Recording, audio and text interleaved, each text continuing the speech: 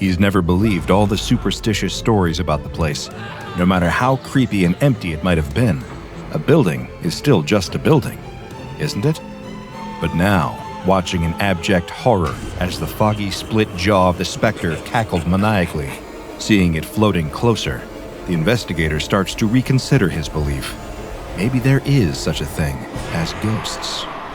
It all starts the way most cases do, with a client and a sad story. By now, the investigator has long since become accustomed to how things play out.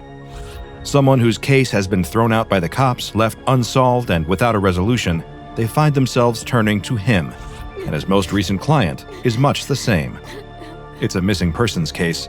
The police have already given up the search for the client's son and a close friend, who have both vanished under mysterious circumstances, with the client in tears saying she just wants to know if her son is alive or not. The investigator agrees to take on the case. He tells her he'll do what he can, even if the answer he winds up uncovering isn't the one that brings happiness. It could at least provide some closure. The client hands over her son's computer, and it doesn't take long for the investigator to happen across his first lead. As it turns out, the son runs a channel right here on YouTube. The investigator takes a closer look. It seems to be dedicated to discussing and uncovering the existence of the paranormal. Spirits, seances, Sasquatches, trying to decipher how much of it is real and what are just flat-out stories. The investigator shakes his head and sighs. He's never been the superstitious type. Ghosts and gremlins were usually just myths that distract from the very real wrongdoings in the world. But then he notices something, a recurring series of videos on the YouTuber's channel. Each video has a similar format. He and a cameraman venture to a rundown building that is allegedly haunted and then proceed to stay the night there or try to commune with spirits. While the jury was still out on a ghostly abduction, the investigator feels certain that the YouTuber must have been out filming another of these paranormal explorations on the night he and his cameraman went missing. And sure enough, the investigator doesn't have to look far to be proven right. There's a log of direct messages between the YouTuber and the cameraman discussing ideas for videos that might potentially boost their views and engagement. The YouTuber points out that videos about haunted prisons tend to bring in an interested audience, and the cameraman discovers the location of an abandoned federal penitentiary after some research. They both agree to head there and plan to film a new video when they do. There's even an address in their chat log, and they even arrange to meet on the same night their disappearance would take place. So the investigator gets in his car and makes the drive towards the location. By the time he arrives, it's already dark out. Haunted or not, the sight of the desolate prison complex at night even gives the investigator the creeps. He ventures inside, the echo of his boots on the ground cutting through the eerie silence. Each step is slow and carefully placed to avoid stepping or tripping over any hazards that might be strewn about on the ground, but also so the investigator can cover every corner of the abandoned federal penitentiary. After all, anywhere around could be clues to the mysterious disappearances. He knows he probably won't get lucky and stumble upon both the YouTuber and the cameraman, alive but just trapped somewhere in the empty prison. But then, he hears a sudden sound. It almost sounds like a voice, a person screaming. The investigator looks around, stopping and waiting to see if he hears it again. A few moments pass, and nothing but the silence of the old prison, with the occasional breeze from outside its old walls. Might have just been the wind playing tricks on him, the investigator rationalizes to himself, before noticing that the hairs on his neck are all standing to attention. He quietly scolds himself for getting spooked at nothing. He'd be getting scared of his own shadow next. He ventures further into the abandoned penitentiary, passing vacant cells that once would have housed thieves and murderers. It makes the investigator wonder, as he quietly walks on, if anyone he ever got arrested made it to this prison. He's not broken many cases that involve violent crimes, but a very select few from his career spring to mind. Not every case he looks into has a simple, straightforward answer, and sometimes a missing person isn't just someone that skipped town or come out to a creepy old prison to film a YouTube video. As the investigator walks carefully into a cell block in the deepest part of the prison, he almost trips. Something is at his feet, its weight shifting as his boot knocks against it. Taking a closer look, the investigator reaches towards the ground to retrieve the object. His fingertips brush up against it, and he picks it up. It's a camera, and not a cheap camcorder either, a far more impressive piece of equipment than an average person would own, and certainly one too expensive for its owner to just leave it lying around. It looks like a miniaturized television studio camera, complete with a microphone and a small LCD screen that flips out of its side. Fairly confident that this belonged to the missing cameraman, the investigator turns the device on, not realizing how grave of a mistake he's just made. The camera screen blinks to life, with an icon in the corner displaying how much charge the battery has left. Only a quarter. The investigator realizes he needs to get as many answers as he can from this thing, and fast. He hits play on one of the most recently recorded clips, and the display presents him with footage of the YouTuber. The video's timestamp confirms it's from the fateful night of the untimely disappearance, and in it, the YouTuber is excitedly welcoming his audience to the abandoned federal penitentiary. He explains that the prison has long been rumored to be haunted, and that he and the cameraman are going to determine if the rumors of ghosts in the cells are true. The clip cuts, and the next starts playing automatically. Most of them are brief B-roll shots taken by the cameraman, showing the creepy, unsettling atmosphere of the vacant prison. Bars without anyone behind them, the moon visible through the decaying ceiling, and other clips intended to be edited into a longer video. There are takes of the YouTuber as he tries to explain the history of the haunted prison, only to trip up his words, being forced to start again. It's all rough, imperfect, and evidently left unfinished.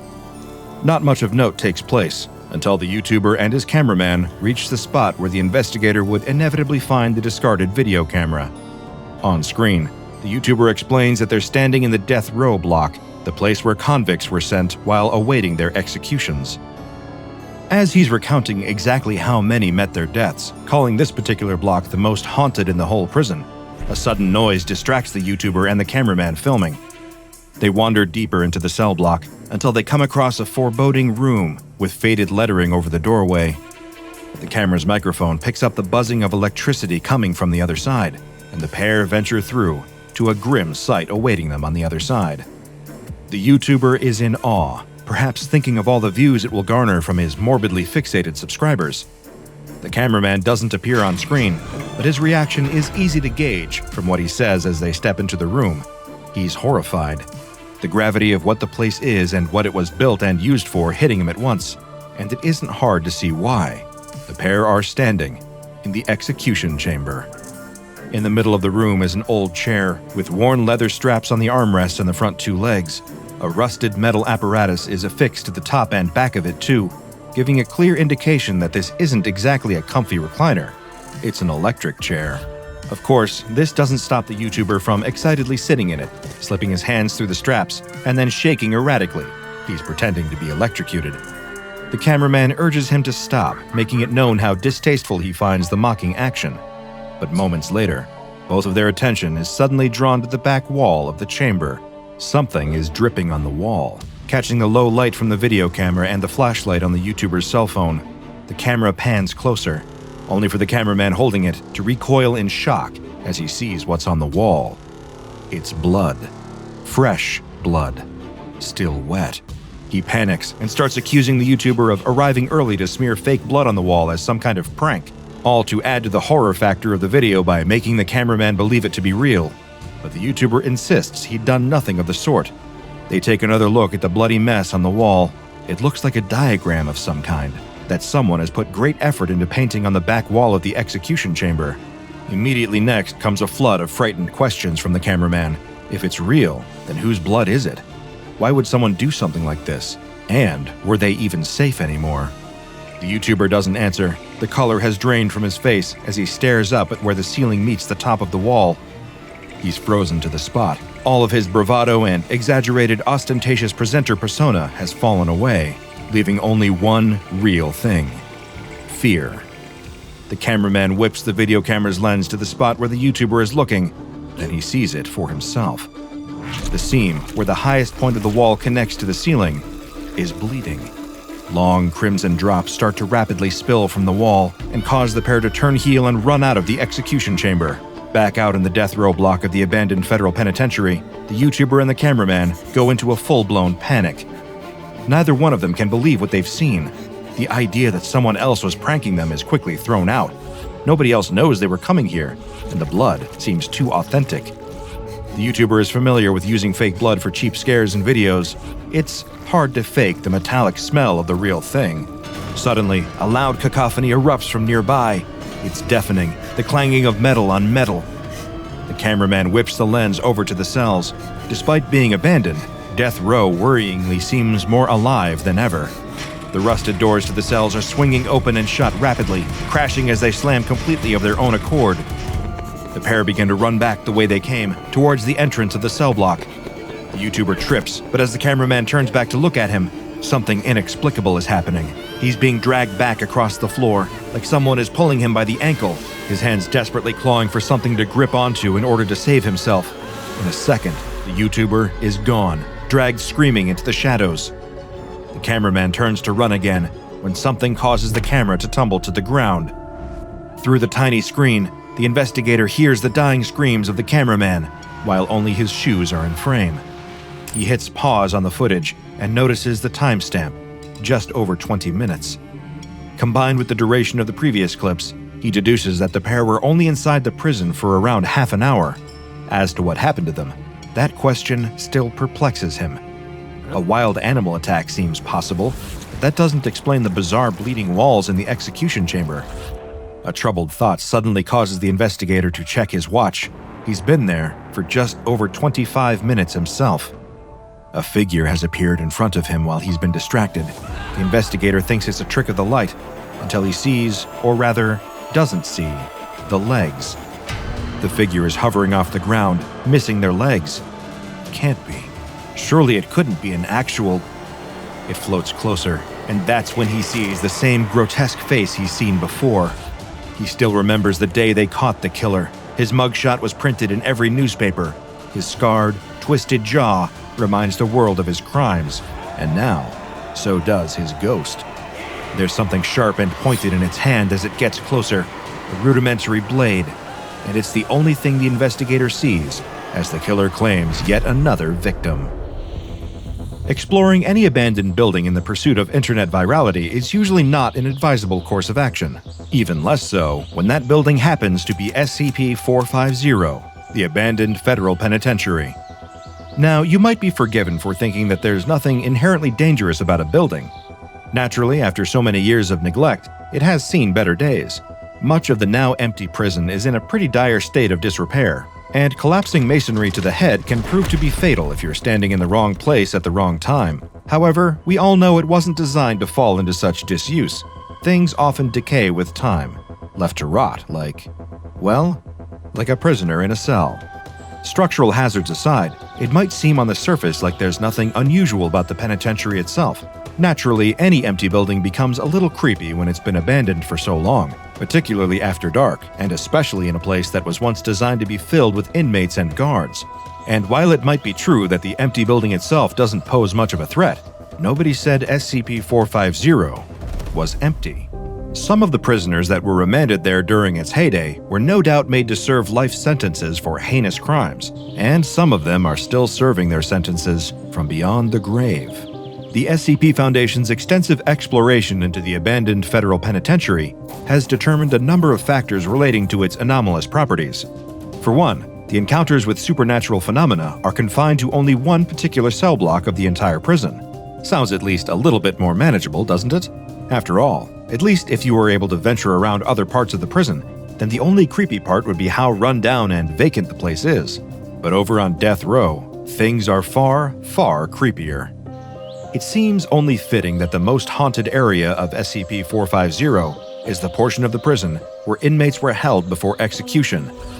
These cells are those that were once reserved for the most diabolical criminals, who were deemed so dangerous and guilty of such horrific crimes that they were sentenced to death. And it seems that for some of them, this solution wasn't as permanent as you might think. Traversing from the entrance of SCP-450 into the cell block, one will reach the execution chamber just over 160 meters away. Much like the rest of the place, this too hasn't seen much use in a long time, although the sounds you might hear inside might fool you into thinking otherwise. Occasionally, the sounds of crackling sparks, deadly voltages of electricity will ring out, along with the long-forgotten screams of those condemned to death by the electric chair.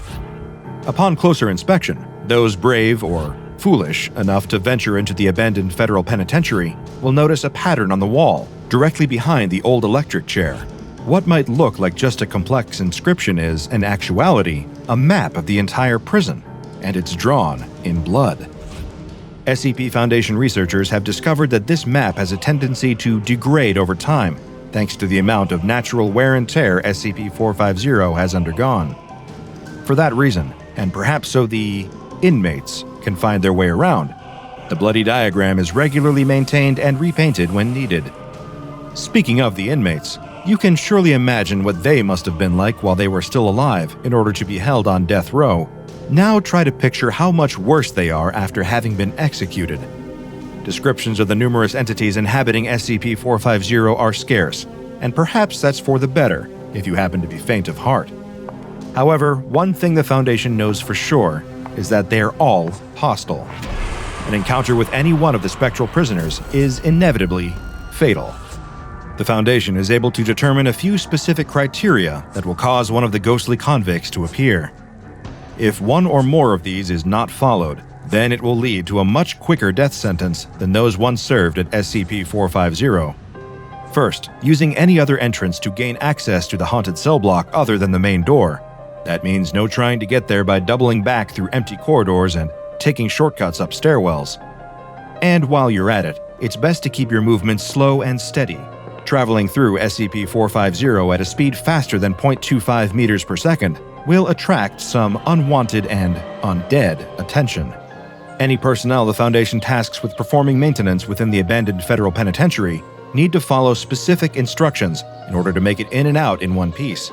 By walking silently at a reduced pace, it takes them approximately 11 minutes to make it from the main entrance of Death Row to the execution chamber. But they will need to account for the journey back, too. Anyone present inside the cell block for longer than 25 minutes at a time will invariably attract the presence of the prisoners. With the journey taking 11 minutes both ways, that leaves personnel with only 3 minutes to repaint the blood-soaked map and make it back out to safety in enough time, and trying to rush back is hardly advisable. The faster you move, the louder your footsteps are likely to be, and sound seems to be yet another thing the infernal inmates are drawn to. Noises louder than 25 decibels are known to attract them, as is operating any electronic devices and returning to SCP-450 more than once every 24 hours. Of course, it's hardly smooth sailing for those that the Foundation does send into the abandoned federal penitentiary. Personnel will often report similar experiences being inside the haunted cell block. They will frequently experience hallucinations of spectral, translucent figures. Often, some of these poltergeist prisoners will appear clearer than others, and some still look more human than others too. Auditory hallucinations are also recurringly experienced by those who visit SCP-450, many being a cacophony of imprisoned screams, the desperate cries of those who are still trapped in the prison, now with no guards around ordering them to keep quiet after lights out. But the Foundation likes to assure its staff that anything they experience within SCP-450 is perfectly normal. There's no cause for concern, no matter how many spectral voices one might hear. If the walls start to bleed, don't worry about it. And if personnel encounter any dead, rotting remains, they are advised not to investigate for their own safety. It certainly seems that while SCP-450 no longer houses any living convicts, the abandoned federal penitentiary is still very much in active use when it comes to keeping its poltergeist population imprisoned. Then again, the Foundation can only really keep the doors locked and occasionally head into SCP-450 for maintenance. Anyone who accidentally enters the building, be they civilians or personnel, are to be considered lost, and no attempts at rescue are to be made under any circumstances. It seems that these days the inmates are running the penitentiary. The beast under the bed, or the horrors inside a simple item of clothing. It's a sunny Saturday afternoon in the early days of summer. The sky is a bright, cloudless blue. The sun beams down on the crowds of kids home from school, and adults hoping to get out and soak up a little bit of the cheerful energy. It isn't just the students enjoying the fact that school is out for summer either. Teachers are on vacation too. One particular teacher is enjoying her first day off in months, taking full advantage of the free time. She starts the day with coffee and breakfast, then stops by a local ice cream shop for a strawberry cone, and heads to one of her favorite summer pastimes, a yard sale. She follows the signs to a driveway filled with what she just knows will be hidden gems. They say one person's trash is another person's treasure, and she is the person who considers those cast-offs to be undiscovered treasures. She picks through the cardboard boxes of yellowed books, bags of worn stuffed animals, crooked shelves, and wooden rocking chairs with paint peeling off. After picking up the third shoe in a row that doesn't seem to have a matching partner, she's beginning to think that this particular yard sale might be a bust. But then, she spots it, draped over the back of an overstuffed orange couch. It's a coat made from fine, high-quality wool. She doesn't have much need for a wool coat in the summer, but it looks so nice that she can't help but pick it up to get a better look. The material is heavy and sturdy in her hands, smelling faintly of dust the way all true vintage pieces do. She should know. She found the beautiful 50s blue linen dress she's wearing right now under similar circumstances. She shakes out the coat and holds it up to get a better look. It's even better than she first thought. It's a military greatcoat, and it looks a great deal older than it did while slung over the couch. She'd guess that it's several hundred years old, easily. It might be the oldest piece she's ever seen at a yard sale like this. Surely the owners of this house aren't just selling this coat. It must be out here by mistake. A coat like this, with its age and likely link to military history, could be in a museum. She catches the attention of the homeowner, an older woman showing off a chipped tea set, and calls her over. She asks the old woman about the coat, wondering where it came from, how old it is, and, most importantly, how much does she want for it. The old woman regards the coat with confusion, insisting that she's never seen it before in her life. It didn't belong to her late husband, her father, her grandfather. She has no idea where it came from. If the younger woman likes it so much, she can just pay $5 for it and call it a day. Thrilled at her good luck, the yard sale enthusiast hands the old lady a crumpled $5 bill and takes her prize.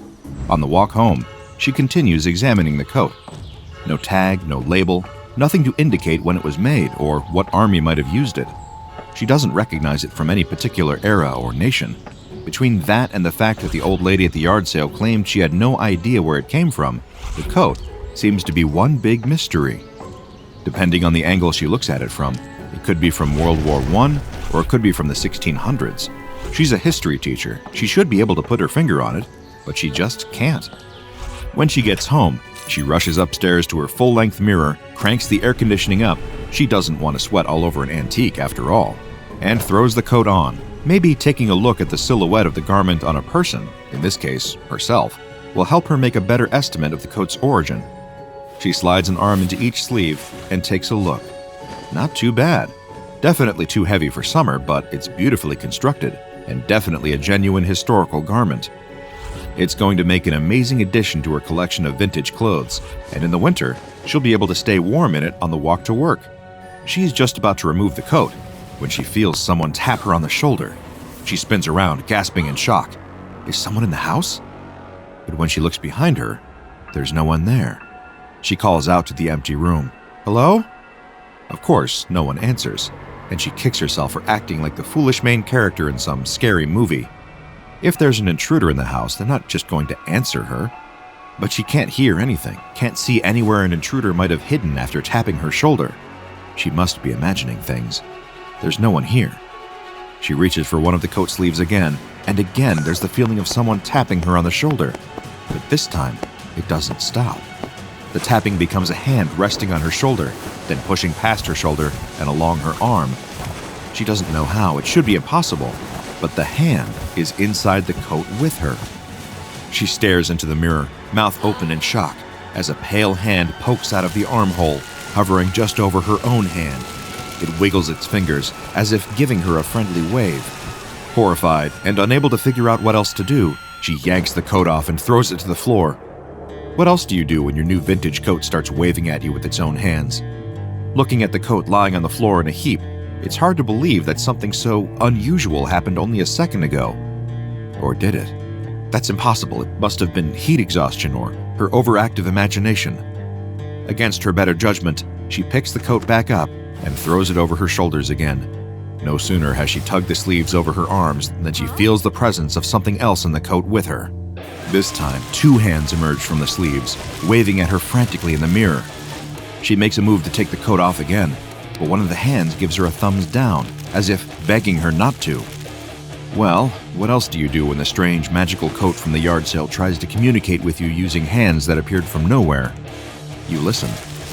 She tries to ask the hands questions, remembering the sign language course she took in college, but they don't seem to understand what she's saying. She asks them if they're the ghost of a fallen soldier haunting the coat. She asks if they can tell her anything about where the coat came from, but all they do is wave.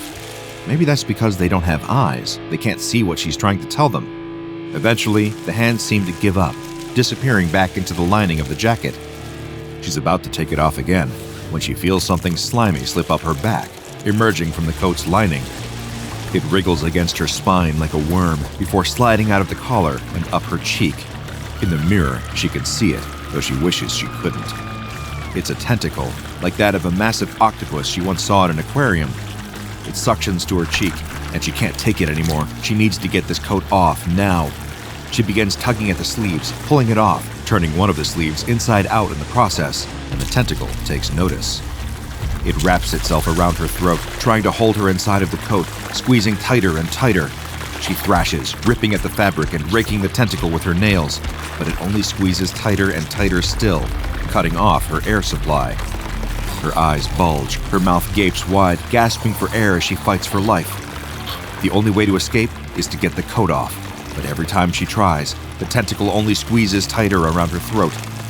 She can feel other hands, some human, some with sharp claws that dig into her skin, some covered in fur, all grabbing hold of her and pulling her back into the coat. The fight between the woman and the coat full of arms pulls her to the floor, where she struggles violently, throwing her body back and forth as she wrestles with the limbs grabbing hold of her. She tries to scream, but can't get enough air into her lungs to make any sound but a pathetic squeak. During the struggle, she winds up with the coat stretched over her head, holding onto her by the neck and two arms. She breaks free, and the coat falls on top of her head like a blanket. And then, suddenly, where there was once a woman and dozens of inhuman hands, there is now just a simple wool coat lying on the ground in an unassuming pile of fabric. She's gone, vanished without a trace. Meanwhile, across town, an old woman with a yard sale sign in her yard gets a visit from a van full of strange men claiming to be members of an elite research organization. They lost something very important and tracked it to her simple small-town yard sale. She gives them the information of the woman who purchased the missing item, but by the time they reach her home, she's gone. No matter, one less witness to wipe the memory of. They collect the coat, pile into their van, and carry it back to the SCP Foundation site it was swiped from. No one is certain how it left containment, but they're relieved to once again have custody of SCP-262. SCP-262 is a light brown European military-style greatcoat. A cursory examination of its style led researchers to estimate its period of origin to be anywhere from the late 1500s to the early 1900s. Narrowing it down to a smaller window has proven difficult.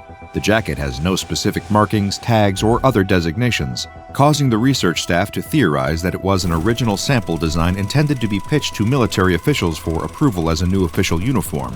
Then, it was either lost or rejected, resulting in it never being put into wider use. The coat is made of wool and is cut to fall below the knee on most individuals who wear it. Attempts at carbon dating the fibers of the coat have been inconclusive, and contrary to the apparent visual style of the coat, places the age of the wool at around 6,200 to 6,400 years old. The wool itself is thousands of years old, while the coat was made more recently. Of course, the uncertain age of the coat is far from its only anomalous property.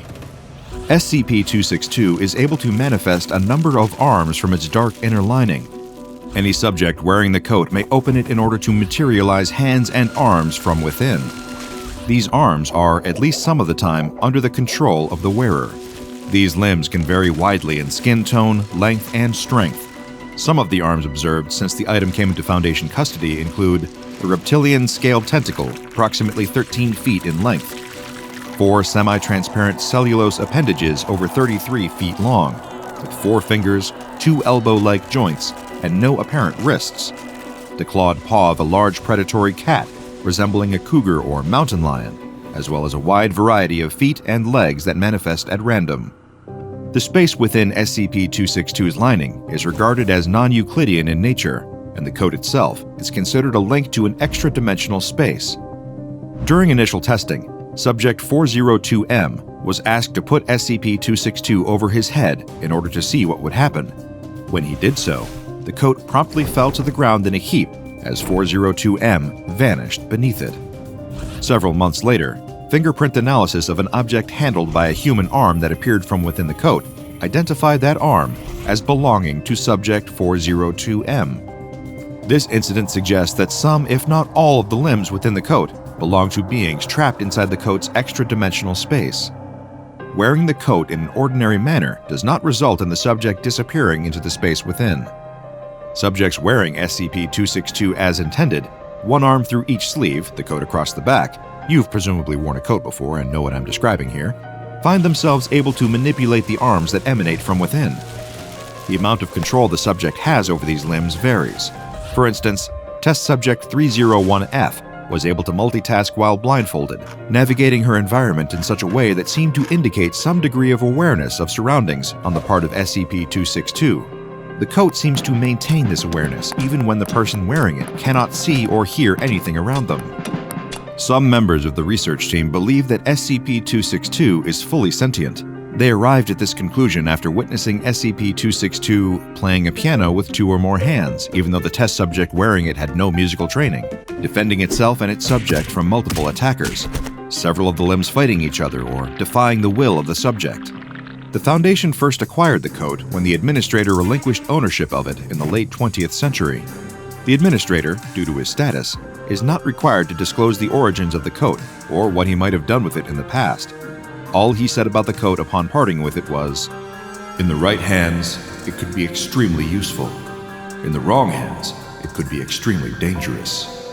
In my hands, it was becoming extremely dusty and moth-ridden and taking up far too much space in my closet."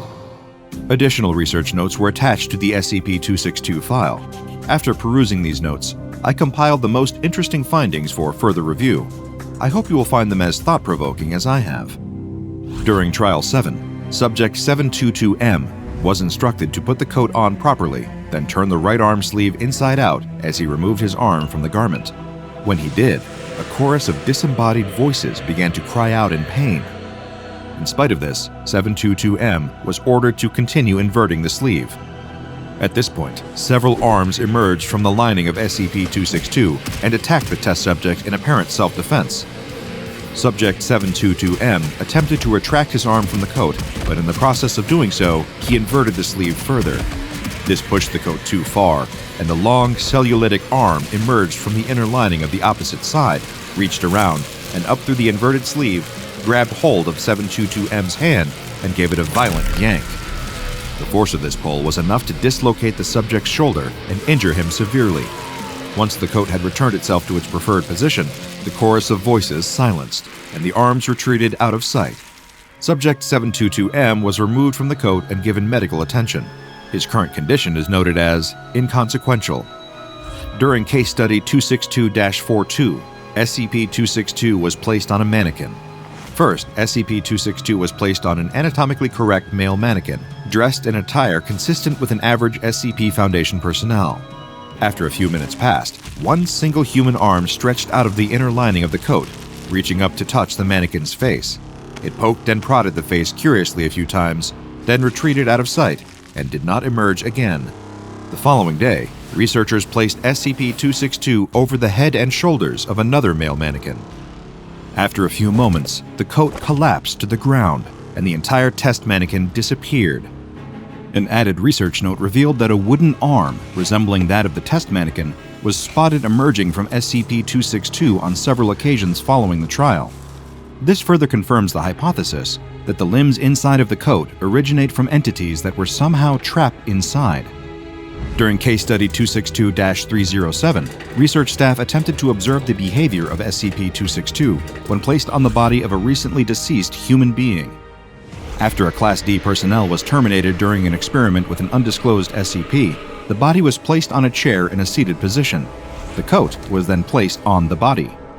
After several moments, a human arm emerged from the lining of SCP-262, reaching toward the corpse's face. It poked at the face a few times before disappearing back into the coat.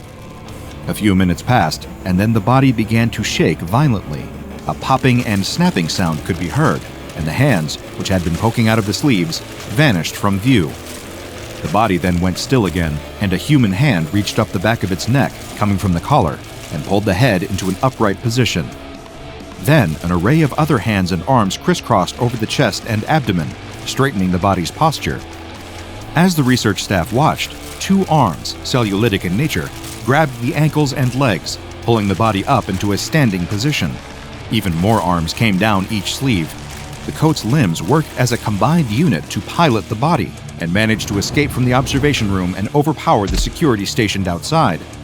SCP-262 continued to pilot the corpse through the Foundation site, attempting to break out. Guided by exceptionally strong limbs, the animated body was able to knock security guards out of the way, even seizing a weapon from one of them, resulting in several casualties.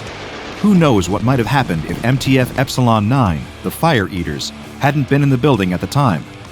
It's possible that SCP-262 might have escaped the facility altogether, making its way into the general population. Using their flame accelerators as aggressively as possible, the MTF members managed to corner SCP-262 at the far side of a hallway. With nowhere to turn, SCP-262 resorted to an emergency escape plan. One of the hands from within the coat pulled the garment up and over the head of the corpse it was piloting. SCP-262 collapsed to the ground, the body vanishing beneath it and leaving the mobile task force without a target. At this point, it is unknown whether this escape attempt was driven by the will of SCP-262 itself or some sort of residual consciousness from the body of the deceased Class D personnel used in the experiment. At this point in time, SCP-262 is under review and additional research to see if it could be useful to field agents attempting to contain other SCPs. At this time, agents are not permitted to use SCP-262 without supervision by a staff member with commander-level authority. Whenever SCP-262 is not in use, it is to be kept in a climate-controlled room at an undisclosed Foundation site, guarded by at least 2 Level 2 security personnel at any given time. It is unlikely that SCP-262 will make its way back into the general population anytime soon, unless it finds itself in possession of a wearer willing to help it get there. Still, if you ever happen to be browsing a thrift shop or yard sale and happen upon a vintage military jacket that entices you to try it on, do so with caution. You might find yourself in need of some help, though you won't need anyone to lend a hand. You'll have plenty of those. After a strange night in the city, many people are dead. A biker bar is stuffed with bullet-riddled corpses of Hell's Angels. In the city aquarium, several workers and a night guard float dead in a huge tank, being picked at by triggerfish and sharks. At a construction site, several men stand frozen, their faces locked in forever grimaces of anguish. Just outside town, the bodies of 2 police officers lay scorched beyond recognition, and even further out, the body of an old farmer hangs from the twisted wire of a fence. What could possibly be behind this town-wide carnage? How could one being be the cause of so much death? To find out, we need only rewind a few hours. 6 p.m. Nobody has any idea of the horrors the night has in store for them. But if they knew about one another, they might have some idea of the clues, the little signs that point to something being just a bit off. Over in the biker bar, the big, tough, leather-clad men, their hair tied back with bandanas and their beards twisted into Viking locks, laugh and shoot pool together. They've completed some good scores lately. Nobody messes with them. They own these streets. It's their strength, their intimidation, and most important of all, the cache of guns in the back of the bar. One biker among them hears something strange, though, something rustling in the back room. Has someone infiltrated the armory? He pulls out his side piece, a revolver with a pearlescent handle, and barges into the armory. But the room is empty, not just of people, but of weapons. All the gun racks are laid bare. His heart drops into his stomach. Seconds later, he's running back into the bar, demanding that the music be shut off. He sounds the alarm, and bikers start scrambling, as though the missing guns might be hiding under the tables. Little do they know that the truth is far, far stranger. Over at the city aquarium, they're wrapping up for the day, seeing off their remaining few customers. Janitors are starting their nightly rounds as night guards suit up and prep for patrol. One more marine biologist who works full-time studying the aquarium's many creatures isn't quite ready to go home for the night. She's made herself a new pot of coffee and is on her way to the octopus tank, containing several of the hyper-intelligent, mysterious mollusks. But when she arrives, she sees a startling sight. All the octopi are gone. Shocked and horrified, she calls over some janitors and a night guard.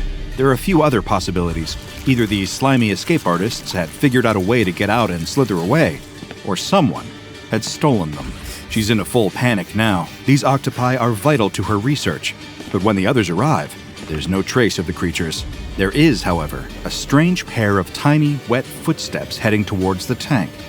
Before any of them can react to that, they hear a wet slapping sound behind them. Over at a construction site, work is just ramping up. Plans are being drawn up for the night's work, and construction equipment is being vanned in. The foreman of the construction site is pleased with how everything is progressing, and if everyone does their job right, they'll have all their work completed on schedule. He lives in this state of blissful optimism until one of his workers runs over to him in a panic. Someone has stolen 4 bags of cement. The exact 4 bags of cement they need for setting the foundation. As the foreman calls the company manager to profusely apologize for the delays, the construction workers scramble around the site, looking anywhere they can for the 4 bags. It's not uncommon for equipment to get stolen from construction sites, but bags of cement? That's strange. Though not nearly as strange as the creature approaching the foreman, step by careful step, its hard gray skin scratching against itself. Meanwhile, a pair of police officers in a squad car receive a call over the radio. There are reports of a break-in at a nuclear graveyard across town. A large stone dome covering up a mess of radioactive material from when the city used to have a nuclear power plant. Someone tripped the alarm on the perimeter gate, and someone needs to get there and apprehend the intruder before they do something they seriously regret. The officers arrive not so long after and see a hole cut into the fence, but the hole is weirdly low and small. Was the person who broke in a small child? That's even more reason to hurry. The 2 officers pull out their flashlights and head up to the gate, opening it and walking through. Just as they're starting to wonder whether they should have brought some kind of radiation guard, they feel a strange, warm sensation on their skin, like a tanning bed, like blistering sunlight in the middle of the night. They turn and try to see what's walking towards them. The air seems to distort and wobble, even in the dark. Then, there's a flash of bright, eye-searing light, and both the officers scream. On a farm nestled in the sticks outside the town, an old farmer is carrying out his twilight rounds. He's hammering in fence posts, making sure the sheep, cows, and chickens are fenced off. He's about to turn in for the night when he sees a goat, his goat, wandering out in the fields beyond his own. He doesn't know how this thing escaped, but in any case, he needs to get it back. As he walks to the edge of the farm, he finds out why. Someone has ripped away all the barbed wire from a section of the outer fence. The wire is completely gone. It doesn't make sense. His mind fills with questions, and one awful, monstrous answer is standing right behind him. Then, all across town, the chaos begins. Back in the biker bar, there's a quiet tapping amidst the chaos of heavy leather boots tromping back and forth. The tap-tap-tap of metal against wooden floorboards. The bikers turn in unison to the back of the bar, where something small and squat is limping out of the shadows. When it steps into the light, the bikers can hardly believe what they're seeing. It's a teddy bear, a living, walking teddy bear, made out of guns. Its body is an amalgam of stocks and ammo belts. It walks on a pair of spindly rifle barrels for legs. Its eyes are scopes and laser sights, and perhaps most striking are its arms. The left arm is an Uzi submachine gun, and the right is an AA-12 fully automatic drum barrel shotgun. The bikers recognize every gun as their own. But before their many minds can compute another thought, the gun bear raises its shotgun and Uzi arms and begins blasting. Bullet after bullet tears through the bikers, dropping them one by one. Some scramble for the door, but it doesn't save them. In a matter of moments, as gunshots ring throughout the bar, every single biker is dead. Over at the aquarium, things aren't going much better.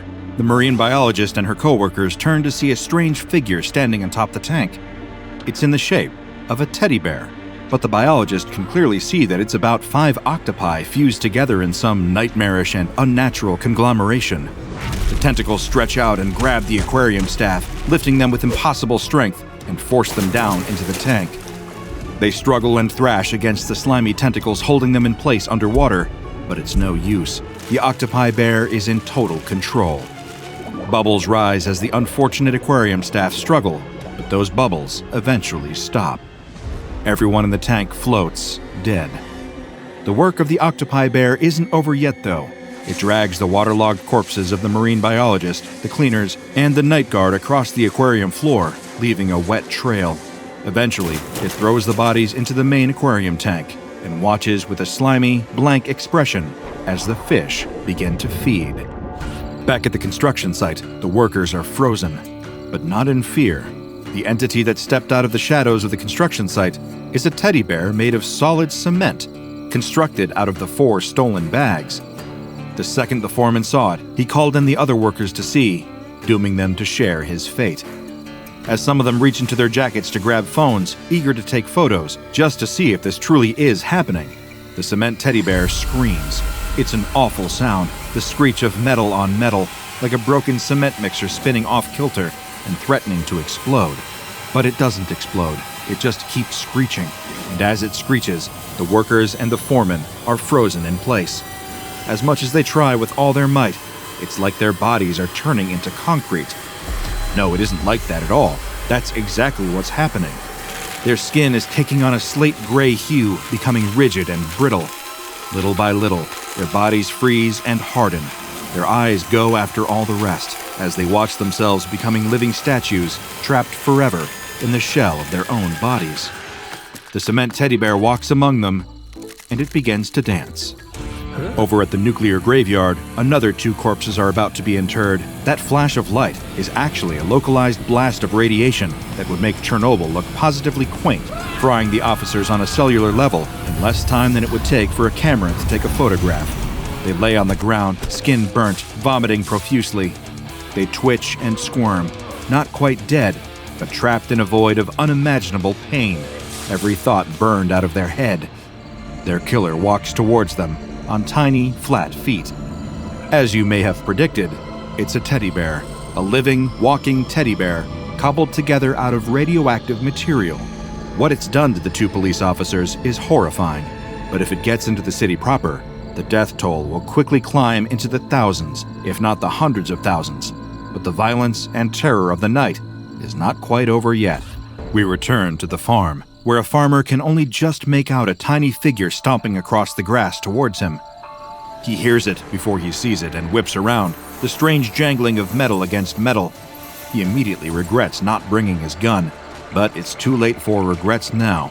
He can see it now, the freakish little teddy bear made out of twisted barbed wire. Tendrils of the wire strip away from the teddy bear's body and launch towards him like angry vipers. They wrap around his body and limbs, around his neck, and tie him to a fence post. He tries to struggle, but every movement hurts as more barbed wire cocoons him. Out on the field, the goat looks on with complete indifference. What you just witnessed is a series of horrifying impossibilities, unless, of course, you're dealing with SCP-1048, a singularly strange anomaly known as the Builder Bear. But please don't let the apparent whimsy of that name fool you. What we're dealing with here is an extremely dangerous Keter-class anomaly. But before we get there, we need to explore some background information on the entity before it revealed its darker side. SCP-1048 is a relatively small and unassuming teddy bear, standing at only 33 centimeters tall. Researchers have studied the materials and composition behind the Builder Bear and found that nothing about it is inherently anomalous. But despite this, the bear appears to be fully sapient and capable of moving of its own accord. While it is incapable of speech, it can communicate through some small gestures, all of which are extremely sweet and affectionate. Yes, you heard that correctly. One of the most surprising things about SCP-1048, if you're only familiar with it by reputation, is the fact that most people who directly encounter it find it endearing and even adorable.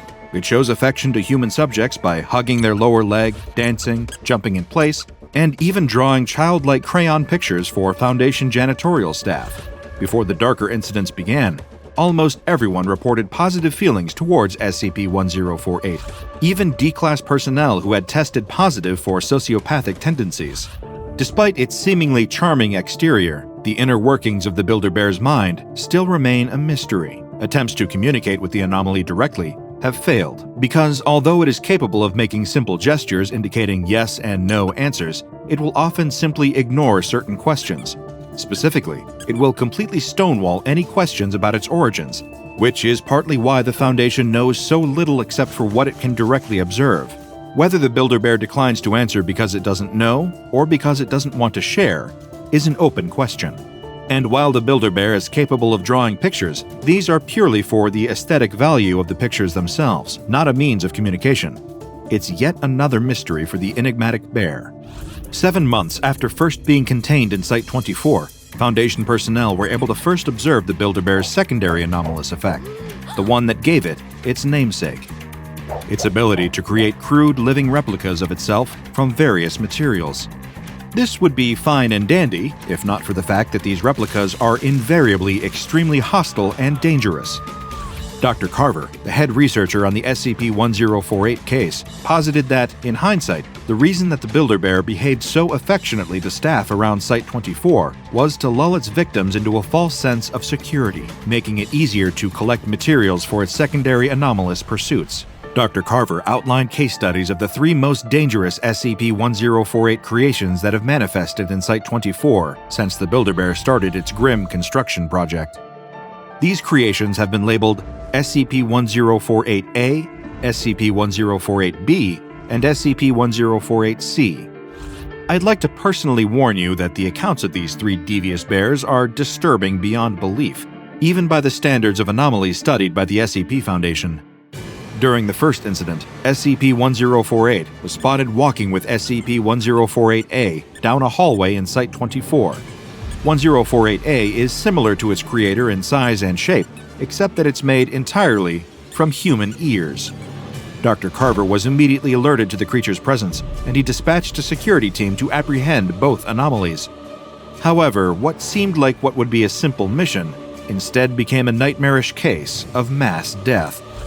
As soon as the security team surrounded the 2 bears, 1048-A let out an impossibly loud, ear-piercing shriek that induced physical pain in everyone within a 10-meter range. But we're not just talking about hearing loss here. Everyone within hearing range began collapsing, growing ears all over their body, covering every inch of their skin. The 2 bears managed to escape during the chaos, and Dr. Carver arrived just too late to make any difference. Though luckily for him, he was at least able to avoid becoming an ear-abomination.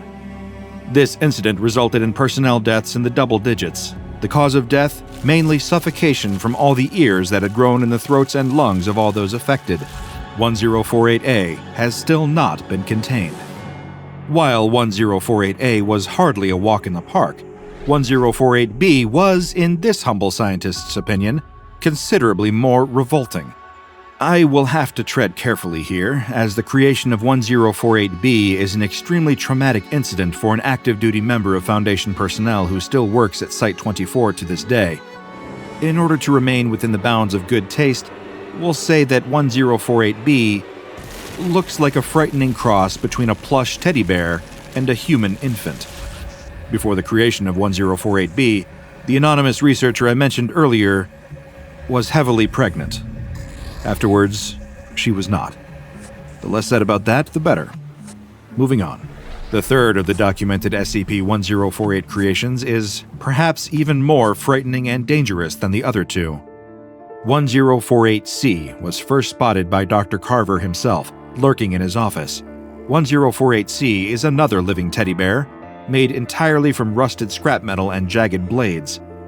The second that Dr. Carver spotted the metal monster, it got away, fatally slicing and dicing its way through a number of Site-24 guards during its escape. Like the other 2, it has not been sighted since the incident and is presumed to be still active somewhere in Site-24, potentially ready to pop out at any moment. It brings a whole new meaning to the term bad news bears. Those well-versed in the anomalous files of the SCP Foundation may be feeling a strange flicker of memory right now. That's because SCP-1048 isn't the only anomalous teddy bear out there, and its counterpart, SCP-2295, the bear with the heart of patchwork, seems to be its perfect opposite in terms of temperament. It goes without saying that SCP-1048 and its terrifying copies are a menace to everyone it encounters, but the bear with the heart of patchwork endeavors to save injured human beings whenever it can. If this benevolent bear discovers a person with a severe injury or a disease causing organ failure, it will immediately leap into action. Like a cuddly trauma surgeon, SCP-2295 will take a needle and thread and begin making a fully functional plush organ out of its own material. It will then attempt to perform transplant surgery, and if the surgery is successful, this patchwork organ will function exactly as a regular one. The bear has saved many lives like this. In fact, SCP-2295 is so benevolent that, in cases where the surgery fails, it's been witnessed doubled over and crying over the loss of life. This is a courtesy that you cannot expect if your life is brought to an abrupt demise by one of SCP-1048's many copies. The containment procedures for SCP-1048 have undergone considerable evolution as the Foundation learned more about the entity's anomalous effects. Originally classified as safe before its secondary characteristics manifested, the anomaly is now classified as Keter. Its original containment procedures are also shockingly lax given what we know now. 1048 was given free rein to wander around Site-24 and interact with personnel to its heart's content, a policy that we now know had terrible consequences. Technically speaking, SCP-1048 isn't contained. Many believe that it still lurks somewhere inside Site-24, though nobody can know this for sure. The orders for all active Foundation personnel is to apprehend SCP-1048 on site and to immediately destroy any of its deadly creations with extreme prejudice. The dangers posed by SCP-1048 are so great that even non-anomalous teddy bears are banned from Site-24 to prevent any potential confusion. Any object resembling a bear is to be reported to the site security team to avoid a potential mass casualty event. Dr. Carver appended a note to SCP-1048's containment procedures saying, "This is not a joke. We have no idea what SCP-1048's full capabilities are. Who knows how many of the damn things are out there by now?" It's a disquieting thought, to say the least. The Builder Bear is one of the most peculiar and dangerous self-perpetuating anomalies out there, with incredibly unpredictable abilities across its different iterations. If you want to stay safe, my recommendation is to be wary of any stuffed bears you may see lying around. If you're lucky, it's just another adorable plush creature. If you're unlucky, well, I hope you've made all the proper arrangements. The D-Class runs through the halls of an empty grocery store with nothing but darkness around him. He turns corner after corner, searching for a door, but there are only endless aisles and stretches of blank walls. Nowhere to go, nowhere to run. Behind him, he can hear a soft, wet, gurgling sound. He turns, eyes wide in horror, and something pulls him down into the floor below, swallowing his screams. The day is drawing to a close, the sun dipping over the horizon as families across the small town wash up after dinner, placing their dirty dishes in the sink and starting to wind down for the evening. For those rare few with office jobs in this town, the workday stopped at 5 p.m., and now there's nothing but rest ahead of them until the day begins fresh again in the morning. But for the employees working the graveyard shift at the local, woefully understaffed grocery store, the day is far from over. There's closing time at 10 p.m., then cleaning, locking up for the night, and eventually, mercifully, clocking out. One of the workers, a young woman, watches the clock through heavy eyes, threatening to close. She shouldn't have picked up this extra shift. Working a double was overly ambitious today, and she can feel exhaustion creeping up on her, threatening to drag her down into an inadvisable on-the-clock slumber. It's almost 8 o'clock, only a few more hours to go. She can make it. Ordinarily, she'd try to make small talk with her coworkers, but several of them called in sick today. It's just her and one cashier, who's been on break for way longer than the allotted 15 minutes. So really, it's just her. She busies herself, shelving jars of peanut butter, watching the seconds tick by. More of the workday gone. More of her so-called summer vacation gone. But every hour worked is more money in the bank, more in the travel fund that will take her out of this town and towards something that might actually make her happy. She just has to save up enough, has to face these monotonous days and the same repeating carousel of faces a little bit longer. Then, it'll all be worth it. She tries not to think about the fact that her older co-workers have said the same thing about themselves, the ones who have worked here for 10 years. They all thought they'd be out of here in a year too, but they aren't.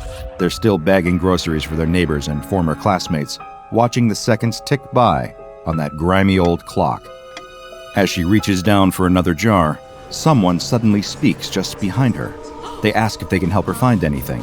She spins around, startled, the jar slipping from her grasp and landing on the ground with a crash, glass and peanut butter sprayed across the floor. There's no one there. She must be imagining things, she thinks. But when she turns her back, she hears it again. She spins around, quicker this time, hoping to catch them in the act. There's something so familiar about that voice. Did another coworker come in after all? No, it's not one of her coworkers. Suddenly, as she hears the voice speak again, asking if she wants a paper or plastic bag, her stomach drops. She knows now. The voice is her own. That's it. She's officially too exhausted to keep working right now. There aren't any customers in the store, so she's going to head to the break room and try and get her head together. As she starts the walk there, she suddenly realizes that she can't find the door.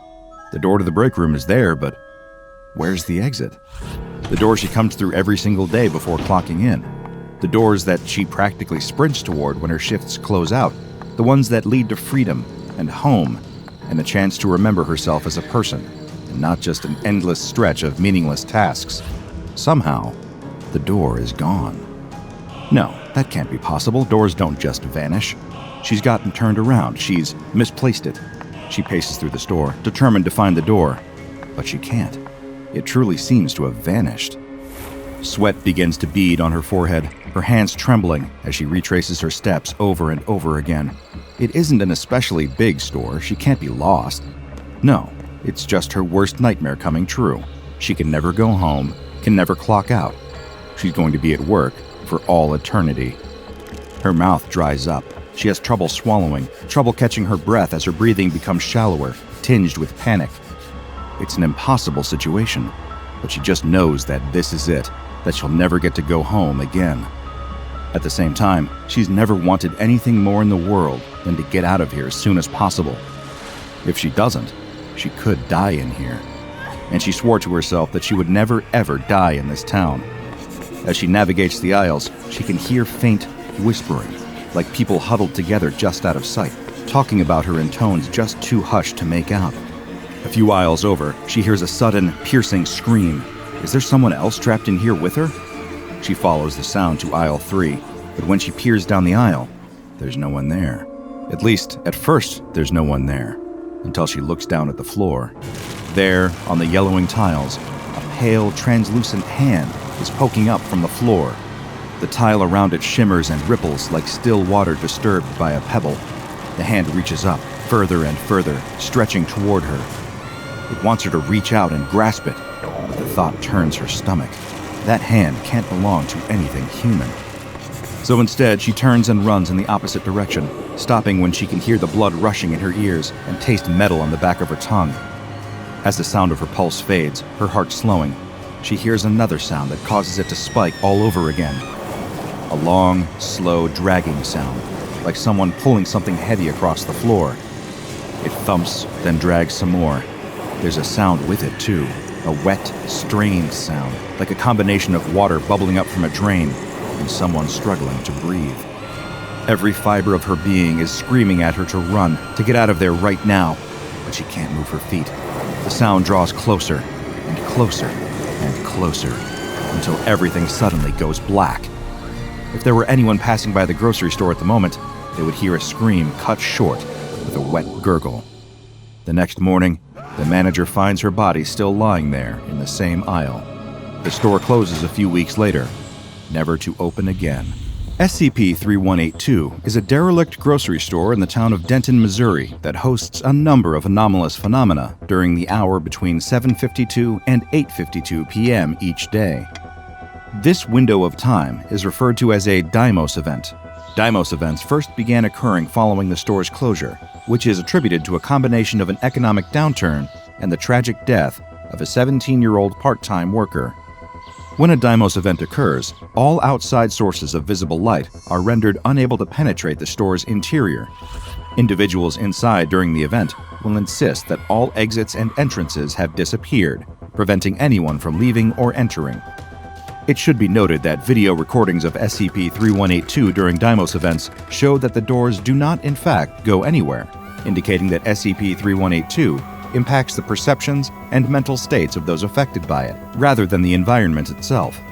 Some of these aforementioned anomalous effects include a sudden, overwhelming but inexplicable sense of distress or sadness, a sense of severe resentment toward the town of Denton, Missouri, the sudden, recollection of memories belonging to former customers of SCP-3182, a sense of approaching danger, and the urge to do something to prevent or escape it, and an extreme desire to leave the area even though it is impossible to do so.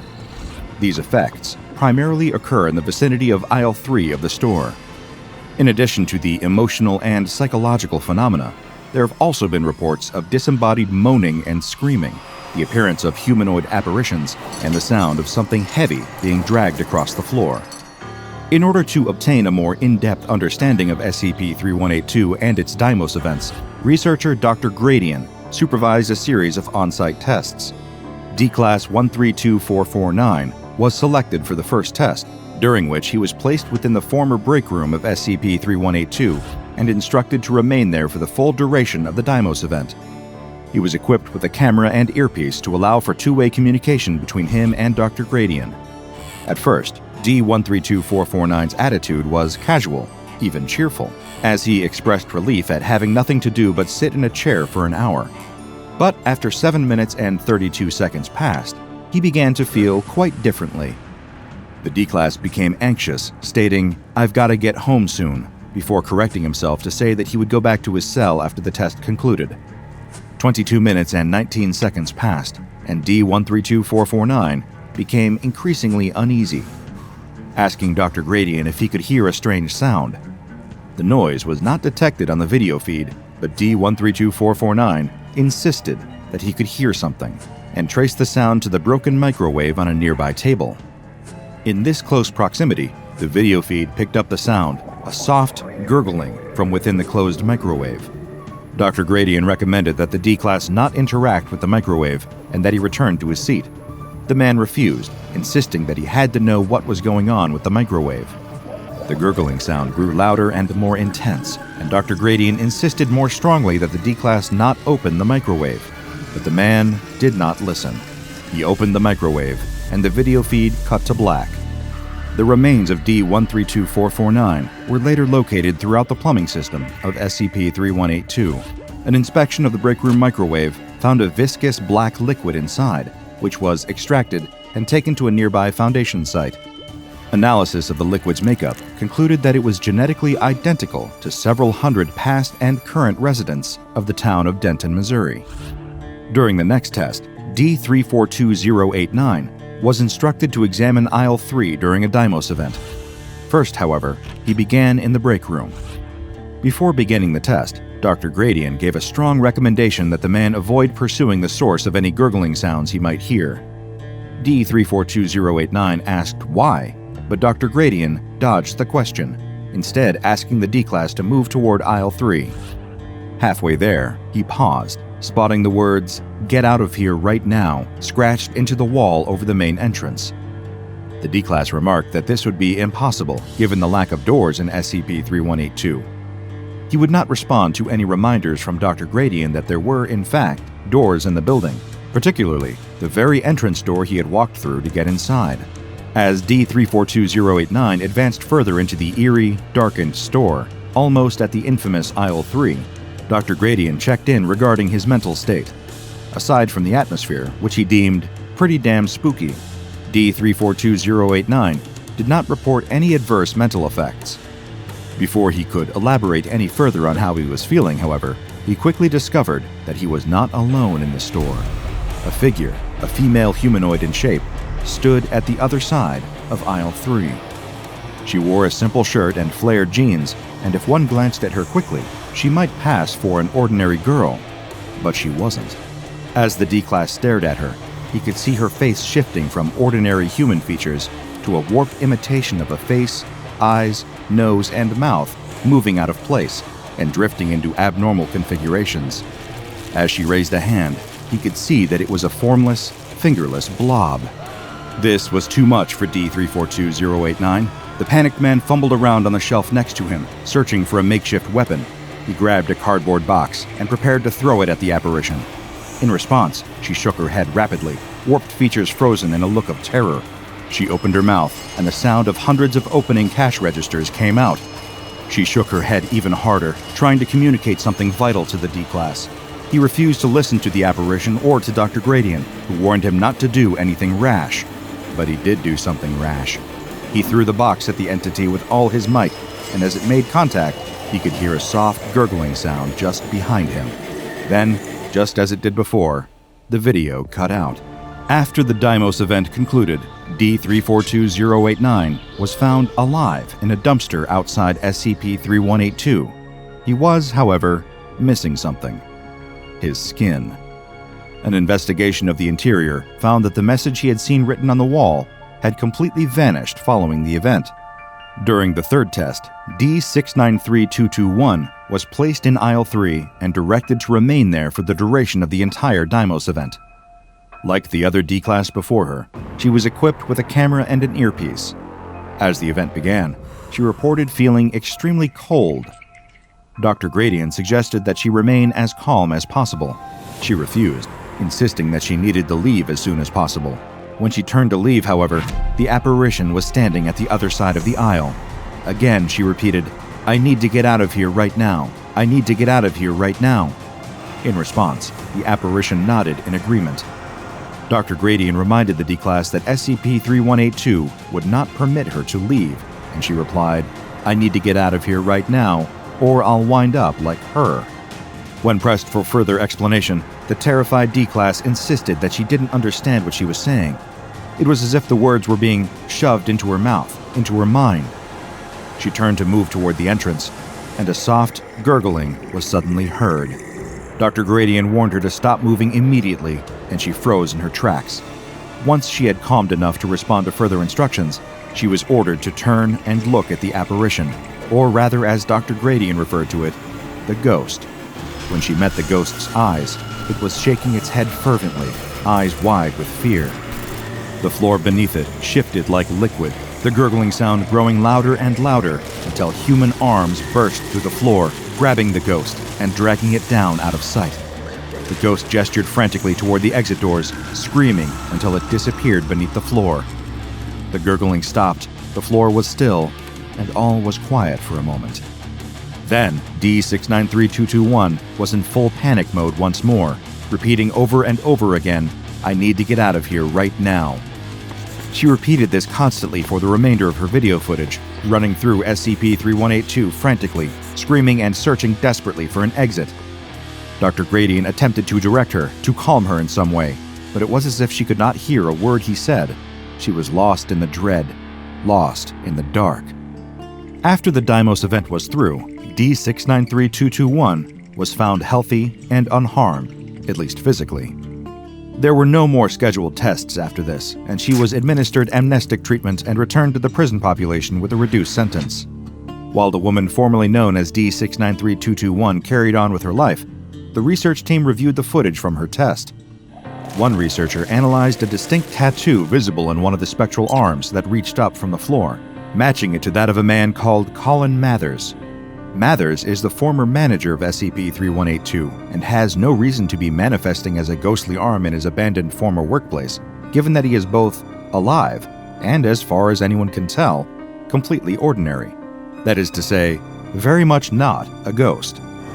Further investigation into the apparition of the girl was conducted, including a series of interviews with past regulars and employees of SCP-3182. Many of those interviewed recounted anomalous activity far before the closing of the store, including an unseen entity that would mimic their voices. This particular detail inspired the research team to conduct one more test. D442099 was sent into SCP-3182, placed in Aisle 3, and instructed to remain there and attempt communication with the entities there via a Foundation-developed EVP detector. It should be noted that the civilian versions of this technology are far less effective. First, D442099 began with a simple, "Hello?" The response recorded by the EVP detector was a mixture of male and female voices, at least 3, saying, "What can I get for you today?" Next, he asked, "Can you understand what I am saying to you?" And the entities responded, "That'll be unintelligible." He followed with, "Can you tell me what you look like?" This seemed to provoke a more emotional response, and the EVP detector picked up around 7 mixed human voices saying, "Look at me. This place has ruined me. I should have moved to Jefferson when I had the chance." "Where are you now?" resulted in over 25 voices saying, "One day I'll have enough money. I'll get out of this place." The response to, "What is your name?" was too garbled to understand, as over 70 voices responded at once. "Please, I don't understand," was met with soft gurgling, which then suddenly cut off. "I don't want to die here," seemed to attract the attention of the lone female ghost, as one solitary female voice replied, "You need to get out of here, right now." "Can I help you?" the D-Class asked. The same female voice replied, sounding strained and frightened, "Please get out of here, right—" Her voice cut off. "Hello," the D-Class called out. There was no response. "Hello," he asked again. The only response was that same soft gurgling. Then he said one more thing. "I don't want to die in this goddamn town." The recorded response was uproarious, cacophonous laughter belonging to a chorus of over 10,000 voices. The sound was nearly deafening. There are undercover Foundation personnel stationed outside of SCP-3182, instructed to prevent any civilians from entering the premises.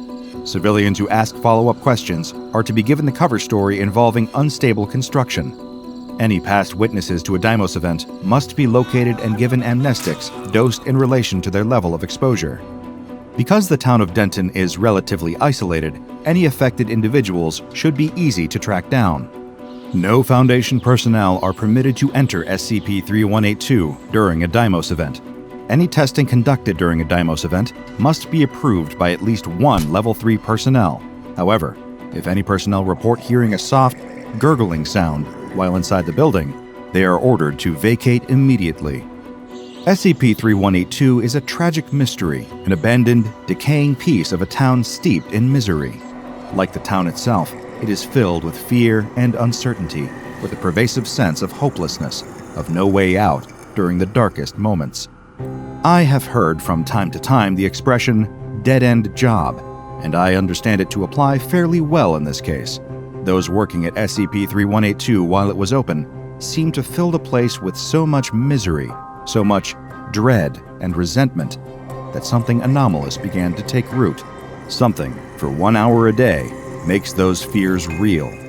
The people in SCP-3182 believed it to be a dead end, a place where hopes and dreams go to die. And now, it is. An elderly woman wakes in the middle of the night to the sounds of chaos just outside. She stumbles out of her bed in her nightgown, carrying a lantern, and rushes to check on the cows in her field. From a distance in the dark, she can see one of the cows lying on its side, dead. Standing over it is a fox, but something is wrong with it. The animal is standing on 2 legs, using its paw-like hands to tear at the cow's corpse. She drops her lantern and screams. It is the late 1940s, and the world is still reeling from the destruction and devastation of the Second World War. While nations are trying desperately to rebuild and citizens are mourning the fallen, the SCP Foundation has no time to grieve. Anomalous threats don't come to a stop just because the rest of the world is trying to put its collective pieces back together. For the members of the 5th Squad of the Eastern Division of the SCP Foundation, a global tragedy must take a back seat to smaller, localized, and potentially anomalous tragedy in the form of several unusual deaths in Busan, Korea. 3 agents are dispatched to the area and told to investigate while posing as reporters covering the story. When they first arrive, they hear about a troubling eyewitness account that has steered local authorities in the direction of animal attacks. An elderly woman saw something eating one of her cows, a mix between a fox and a human. Naturally, the authorities have written her off, but something in her story rings true to one of the agents. He can remember tales his grandmother once told him, sadistic old bat that she was, stories of fox people with razor-sharp claws and fangs glistening with fresh blood. The other 2 agents have similar cultural stories to share, folk tales about women who were foxes in disguise, living amongst hapless humans. Some of the stories were romantic, about fox wives marrying human husbands, having children and families. Others were horrible, too horrible to repeat. The 3 agents can only hope they haven't stumbled into the latter type of story. But when has a mission from the SCP Foundation ever led to a fairy tale outcome? The 3 men begin to comb the area, searching for any evidence of this creature, a fox person with a taste for hunting cows, and perhaps humans as well. Before very long at all, They stumble upon a beautiful young woman sitting serenely under a waterfall. Clad in nothing more than a light robe, she tries to nervously hide her bare feet at the sight of the strange men. But she doesn't do a very good job. The three agents can plainly see, in place of the feet of a human woman, she has paws covered in reddish-brown fur, the feet of a fox. This must be a young, inexperienced creature of her kind, they realize. Otherwise, how could they have tracked her down so easily? If the men were smarter, less blinded by lust, laziness, and an eagerness for simple answers, they might have asked more questions. Questions like, why did we find her so quickly? Why isn't she hiding? How did she get close enough to kill those people when she's so bad at concealing herself? But they don't stop and think, don't stop to ask those questions, and that oversight will be what seals their fate. After realizing that the agents intend her no apparent harm, the fox woman smiles warmly at them. She invites the men to come back to her cottage with her for a hot meal and the chance to meet more of her kind. At first, Agent 3 is unsure about the offer, but the other two accept eagerly, swayed by the majority vote, and reminding himself that they are three armed men against one slender, if anomalous, woman. He relents and accepts the invitation as well. They follow the lovely woman, like flies buzzing eagerly into a spider's web, without the slightest inkling of what's to come. When they reach the cottage, they find it modest but homey, rustic but warm. It has a certain undeniable charm, the same charm shared by the woman who led them there. She sits them at the dining table, the picture of delighted hospitality. She insists on serving them, and they are all too happy to let her. She pours them cups of plum wine and dishes out bowls of rice, pickled turnips, and perfectly seasoned meat. After dinner, with full bellies and sleepy, wine-fogged minds, the agents decide to stay the night in her guest beds. After all, why shouldn't they? The creature seems to mean them no harm, and she has no reason to feel threatened or try to attack them in any way. They'll see about containment options in the morning, after a good night's rest. Sometime in the night, Agent 3 wakes to find Agent 1 is gone. Strangely, he must have gotten up to use the bathroom in the night, or rather to make use of a bush outside, since there is no formal bathroom in the cottage. The thought reminds Agent 3 of his own full bladder, and he tiptoes out into the night to relieve himself. As he stumbles through the darkness, he suddenly hears muffled groaning, the wet slap of flesh against flesh. All at once, it hits him. Agent 1 must be out here, and from the sound of it, he isn't alone. Surely he wouldn't, but up ahead, he can make out the silhouettes of Agent 1 and the Foxwoman together. That's a Foundation ethics violation of some kind, it has to be. Agent 3 opens his mouth to say something when Agent 1 suddenly collapses to the ground in front of the Foxwoman. As his eyes adjust to the dark, Agent 3 can see that his fallen friend's shirt is stained with blood, and his throat has been ripped out. In her clawed hand, the Foxwoman holds Agent 1's liver, steaming with body heat in the cool night air. She lifts the organ up, examining it with a hungry glint in her eye. Then she opens her mouth, sticks out her tongue, and swallows the liver in a single gulp. The sight reminds Agent 3 of a snake devouring a mouse, and his stomach turns as disgust, horror, and grief overwhelm his system all at once. He watched as the Foxwoman lowered one extra sharp fingernail, using it like a scalpel, and began to cut at the fallen man's skin. All at once, his legs are able to move again. He sprints back toward the cottage, shaking Agent 2 awake. Agent 3 can't quite get his words together, his thoughts scrambled from the horror he just witnessed, but he manages to get one coherent sentence out. "We need to leave. Now." Before Agent 2 can ask what the hell is going on, Agent 1 walks into the room as if nothing ever happened. Much to Agent 3's shock, the man doesn't have a gaping hole where his liver should be. That's impossible. But wait, his eyes. They're glowing yellow. That's not an SCP Foundation agent. Something is terribly wrong.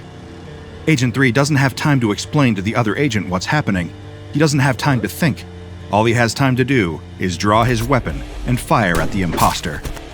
As anyone might do in this maddening situation, Agent 2 draws his weapon, pointing it at 3 and ordering him to put the weapon away. 3 tries to explain, to convince him that the man he just shot is not their friend, but the fox in disguise. He won't listen, promising to put Agent 3 down like a mad dog for killing their comrade. That's when the fox sees her opening. She grabs hold of Agent 2 from behind, knocking the gun out of his hand, causing it to discharge. Agent 3 cries out in pain as the bullet pierces his flesh. Only his upper shoulder, thankfully. Not a fatal wound, but it still hurts like absolute hell. He collapses to the ground from the pain, screaming, while the fox laughs at his misery. It's a truly demonic sound, a loud, high cackle, like nothing he's ever heard before. The sound is too much. He has to get away from it, away from her.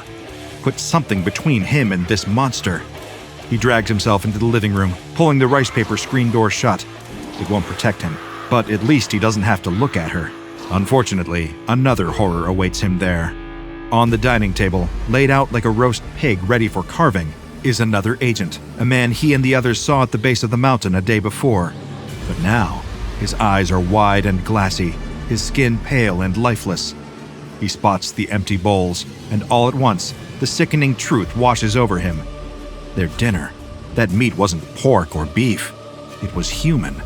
And they didn't eat it with rice, but with maggots, crawling over the meat, slippery and white. His stomach can't help but empty itself, and as he heaves onto the floor, he sees a few maggots still alive in the vomit. No time to think about it anymore. No time to sit with the horrors and let them paralyze him. He needs a weapon, and fast. He manages to snap off a piece of a wooden beam, breaking it into a jagged edge. He angles it just right, just in time for the foxwoman to tear through the rice paper door. He jams the jagged edge of the wooden beam into her stomach and makes a run for it. He tears out of the cottage and into the forest, tripping over the rugged landscape and fighting through the agony of his gunshot wound. Suddenly, the sound of running water, a welcome oasis in the dark and the terror. He stumbles onto the riverbank, attempting to wade through the water and cross. But he has too many forces working against him. The pitch-black night, the fear, the pain, the confusion from the blood loss. He slips on the wet rocks, hits his head, and is swept away by the rapids. He floats down the river for at least half a mile before he grabs hold of a branch strong enough to pull himself back out of the water. As he drags himself onto dry land, heaving and gasping, he realizes something. He recognizes where he is. The van is just a few feet away. He has a sudden revelation. Fire. In the stories he heard growing up, fire was always the key to defeating an evil force. He doesn't have the keys, but that doesn't matter. He busts through the window and opens up the back. There it is, a Foundation-issued defoliant projector, better known as a good old-fashioned flamethrower. This should do it, if that evil woman manages to track him down again. As if summoned by his thoughts, there she is, emerging out of the tree line. She smiles at him, eyes gleaming with menace. He raises the flamethrower and prepares to rain down hell on the monster that killed his friends and fed him their flesh. Several days later, a Foundation retrieval team manages to track down Agent 3. They find him with the Foxwoman, whom they manage to capture and bring into custody. He is a shadow of himself, pale, sweaty, body fighting off a severe infection. He's quickly taken to a hospital to recuperate. Meanwhile, the Foundation is able to study the Foxwoman, who is designated SCP-953, the Polymorphic Humanoid. About SCP-953, a few things are certain.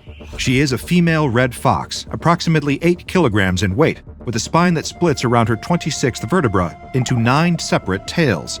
She has polymorphic properties and is able to take on various other forms. Most commonly, she takes on the shape of a beautiful Korean woman. Whenever in a human form, however, she does still maintain at least one fox-like characteristic, such as ears, paws, tail, eyes, or mannerisms. If she is able, she will attempt to conceal these elements through various methods of disguise, such as clothing, hats, and hairstyles. In addition to her polymorphic abilities, SCP-953 is observed to possess other supernatural abilities. She has the power of suggestion and telepathy. She can convince others of falsehoods, concealing her nature and the nature of things around her. While the Foundation is discovering this, Agent 3 is busy recovering from his injuries. When he is discharged from the hospital, he sits down for an interview with the Foundation Assistant Director. He lays out the Foundation's plans to terminate the Foxwoman, given her malicious nature and unknown levels of power. Agent 3 vehemently opposes this choice, begging them not to do so. He advises them to contain her, but to be cautious about how they do so. Ordinary methods, he advises, will not be effective. He pleads with the Foundation to consider the creature's nature, saying, "She's spiteful. Every little slight in her eyes, she saves up. And the only way she knows how to repay an insult is death. Chaining her to the wall like an animal, when she gets out, and she will get out, she's going to kill everyone who had the slightest thing to do with it. She won't settle for anything less." He gives suggestions for what the Foundation can do to contain the creature, but above all, insists that she be kept alive. At this point, the interviewer points out that the agent has been visiting SCP-953 in her containment cell. He questions the agent's motives, suggesting he might have Stockholm Syndrome. The agent refuses to consider that possibility. In return, the interviewer has him taken to Site 51 for psychological analysis. The containment procedures are left unchanged.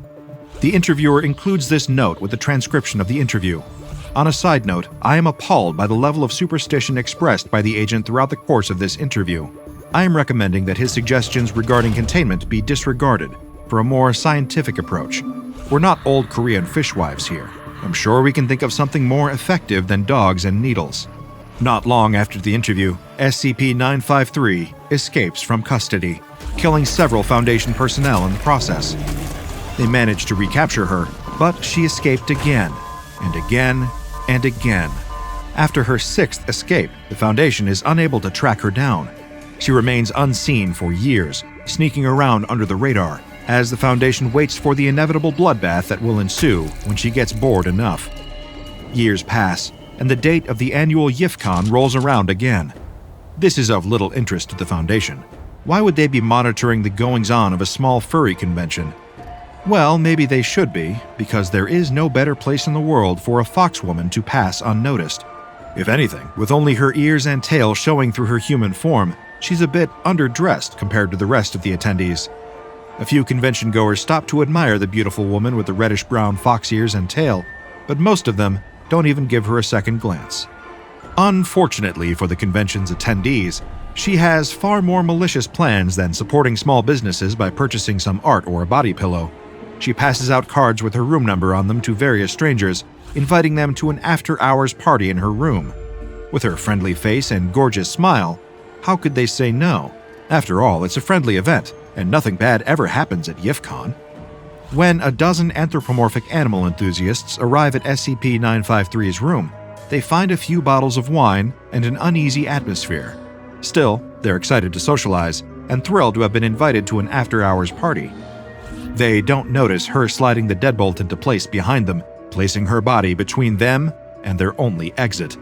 An hour later, another hotel guest calls the police to alert them to the sounds of horrific screams coming from down the hall. But when the police arrive, they can't hear anything. The place is eerily quiet. As they approach the offending room, they hear the sounds of a respectfully tame party inside, and a beautiful woman answers the door, assuring them that everything is fine. The officers turn and leave without a second thought, and as the victims inside the room continue to scream, the cops can't hear a thing. They don't know it, but they're trapped in her thrall. The next morning, a hotel housekeeper knocks on the door of the ill-fated room. No one answers, and there isn't a Do Not Disturb sign on the door, so she lets herself in. As soon as she opens the door, she regrets it. There, so engrossed in her gleeful bloodlust that she doesn't even notice the intrusion, is SCP-953, surrounded by dozens of corpses. The housekeeper calls 911, but after stuttering out a few words on the situation, a clawed hand grabs hold of her hair and yanks her back inside. The poor housekeeper will never be seen again. Not alive, anyway. Fortunately, it was enough information to alert the Foundation to the situation at hand. Unfortunately, by the time they arrive on the scene, there are over 24 corpses littering the hotel floor. One is stuffed into a mattress, another hanging over a shower curtain rod, one rolled up in a carpet, and another is strewn across a banquet table. Any survivors are brought into Foundation custody and given Class A amnestics to wipe their memories. The convention concludes early, under the cover story of a dangerous gas leak. During the chaos, the Foundation managed to bring SCP-953 into custody. This time, they acknowledge the need to amend the containment procedures they have been using. They can't let her escape again. Today, SCP-953 is kept in a Type 4 containment cell at Site 17. She is provided the following necessities: fresh liver daily, clean drinking water and plenty of it, a futon and clean bedding for it, which is laundered weekly.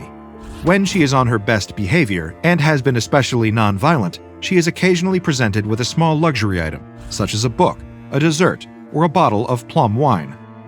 Direct human contact with SCP-953 has been strictly prohibited due to her psychic abilities.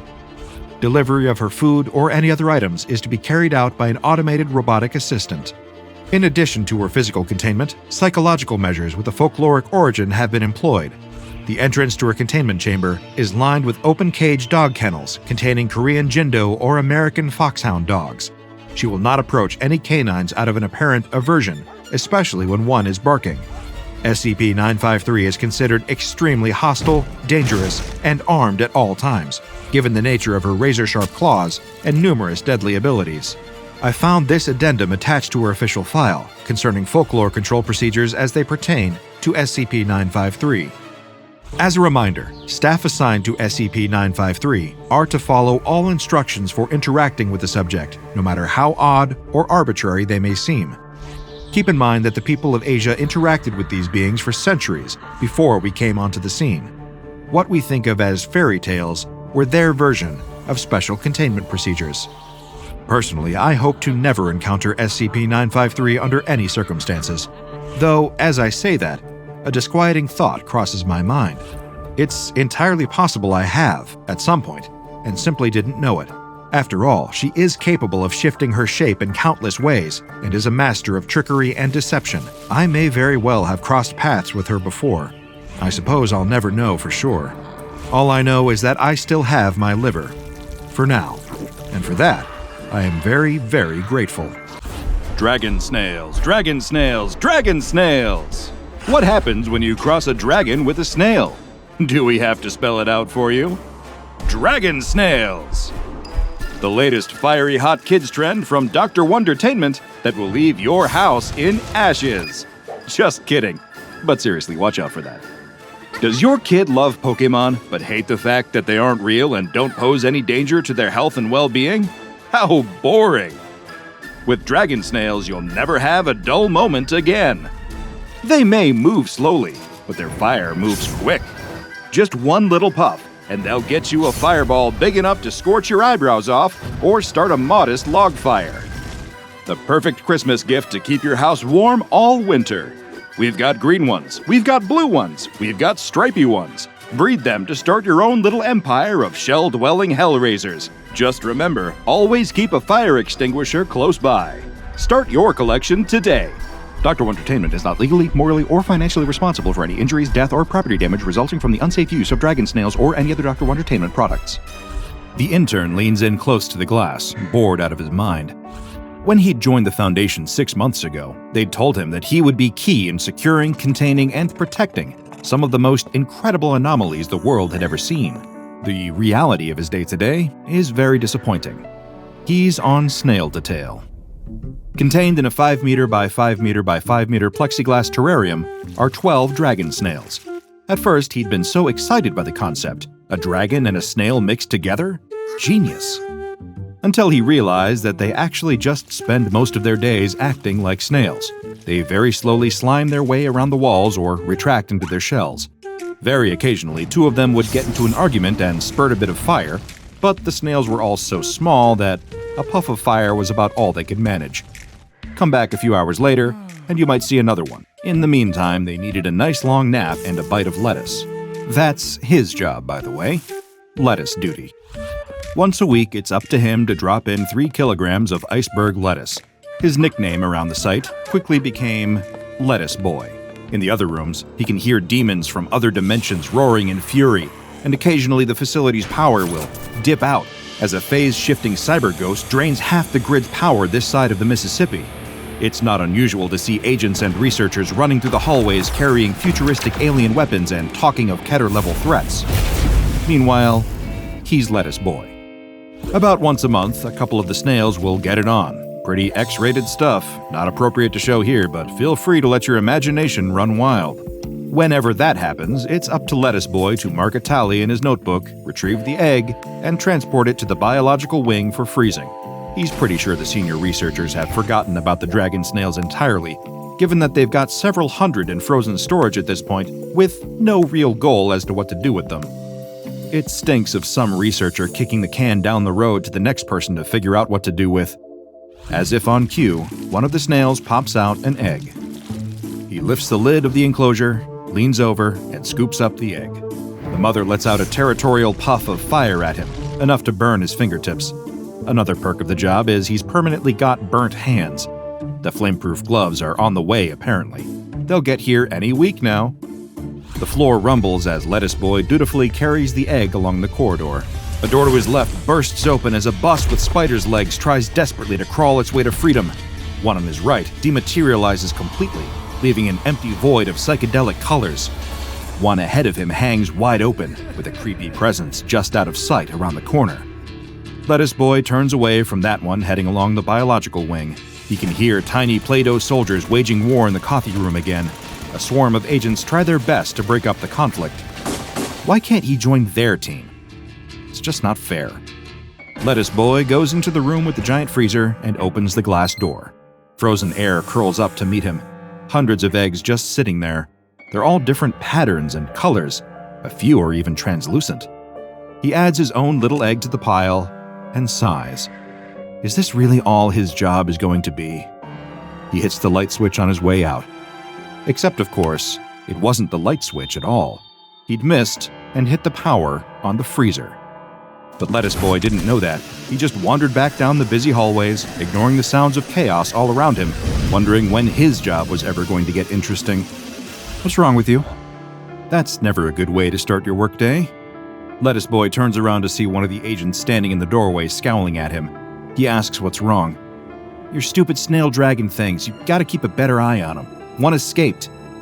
Lettuce Boy's shocked. He rushes over to the enclosure and counts. 2, 4, 6, 8, 10, 12. They're all here. What's this agent talking about? I killed it, stepped on it after it burned my ankle. Now I've got to go clean my shoe, thanks a lot. Lettuce Boy counts the dragon snails again. 12, just like he'd thought. What was this agent on about? He pokes his head around the corner into the corridor to call after the disappearing agent, but stops himself almost immediately. Smeared all along the wall next to his face is the unmistakable slime of a fresh snail trail. Not just one. How many are there? They crisscross each other, snaking their way behind pot plants and up into the vents. Lettuce Boy takes off in a sprint in the direction of the freezer room. Surely they haven't. He hears an accusatory voice asking him where he thinks he's going. It's the head researcher at the site. Lettuce Boy skids to a halt and tries to compose himself. Running in the corridors is strictly prohibited unless in case of an emergency. Is there an emergency right now? Lettuce Boy shakes his head violently. No problem here, none at all. Everything's totally fine. The head researcher asks him if he's delivering dragon snail eggs to be frozen. He shakes his head again. Then you have no reason to be going to the freezer room. Back to your post, or I'll be writing you up. With no other option, Lettuce Boy turns around and slowly walks back to the snail room, feeling a pair of beady eyes drilling into the back of his head the whole way. All he can do is cross his fingers and pray she doesn't see the slime on the walls around the corner. As soon as he's out of sight, he ducks behind a plant and tries to devise a plan. He needs to get back into the freezer room some way or another. There's a chance only a couple of the dragon snails have thawed enough to hatch. Maybe if he can switch the freezer back on soon enough, it'll all be fine. One of the snail trails guides his eyes up a wall to a vent with a couple of loose screws. He's always wanted to do this. Quick as a flash, the vent cover is off, and he's inside, crawling along and sneezing every few seconds from his dust allergies. He's not exactly John McClane from Die Hard, but the comparison definitely crosses his mind. He also can't help but peer through some of the grates. In one, he sees a portal to hell. It's enormous and pulsing with power. Every now and then, a demon's hand will reach through and claw around, trying to grab onto a human and drag them to their demise. And what's that on the ground? Oh no. There is a singular dragon snail boldly, if slowly, squelching its way towards the portal. He has to stop it. Who knows what will happen to it on the other side? But it's too late. The little snail has disappeared through the open portal. That will have to be a problem for later. He crawls on, and in a couple of allergy-ridden minutes, he tumbles onto the floor of the freezer room. He sits up and looks around. It's not good. The walls are all scorched black, and there are snail trails everywhere, and little newborn dragon snails of all shapes and colors are all making their way to the doors. He rushes over to the open freezer and peers inside. It's not so bad after all. There are still close to 300 eggs sitting there unhatched. He lets out an involuntary laugh. Maybe it's not so bad after all. Maybe he won't get in too much trouble. But the sound of his laugh has done something. All around him, tiny shells start to crack. Wisps of smoke curl out of holes. Tiny dragon heads appear, followed closely by tiny snail bodies and shells. No, they're all hatching, every single one of them. One by one, every dragon snail rummages its way out of its shell and gives a triumphant puff of fire, looking at him through bleary eyes. Looking at him. His heart sinks. He'd forgotten this part of his training. It had never come up because they hadn't hatched any newborns in his time.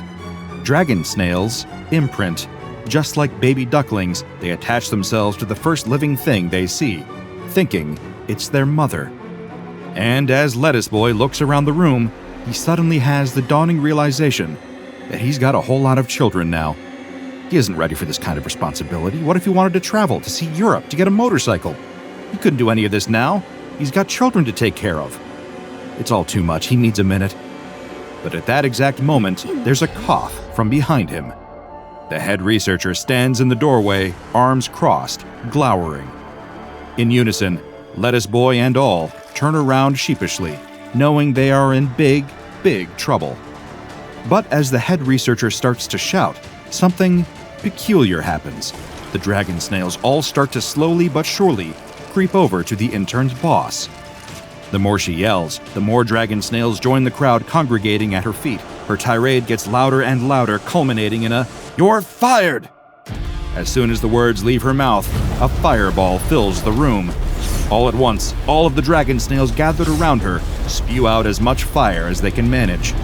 On their own, they've never been much of a threat, but a few hundred of them going off at the same moment in a confined space creates a ball of fire so bright and hot that Lettuce Boy throws a hand in front of his face and falls backwards. His hair is smoldering a bit, so he desperately pats at it with his sleeve, while staring at the spot where his boss used to be. Now all that remains is a pile of ash and a pair of shoes. Well, I'm definitely getting fired now. Lettuce Boy runs out into the hallway, peering around the corners to see if anyone is coming. Very slowly, an army of fire-breathing snails slowly follows him, leaving what can only be described as an ungodly amount of slime on the floor behind them. No, go back in the room, hide! But the dragon snails just keep following him, making little hooting sounds as they go. This whole imprint thing is clearly no joke. He needs to get them into the terrarium with the original 12. Once they're all contained, he'll figure out what to do next. Will they all fit in there? He's not so sure, but it's his only option right now. All of a sudden, a door in front of him bursts open, and out rush a flood of agents and researchers running for their lives. A wave of fire chases after them, burning out and dissipating in the hallway. They've all just come from the room with the hell portal in it, the same hell portal that the little dragon snail had entered just a short time ago. And sure enough, a colossal, painfully slow head appears around the door. The head of a dragon on the body of a snail. Only now, instead of being pocket-sized, it can barely fit through the doorway. Its eyes burn with hellfire as it lets out a thunderous roar. That snail must have imprinted on something on the other side of that portal, and we all know who rules the roost in hell. This isn't just a dragon snail anymore. It's a Satan snail now. Lettuce Boy turns around and runs for his life, as do the rest of the personnel in the building. The fortunate thing about being chased by a hell snail is that you don't have to run very fast or go very far to get away. It's not exactly a high-speed chase. He crashes through a doorway and turns to address his dragon snail army, who are one by one catching up with him as fast as they can. What do I do? The dragon snails just hoot happily up at him, enjoying all of the chaos. He needs a fireball, and a big one, to kill the hell snail. Except all of his companions look very tired from the fireball that killed his boss, a problem for later. If they were in their terrarium, he'd give them a head of lettuce and a few hours nap, but they don't have that kind of time. There's only one thing for it. Lettuce Boy throws open the cupboard.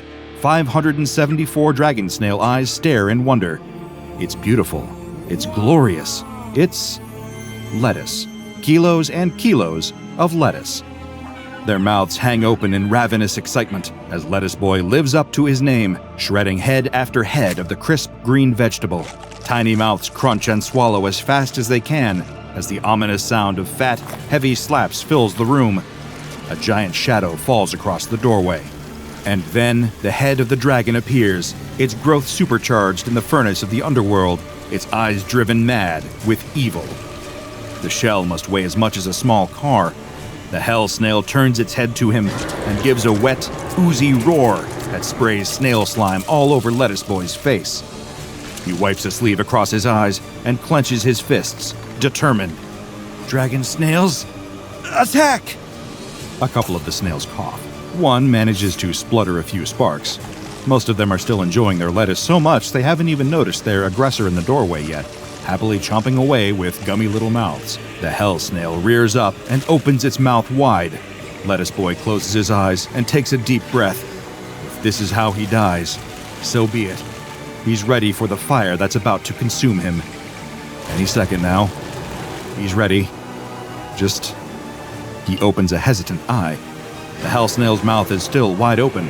Its eyes are staring not at him, but at what's in his hand. A head of lettuce. Lettuce Boy tosses the leafy vegetable into the hell snail's mouth, and it crunches down on it, happily swallowing it in just a couple of bites. It opens its mouth. Another. He tosses a second, then a third, then a fourth. By this point, the hell snail doesn't look so demonic anymore. It just looks like a giant dragon snail. In fact, it almost looks like it's smiling. Maybe that's the moral of the story. Sometimes those that we think are the big villains in our lives might just be a bit hungry. Lettuce Boy smiles at a good day's work. Then he remembers that he incinerated his boss. SCP-111, while referred to as dragon snails colloquially by Foundation personnel, are not actually snails at all. They appear to be an artificial invertebrate species that have been genetically designed to have the appearance of a snail and a dragon. If you take a closer look at their DNA structures, you quickly find that they don't really belong to either family when compared to the snail and dragon DNA that the Foundation has on hand. When fully grown, the adult dragon snails weigh in at roughly 300 grams, with a typical length of about 20 centimeters from the top of their head to the tip of their tail. So let's start with the head. Aside from fire breathing, this is the most dragon-like part of SCP-111. Unlike snails, they have quite advanced eyes that don't live on the tips of optic tentacles, as well as small horn-like structures that contain cartilage. Their mouths have complex vertebrate jaw structures as well, allowing them to take larger mouthfuls and open wide, ready to breathe out a spurt of fire. Internally, they are very different from your average snail. They are warm-blooded and lay eggs that have hard shells of varying patterns and colors. And of course, there is the fire too. SCP-111 instances have hollow sacs just below their jaws, in which they store methane collected as a digestive byproduct. While most animals would eject methane as a waste gas, the dragon snails store it as a fuel source. A complex structure housed inside their trachea acts as a kind of flint and steel, so when they choose to exhale the methane gas from their jaw sacs along with a small spark, they can create quite an impressive fireball for their size. Due to the size of the dragon snails, this fire breathing is a short-lived affair. They can usually only manage one puff of flame before exhausting their fuel supplies. As such, it is rarely used in physical self-defense and acts more as a warning, much like a frill-neck lizard deploys its frills to warn away predators or rivals. As the methane supply is built up from the digestive process, SCP-111 has to have an extended break before it is capable of producing more. They must digest more food and give their bodies time and rest to produce sufficient quantities of methane before they are ready to fire again. Another quirk of their jaw structure and internal anatomy is that, unlike regular snails, dragon snails are capable of vocalizations. They make gentle hooting noises. Studies are ongoing as to the purpose of these hoots, though it is possible that they are used as a rudimentary form of communication. SCP-111 shows much higher intelligence than any known snail species. The fact that they can imprint onto other animals shows a level of awareness of the concept of a parent and the ability to distinguish that organism from others. They also appear to have a kind of social hierarchy as to who gets to have the best leaves of lettuce. But again, research is ongoing. Little is known about the origins of SCP-111. The 12 instances contained by the Foundation were received in an anonymous delivery to a Foundation shell establishment. Despite the best efforts of various agents, no one has been able to track down the sender. All that is known about their origins comes from a note left in the box, apparently some kind of advertisement for them, as if they are a product made by Dr. Wondertainment. For now, though, they are happy. The terrarium has been expanded greatly to accommodate all of the new dragon snails. The lettuce rains from the sky on a daily basis, keeping them happy. One giant snail with a fiery personality lives in the corner with a near constant supply of food to keep it docile, and the intern who was responsible for recapturing all of the escapees has received a promotion. It's just such a shame that the head of research was killed by that hell snail before anyone could save her. The plan had sounded so simple, the thief thinks to himself, one of many thoughts that ring loudly in his panicking brain. He wished he could hit a magic undo button to take everything back from the second it all started to unravel. Anything to reverse what happened to the prisoner. Except, it's too late. The beast lumbering through the dark lab is no longer the person that the thief once knew. It's not even human anymore. And what makes that fact even worse is knowing that it's all his fault. As he hears the heavy step of something more closely resembling a blob than a foot, the thief wishes he'd never found out about that cursed locket. Little more than a few months earlier, the would-be thief isn't quite ready to enact his plan yet. In fact, the idea hasn't even entered his mind and won't until a chance meeting. It's during this time that he's just an average researcher, working in the ranks of the SCP Foundation. Well, as average as someone in that line of work can be, which is to say he's a researcher who doesn't have the power to nullify reality-warping powers around him and is just an ordinary human rather than a talking dog in a lab coat. Chances are, if he avoids the encounter he's about to have, then our researcher could have a long-lasting future at the Foundation ahead of him. Not as the head of any of the major research departments, of course, more as an upper-middle management type, never really experiencing the safety and fulfillment that comes from making it to the top of the food chain, but still having a few researchers below his station that he can boss around whenever he's having a bad day. That course of action will all be averted, though, when he meets the prisoner. Sent to deliver a file to another member of personnel in the medical bay, the researcher catches the eye of the prisoner, a D-class personnel, denoted by the uniform. They get to talking, a perfectly innocent conversation. Then, as the days and weeks pass, the two of them see each other again and again. The prisoner never leaves the medical wing, confined to an uncomfortable bed. But despite all the discomfort he's experiencing, conversing with the researcher soon becomes the highlight of his days. It doesn't ease the pain, but it distracts him from it, at least for a few moments. After some time passes, the two's topic of conversation eventually turns to what landed the prisoner on this gurney in the first place. That's when everything changes. The prisoner explains his predicament, and it's quite a sorry story. He's got a terminal illness, and worse, the Foundation gave it to him. They want to test out the capabilities of an anomalous locket that, apparently, has nearly limitless healing properties. But in order to do so, the Foundation knowingly contaminated the prisoner's bloodstream. Now he's in agony, his cells practically destroying themselves as he approaches the late stages. It's only when he reaches death's door that he'll be brought in for testing with the locket. However, that could mean weeks or even months of excruciating pain in the meantime. Hearing about all of this makes the researcher start to well up. He's only ever heard rumors of this anomalous locket and knows that he'd receive disciplinary punishment if he acted against the Foundation. And that would be the best-case scenario. Worst case, he'd probably find himself dosed up with amnestics and left on a sidewalk somewhere. But seeing the prisoner in so much pain, and knowing there was something on site that could help him, the researcher couldn't deny his own sense of empathy. And so, he vows to help. It'd be the kindest, most well-intentioned mistake he'd ever make.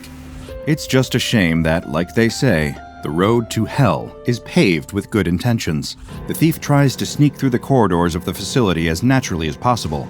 Nobody can know what he's just done, how he's just betrayed the Foundation. It'll cost him his job, his future, his whole life. His trembling fingers grip the cool metal of the locket as it sits in the bottom of his lab coat pocket. He catches the eye of everyone he walks past, the fear that someone's onto him, thumping in his chest. Does he know? What about her? They look too. What if they found out? With the stolen locket firmly in his hand and his hand buried in his lab coat, he retraces his steps back towards the medical bay. One good deed for the prisoner. He'd use the locket to heal him up, then hurry back to the containment case to put it back where it belongs. That's the plan. Seeing the prisoner change before his very eyes somehow isn't the worst part. The formless mass of flesh that his body rapidly reforms into is certainly a horrific sight to behold, but to the thief, who could have just carried on as an uncaring researcher, the worst part is somehow the knowledge that the prisoner is gone. All that's left in his place is the monstrosity, and it's his fault. His good intention hadn't saved the man from his illness at all. Instead, hell is stalking the thief through the medical bay in the form of a terrifying flesh beast. And because no good deed goes unpunished, the unfortunate researcher turned thief doesn't live to see himself disciplined by his superiors at the Foundation. Instead, this newly created flesh beast reaches out and wraps its terrible claw around the researcher's throat. It tosses him across the room the way a child might carelessly throw a doll, and before he can stand, the creature is upon him, tearing into him with all its disgusting new appendages. It's the only ending you can expect when dealing with the Lovecraftian Locket. Jewelry. It's one of humanity's strange little quirks. Nowhere else in the world will you find another species, be it a mammal, an amphibian, a reptile, or otherwise, that finds joy in adorning its body with pieces of metal or precious stones. For some, jewelry is a signifier of wealth and status, and it's been that way for centuries. The crown jewels worn by kings in centuries gone by are just the precursor to someone wasting 6 months of their salary on a Rolex just to show off to their coworkers, who I guarantee aren't as impressed as they might pretend to be. Sorry, Gerald. Of course, in either case, there's nothing inherently special about any of these. They're all just material objects to be bought or sold. But let's say you were to possess a piece of jewelry that was actually special, perhaps even anomalous. Then you can bet that'd set it apart. In fact, anyone who's anyone would most likely pay top dollar to get their hands on something like that. Sadly, you'll never find SCP-427 up for auction or being appraised at a pawn shop, although that might be for the best. To understand exactly what SCP-427 is, where it came from, and what it can do, you'll need to first become familiar with another pair of anomalies that the SCP Foundation currently has in containment. First and foremost, SCP-500. While the origin of these seemingly mundane little pills isn't known, or is at least kept classified by the Foundation, what they can do has been well documented over the years. SCP-500 is a small plastic container that contains a remaining 47 anomalous red pills. These pills are known to have near instantaneous healing properties, able to not only treat, but outright cure any and all diseases. The potential of SCP-500's use is nearly limitless when it comes to remedying various dangerous afflictions, even anomalous ones. However, the limited number of pills available forces the Foundation to use them as sparingly as possible. They have conducted a number of cross-tests using the SCP-500 pills, particularly for correcting anomalous conditions such as SCP-008, otherwise known colloquially as the zombie plague. Given its name, you can probably imagine what this disease can do. However, a dose of SCP-500 is able to offer a subject infected with SCP-008 a full recovery, even if suffering from the advanced stages of this zombifying disease. Perhaps as a result of seeing how effective SCP-500 was at treating anomalous ailments, one Foundation researcher puts in a request to use one of the pills in an experiment involving a second SCP. This researcher is none other than Dr. Charles Gears, a respected, long-serving, and high-ranking member of Foundation personnel, albeit a man known to have a little trouble when it comes to expressing any sort of emotional response in any given situation. Nonetheless, it is Dr. Gears' suggestion for an SCP-500 cross-testing experiment that, although he has no idea, is inevitably going to lead to the creation of SCP-427. And in order to do so, will involve the use of another anomaly, SCP-914, better known as the Clockworks. SCP-914 is a collection of various clockwork components, a mass of springs, gyros, gears, and cogs, all forming one giant machine with two booths labeled Input and Output, respectively. There is a dial between both of these booths, denoting a number of settings ranging from rough to very fine. The purpose of this clockwork contraption? Well, that's simple. Based on what setting the dial is turned to, SCP-914 will either destroy, dismantle, recreate, or refine any item or being placed within the input booth. And when set to the highest setting, very fine, the item being improved is usually given anomalous properties. So can you guess what Dr. Gears' suggestion was?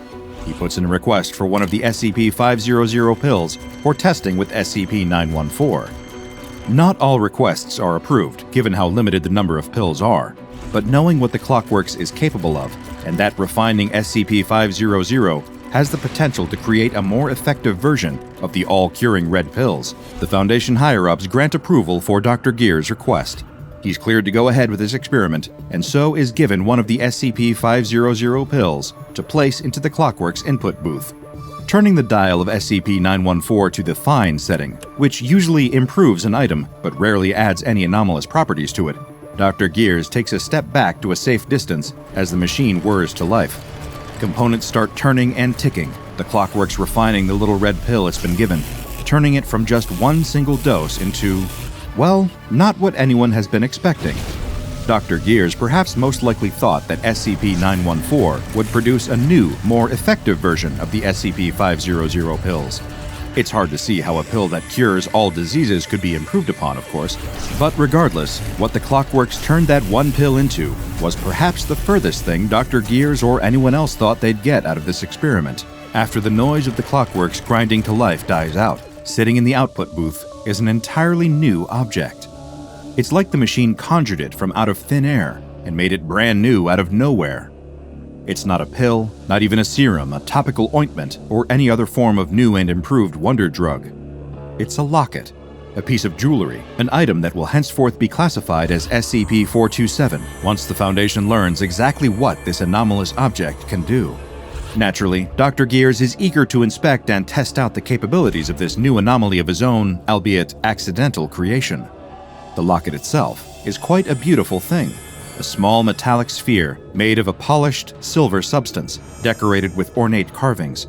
As quickly becomes evident, the carvings on the surface of SCP-427 don't actually serve any inherent purpose. They just make the locket itself look more like an elegant piece of jewelry.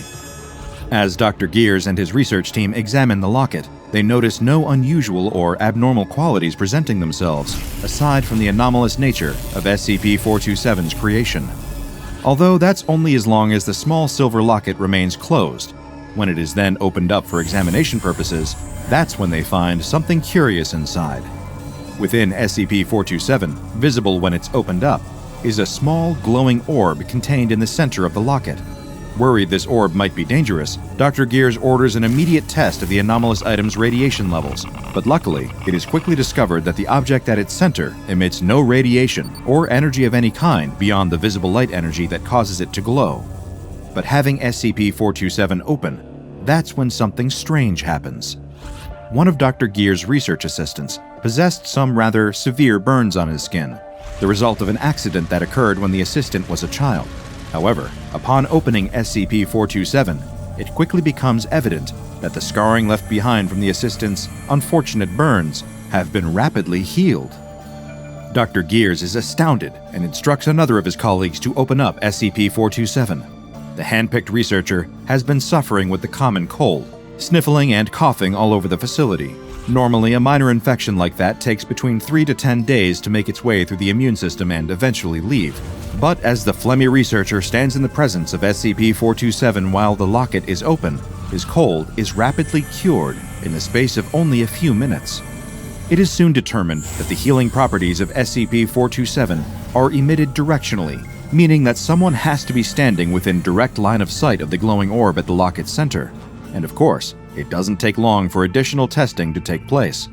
Only a short while later, Dr. Gears is placing requests to his superiors within the Foundation for any and all members of D-Class personnel with any long-term illnesses, physical afflictions, or any otherwise damaged biological tissue to be reassigned to serve as test subjects for SCP-427. Much like the SCP-500 pill it was refined from, the anomalous locket seems to have near-limitless regenerative capabilities. But unlike the little red pills, there is no finite number to worry about. Just stand in line with the glowing orb within, and all that ails you is cured. With an object like SCP-427, the world could truly be healed of all diseases and injury. Illnesses could be removed from human life entirely. Maybe that's Dr. Gears' intention, despite how cold and emotionless he seems. After all, who wouldn't want to heal the world? But, like with a certain thief and a certain prisoner, Sometimes the noblest of intentions can lead to some nasty, unforeseen outcomes.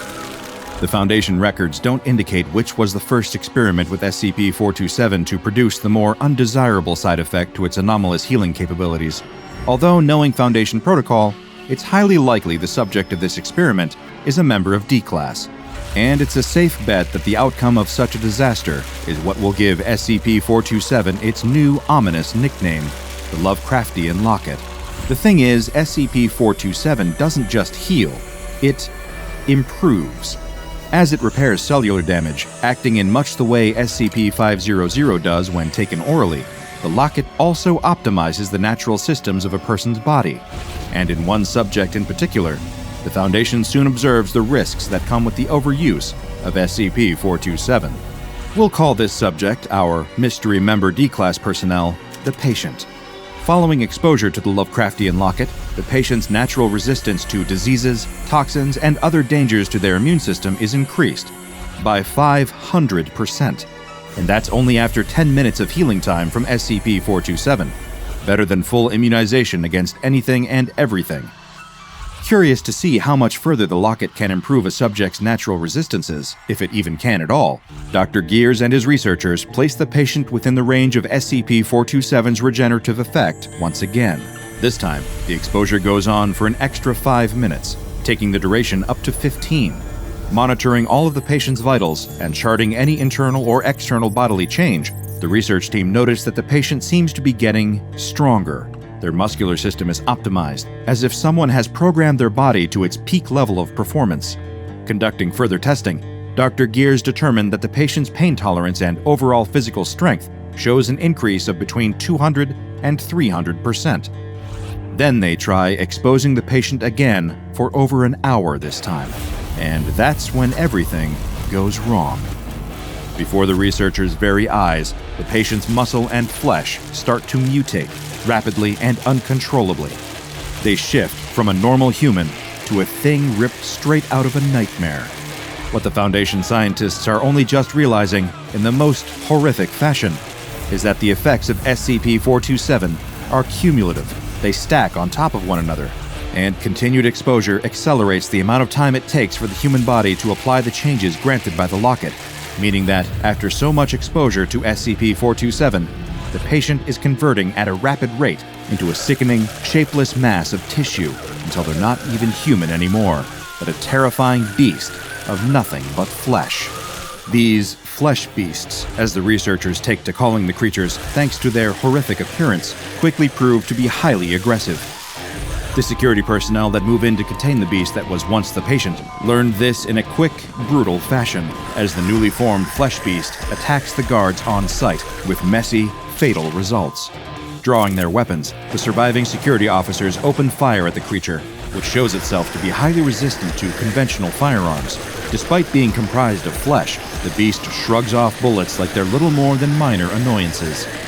Fortunately for the security personnel who haven't yet been slaughtered, they have a few other less conventional weapons on hand that might just do the trick. It takes a few unsuccessful tries and a lot of wasted ammo, but soon a successful way to neutralize the flesh beast is deployed. It turns out that a sufficient excess of heat, in excess of 2,000 degrees Fahrenheit, is enough to cause the flesh beast's bodily mass to combust.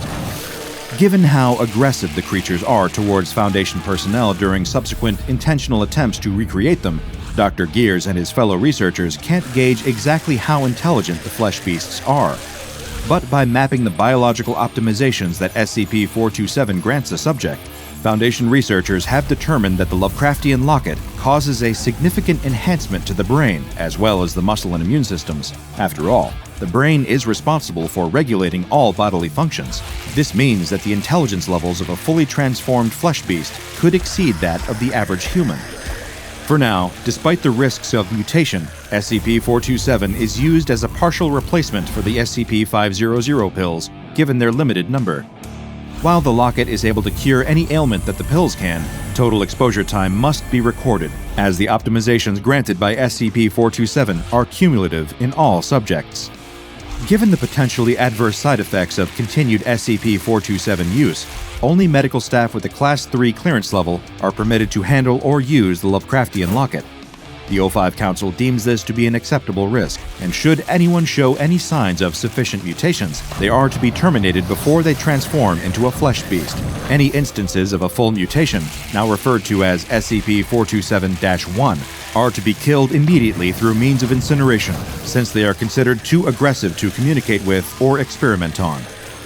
On second thought, perhaps I was a little too harsh on the Rolexes earlier. The rattlesnake strikes, sinking its fangs through the furry carapace of the tarantula.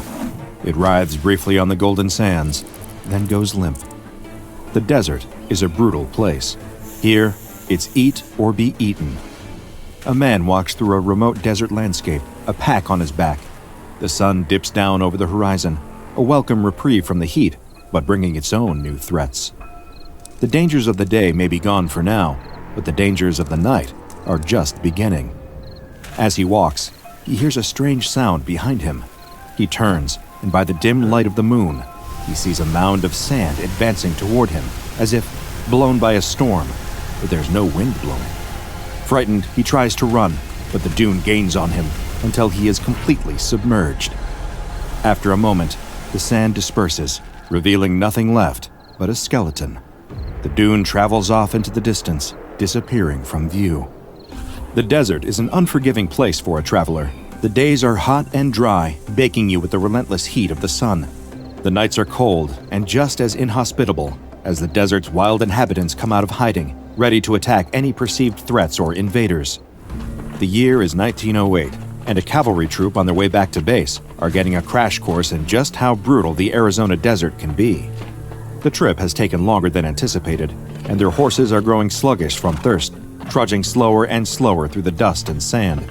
The soldiers' eyes sting from the sun, the sweat, and the lack of proper sleep.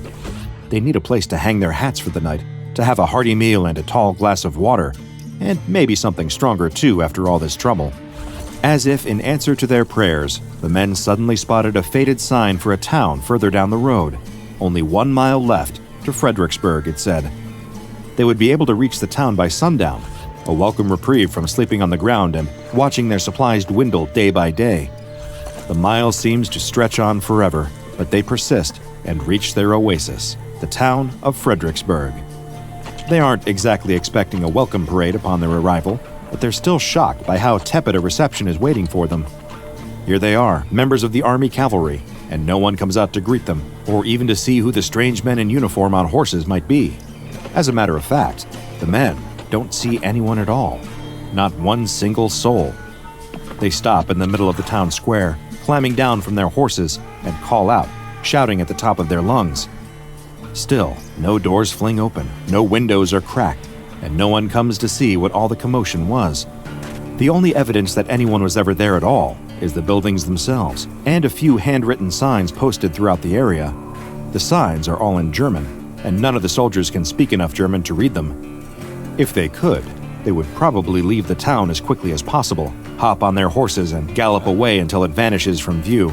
But they can't, so they don't. One of the men suggests that the town is abandoned, that it's become a ghost town. The more they see of the town, the more they think he might be right. The buildings are still in good condition, but there's no one inside. It's as if the entire town got up one day and decided to leave it all behind. Then, it sat untouched until the cavalry came. So one of the other men wonders, what should they do? The plan doesn't have to change, another one suggests. A night's sleep in an abandoned town is far better than another night of setting up camp and sleeping on the ground. Near the edge of town, they find a tavern and an adjoining hotel. There may not be any staff or other lodgers, but there's a stable for the horses, plenty of beds, and a few unopened bottles behind the bar. That's more than enough for the night. So they tie up the horses, have a few drinks, sing a few drinking songs, and settle in for what is sure to be the best sleep they've had in many, many days. They're so exhausted and so relieved to find shelter that they don't stop for one moment to wonder what might have caused the residents of Fredericksburg to abandon their homes all at once. Ghost towns don't come out of nowhere, after all. Ghosts have to be made. But exhaustion is a powerful thing, and the allure of a soft, if dusty bed is hard to resist when one's bones are aching and eyelids are growing heavy. So instead of asking questions, they sleep. A deep, blissfully ignorant sleep. A few hours later, one of the men suddenly wakes, jolted from slumber by a horrible high-pitched neigh. One neigh quickly becomes a chorus as more voices join in. The horses! Something's wrong! He jumps out of bed and runs down to the stable, expecting to see a rattlesnake or a coyote, or perhaps a thief who snuck into town to loot the empty houses. What he finds is far more disturbing than he ever could have anticipated. The horses are in a state of sheer panic, stamping their hooves and tossing their heads back, eyes rolling wildly in their sockets. As he attempts to find the source of their terror, the man realizes that there are fewer horses in the stable than there were when the men went to bed. Did the others somehow escape? He turns to inspect the stable and sees 7 piles of clean, white bones where there once were horses. 1 pile of bones for each missing horse. It's impossible, but he's looking at it with his own eyes. Something was in here with the horses. It attacked, and it devoured them whole and left only the bones behind. What sort of creature could have done this? None that he wants to meet, that's for sure. There isn't anything in the stable anymore, no threat that he can see. He needs to get back inside and warn the rest of the men before whatever did this decides to come back. The other soldiers aren't thrilled to be woken up in the middle of the night, and they're even less thrilled when they hear the wild story of what the man saw down there in the stable. But still, they've never seen him so afraid. So they reluctantly pull themselves out of bed, and some of the less bleary-eyed men agree to join him in investigating the situation. While they head down to the stable to look for potential danger, the rest of the men roll back over in bed and close their eyes. No use losing sleep over a situation that's as good as handled. They'll take care of the snake or would-be thief or what have you, and come morning, it'll all be fine anyway. Down at the stable, the horses have calmed down. Whatever preyed on the 7 horses reduced to bone, it's gone now. But even though the horses have stilled, the soldiers do not feel comforted. There's still the mystery of what could have done this. They were afraid of what they might find when they came down to investigate, but finding nothing is somehow worse. They were only asleep for a matter of hours before the horses started screaming. What manner of beast or man could have done away with 7 horses in that time? There isn't an animal they can conceive of capable of feeding so efficiently. Sure, a wolf can kill quickly, but to kill 7 times in a row without a sound, without a fight, and to clean the bones of any speck of meat, all without being caught, it seems like the work of something beyond the natural world. One of the more superstitious soldiers, pale and trembling, suggests that the abandoned town must be haunted by a vengeful and hungry spirit. It demanded an offering in exchange for their trespassing here, and took the horses as a sacrifice. The others laugh at him, but secretly, they're just as frightened as him. They're supposed to be brave in the face of the unknown, but it's the dead of night in a town with no people, and something is eating the horses. Meanwhile, back in the hotel, many of the other men struggle to get back to sleep.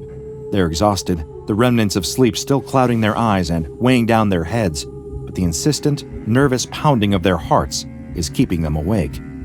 They are suddenly acutely aware of the complete silence that surrounds them. In the dark, they can't hear anything but their own breathing, quick and shallow. Then, suddenly, another sound breaks through the quiet. It's a soft sound, like a tide rushing ashore. Sand on sand, the flow of something. A gentle, scraping sound. What is that? Could it be the wind? Doesn't sound like any wind they've ever heard. For one thing, it's coming from inside the building. For another, it's getting closer. One curious soldier climbs out of bed to seek out the source of the noise. He opens the door to his room, squinting to make out shapes among the shadows. At first, he thinks the motel must be flooding. Something's pouring into the hall, spilling across the floor and flowing closer and closer. But as it approaches, he sees that it isn't water at all. It's sand. He can't see where it's coming from or how it came into the building in the first place, but that doesn't matter. It's slowly filling the building, and more importantly, it seems to be headed straight for him. Instinctively, he jumps back into his room, slamming the door shut to block the flood of sand. But he didn't account for the crack under the door. And as he watches, the sand begins spilling into his room from beneath the door. It moves as if it were alive, creeping across the floor toward him. He scrambles backward, jumping onto the bed to avoid the tide of sand.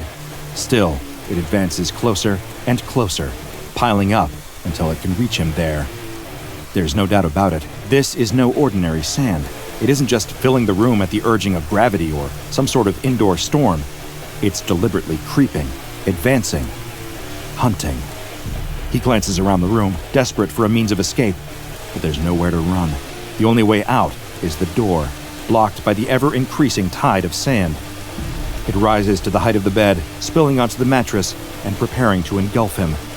He isn't certain what will happen to him when it does, but he's looked death in the face enough times to recognize it on sight. The sand is covering his feet now, climbing up his legs, ready to cover his body and swallow him whole. He opens his mouth to scream, and sand pours through his lips, filling his throat and lungs. He collapses onto the bed under the weight of the assault, and he disappears. One of the sleeping soldiers wakes to the sound of a scream from the next room. He goes to sit up, but finds his arm is strangely heavy. He looks over and is shocked to see that his arm is covered with sand. And the sand is moving, undulating on his arm like a swarm of tiny creatures. He tries to shake them loose, but for some reason, his arm feels paralyzed. With his other hand, he swipes at the sand, brushing it away as quickly as possible to reveal the arm beneath. When he can see it, he wishes he couldn't. Bone, a skeleton hand poking from beneath the sleeve of his nightshirt. He flies into a blind panic, stumbling out of bed, his bone arm dangling useless at his side, and fumbles with the doorknob, desperate to escape.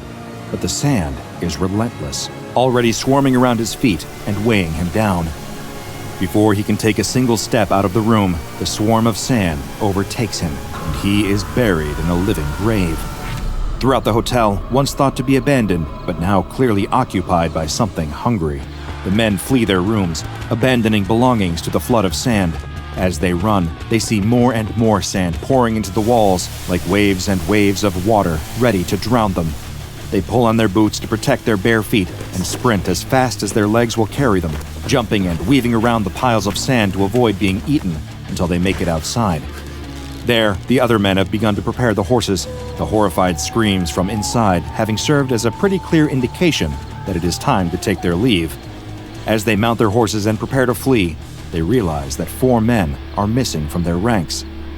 One soldier suggests that they run back inside, perform a rescue mission, and try to recover the missing 4. But it is obvious that no one wants to step foot back into that sandy den of death.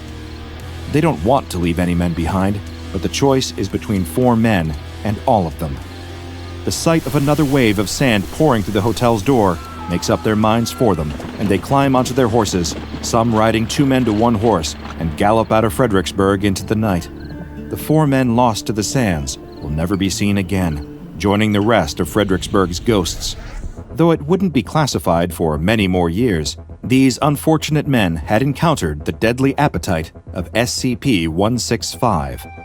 SCP-165's organic component resembles a typical parasitic mite, each instance of which is 750 micrometers in length, with 8 legs and a genetic structure similar to that of a house dust mite. The main difference between these organisms and the dust mites they resemble is their hermit crab-like tendency to attach grains of sand to their backs for an as-of-yet unknown purpose. The creatures travel as a colony, numbering in the hundreds of billions or even trillions, giving the appearance of a large dune of sand. In spite of their tendency to move as a pack, SCP-165 instances do not cooperate with one another. Instead, they act in competition with each other, fighting over food with an insatiable appetite. Much like mosquitoes, these mites detect their prey by sensing carbon dioxide and sugars in the air. Once this prey has been sniffed out, the mites will use their legs to climb over each other, rolling toward their target until they have enveloped it.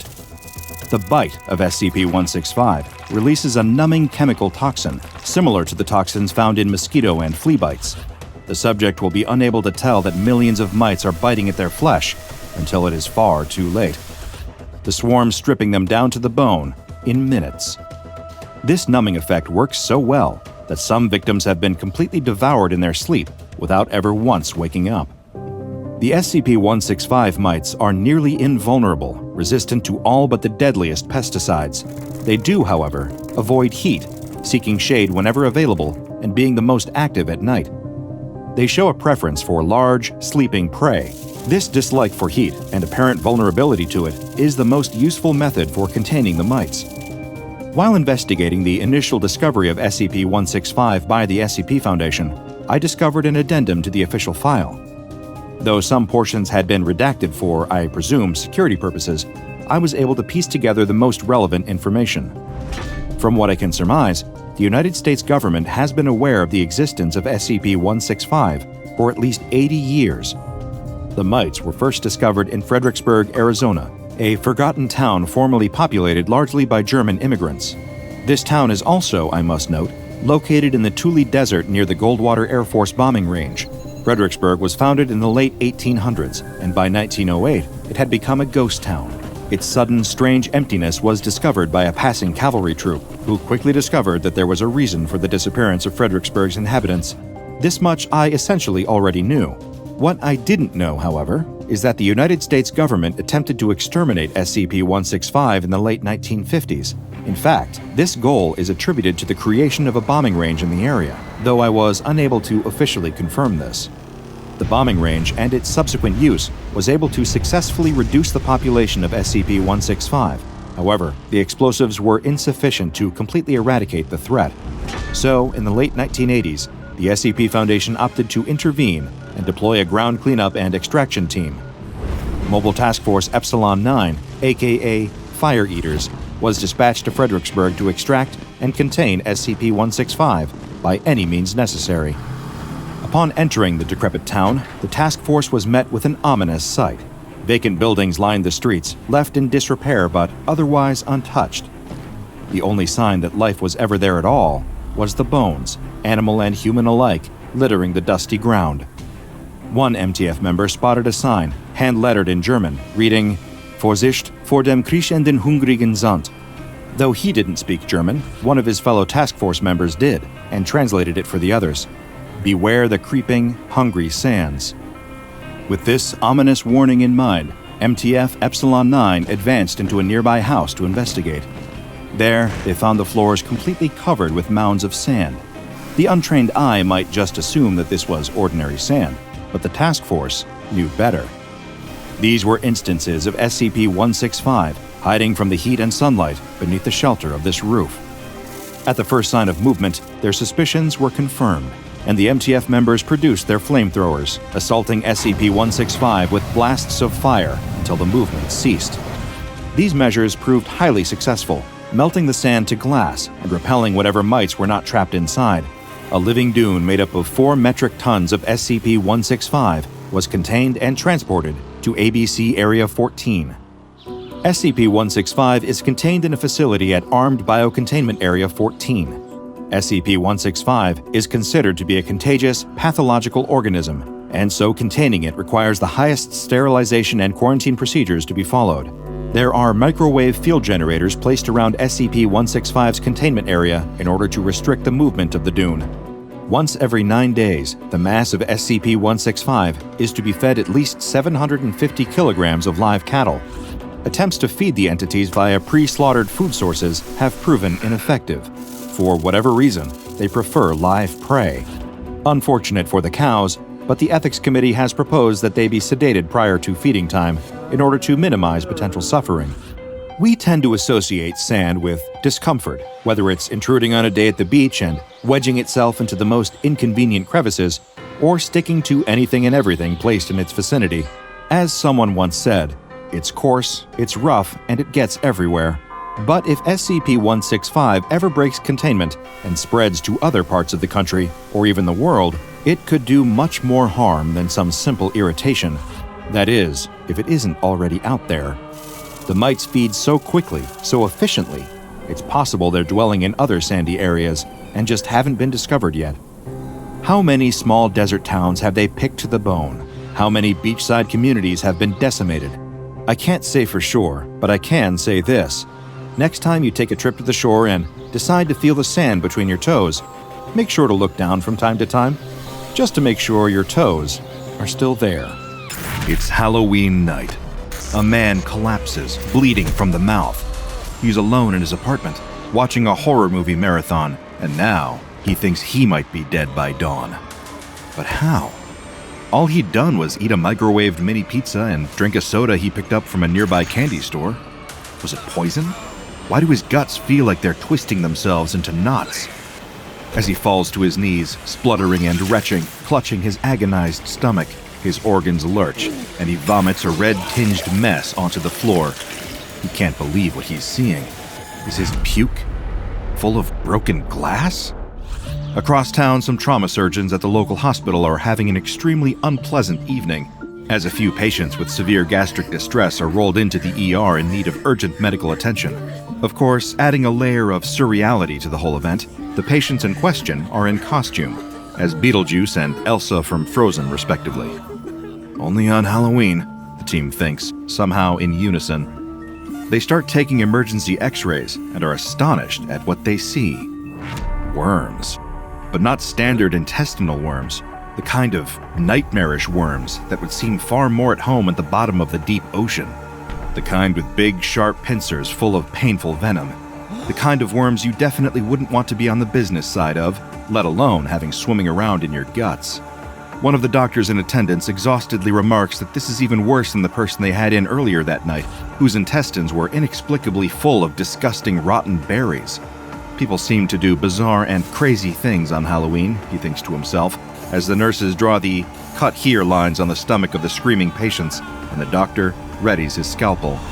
But our story isn't about any of these people on Halloween night. It's about a humble little ghost.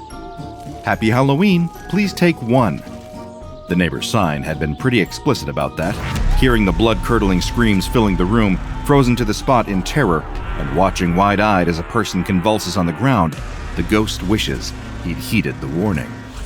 He's too old for trick-or-treating, but his parents insist he has to. After all, he can't leave his little brother to walk around the neighborhood on his own, even if it'll still be light out. So he begrudgingly throws an old bedsheet over his head, cuts 2 holes in it, and voila, he's a ghost. And none of his friends have to see him out trick-or-treating like a little kid. Every time they knock at one of the houses on the street, he wishes this would just be over. Texts are flooding in from his friends, telling him to hurry up and meet them so they can head over to the house party like they planned to. The ghost rolls his eyes every time his little brother races off to another house with a jack-o'-lantern out front, eager to fill his bag with more and more candy. After each door closes, he tells his younger sibling this is it, that they won't be visiting any more houses after this. But before he can herd him back towards their parents' place, his brother is already speeding off in the other direction.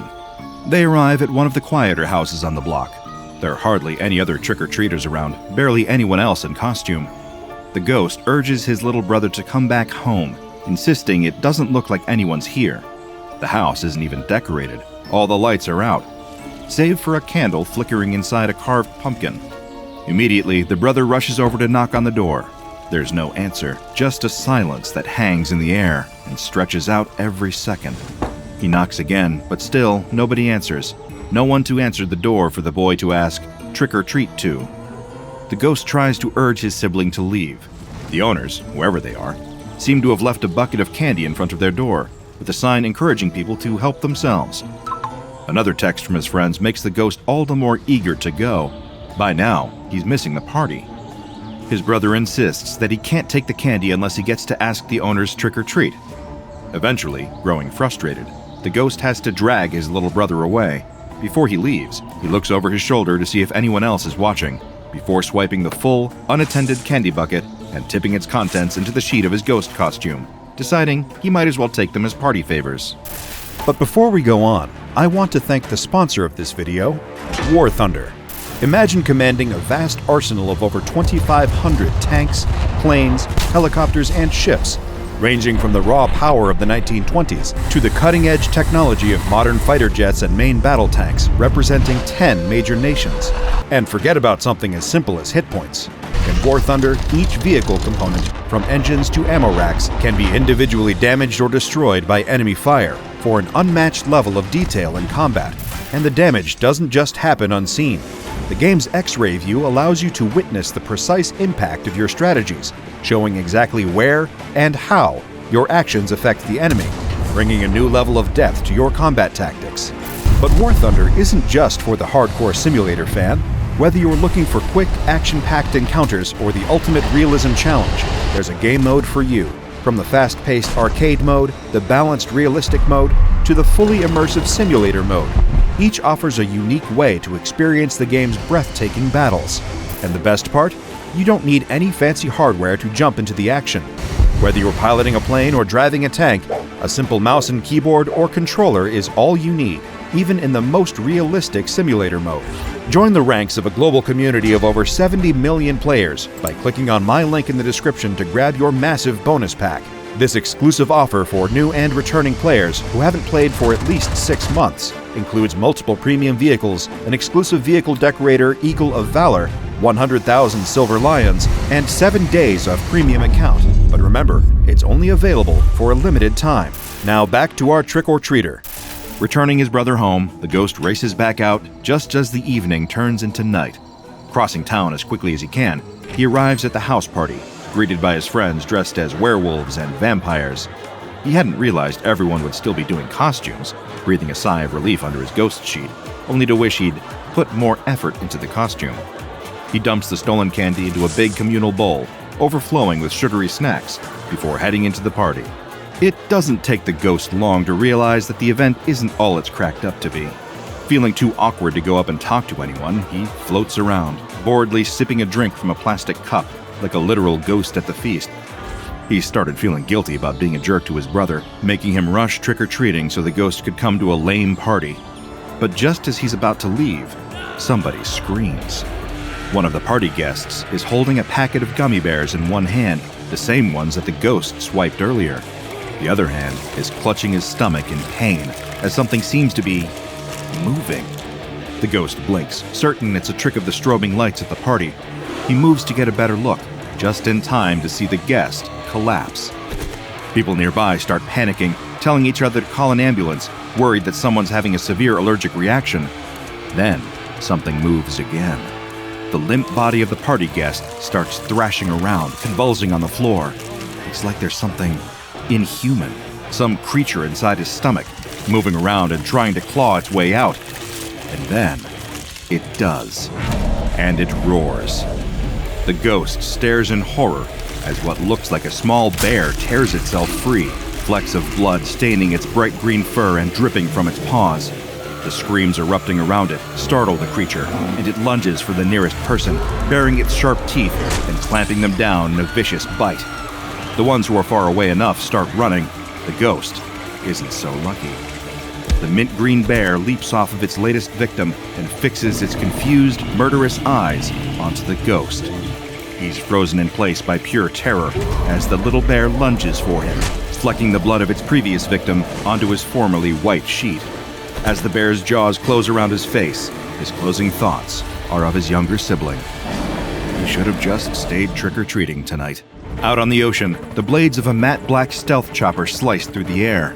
The crew working aboard a freighter, hauling goods across the water, only notice the helicopter as it swoops in low, descending from overhead. Before the captain even has a chance to hail the aircraft and request that those aboard identify themselves, it's already coming in for a landing. Figures in tactical gear, all brandishing automatic weapons, spill out of the chopper as the captain sounds the alarm. Crew members scatter, running for their lives, but with no way to escape the cargo vessel, surrounded by the roaring waves of the supply route they're sailing along. Everyone panics. They've been boarded. But these armed figures aren't pirates. They're far too well equipped. They look almost military. In fact, they're outfitted in gear that seems closer to Special Forces. SCP Foundation Mobile Task Force operatives storm the ship, splitting into smaller teams. One rushes after the boat's crew, rounding them up and herding them toward the bridge.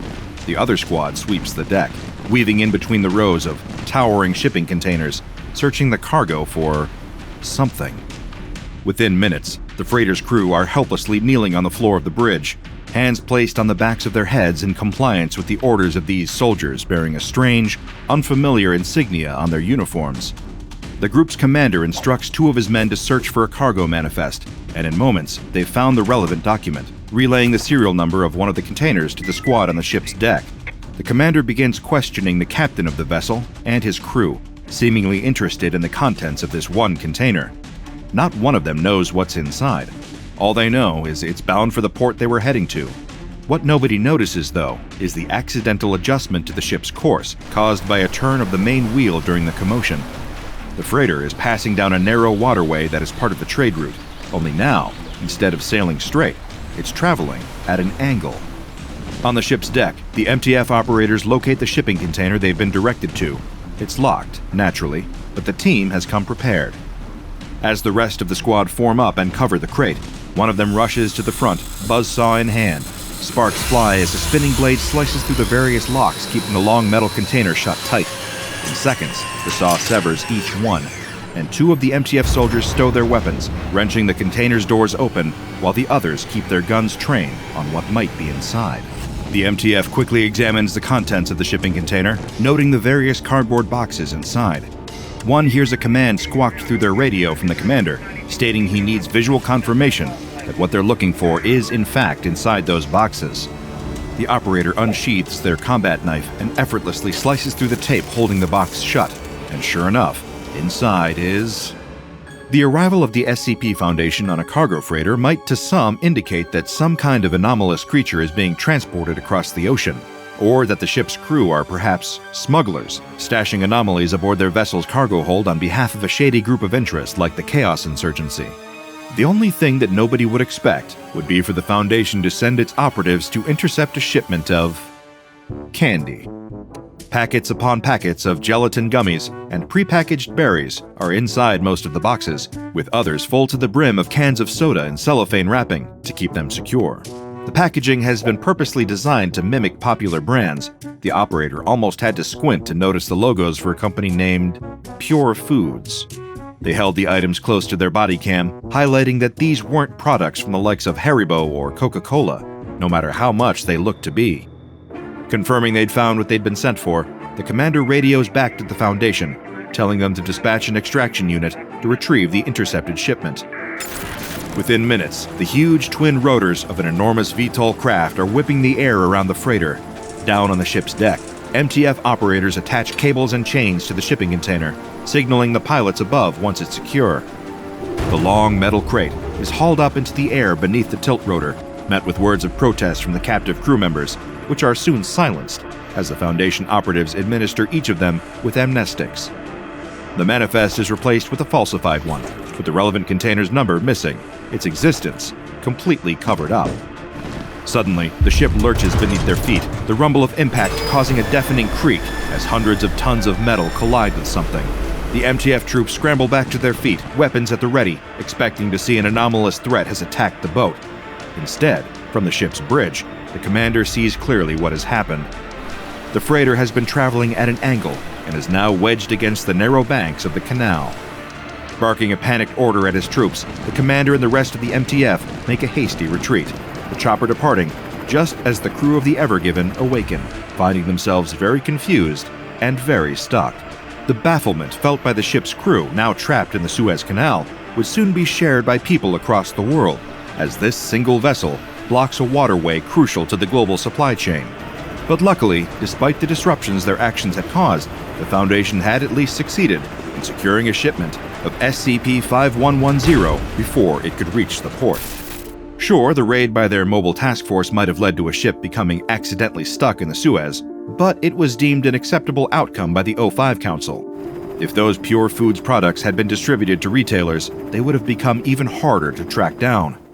SCP-5110 is the designation given to a collection of packaged food products made under the branding of Pure Foods.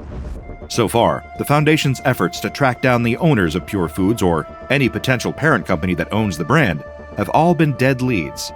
Cargo manifests for the various shipments of their products never contain any actionable intelligence about the origin of Pure Foods items, with seemingly great lengths taken to remove any information about where the products are even manufactured or sent from. The items themselves are hardly up to FDA standards for safe human consumption, let alone the SCP Foundation's. Upon being ingested, the various forms of SCP-5110 are known to trigger adverse anomalous side effects on any person who happens to ingest them. Insidiously, the SCP-5110 products seem to have been intentionally designed to resemble familiar products sold by popular confectionery brands, possibly in a malicious attempt by Pure Foods to trick unwitting consumers into buying their anomalous products. However, while they are similar to existing widely sold candies and soft drinks, SCP-5110 rarely reaches the shelves of larger supermarket chains, instead often shipped to and sold at smaller convenience stores. This, at least, limits the number of civilians that can accidentally consume them, although it does not prevent that possibility entirely. The 4 SCP-5110 products currently known to the Foundation each cause a different anomalous effect on the consumer. The severity of the side effects of each Pure Foods item can vary, with some being considerably less harmful, and others even being fatal. An anomalous effect is guaranteed, though, to afflict someone consuming one of the products. The first of these is designated as SCP-5110-A, a container of assorted berries with Pure Foods branding and the name Pure Berries on the packaging. Once a person eats these, they will experience the rapid manifestation of rotting berries growing within their digestive system. This might be highly unpleasant to experience, but can be treated, and is considered preferable to the effects of other Pure Foods products. Case in point, SCP-5110-B is the designation given to an item called Pure Soda, a seemingly innocuous can containing carbonated mineral water. The Pure Foods branding is once again present, but closely resembles the packaging used by established soft drink companies such as Pepsi and Coca-Cola. However, far from being a refreshing sugar and corn syrup-rich drink, SCP-5110-B has the unfortunate side effect of causing multiple glass bottles to form within the digestive system of a person who has drunk pure soda. These glass bottles are each 237 milliliters in capacity, less than the typical 250 milliliters of a glass Coca-Cola bottle. However, the volume of these bottles is usually not a concern of anyone who finds them in their digestive system, especially as the glass often shatters thanks to internal pressure, causing severe injury and the need for emergency surgery in order to remove any fragments.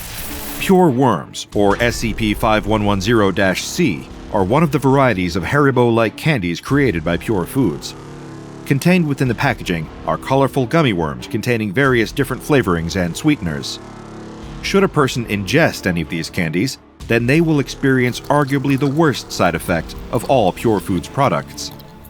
Entering a person's digestive system, SCP-5110-C will trigger the manifestation of entities that resemble Unis aphroditis, more commonly known as bobbit worms. Commonly found in coral reefs and in warmer waters like the Atlantic Ocean, bobbit worms are a form of bristle worm that burrow their bodies under soft sand on the seabed, waiting to detect prey with their antennae. When they do, these aquatic ambush predators will grab at passing fish with sharp bristles. While bobbit worms rarely, if ever, attack humans, their mandibles are not only sharp enough to cut a fish in half, but are also venomous and could cause a person permanent nerve damage on contact. Having numerous entities similar to bobbit worms within a person's digestive system is understandably a cause for panic. The potential risk of internal bleeding and nerve damage from the sharp mouthparts aside, the burrowing nature of these worms can lead to significant and potentially fatal bodily trauma. When extracted surgically from a person or recovered posthumously, these bobbit worm-like creatures appear to be dyed in bright colors, resembling the SCP-5110-C Pure Worms candies. The fourth of the currently known Pure Foods products resembles other familiar and popular gummy candies. SCP-5110-D, or Pure Bears, appear to be multi-flavored gummy bears. Upon initial ingestion of one of these, the anomalous effects typically won't be felt immediately, and can normally take anywhere between a full day or several to manifest. Once this occurs, however, whoever consumed the Pure Bears will have a juvenile Ursus arctos forming within their digestive system, the species more commonly known as the brown bear. To reiterate, this isn't a baby brown bear or an embryo of one, but instead a fully formed juvenile bear. Upon removal from the subject, or should the confined animal claw its way out, the bear's fur will appear to be dyed with bright colors that resemble the color of the gummy bear the person had consumed. Naturally, in accordance with their standard experimentation procedure, the Foundation has been able to document the effects of the various SCP-5110 products through extensive tests that utilize Class D personnel as test subjects. No other members of Foundation personnel are permitted to consume anything made by Pure Foods. Any of their anomalous products, including those recovered from retail outlets and intercepted shipments, are to be stored in a secure containment locker at a Foundation facility. Present on the back of all SCP-5110 products are a series of statements from their manufacturer, Pure Foods. Besides their own branding, this is the only consistent inclusion on their packaging. According to the company's own messaging, its mission statement is to deliver consumers with products that do not include additional unhealthy ingredients such as excess sugars, corn syrup, and other additives that are typically added to either artificially alter a product's taste or to make them more addictive for consumers. Pure Foods claims not to include fats or sugars that can lead to potential health complications when eaten in excess. Instead, they claim to take the essence of foods and encase them in gelatin. The nutritional information for a packet of Pure Bears, or SCP-5110-D, is listed as follows: 58,000 calories, 40,000 grams of total fat, 16 grams of sodium, with 0 carbohydrates, 0 sugars, and 260,000 grams of protein. The only ingredient listed is simply bear. A thumb pulls back the hammer on a loaded pistol. Even under all his thick, warm layers of coats and sweaters to protect him from the cold, the musher can still feel his heart pounding in his chest. All the long months of training with his team has all been leading to this moment.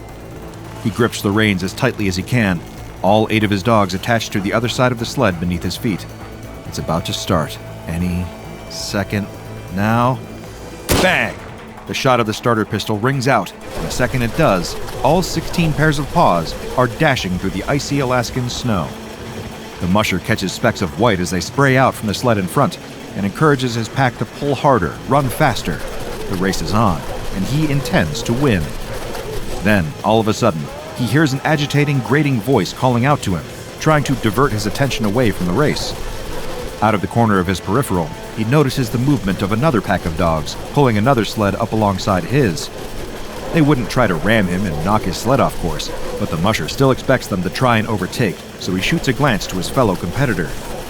And under his scarf, his jaw drops at who he sees driving the other sled. It can't be. It makes absolutely no sense that someone with that degree of wealth would be taking part in a dog sled race through the snow. But even under his ski goggles, the musher is certain of who he's looking at. It's him, grinning and waving at the musher from a neighboring sled. One thought shoots across his mind. Is that Elon Musk? The eccentric billionaire signals the musher to lower the fur-lined hood of his winter coat. Still unable to fully believe his own eyes, let alone come up with a logical explanation for what he's seeing, the musher finds himself lifting the hood back so he can hear what the man has to say. His smile is unnatural, overly forced, like he's trying too hard to replicate what a normal human expression looks like. The moment the musher's hood is down, he hears that bizarrely familiar tone of voice again, as the man starts selling. He's trying to sell him one of those outlandish brain chips of his. The musher remembers reading an article about them and the billionaire's strange and unbelievable claims as to what these dangerous implants can do. Are people already so wise to his products being scams that he's resorting to propositioning random sled racers? The race. The musher is so distracted by the hard-pitching billionaire that he almost forgets to focus on the path in front of him. And at any rate, even if he did want a microchip installed in his head, he definitely can't afford the price tag.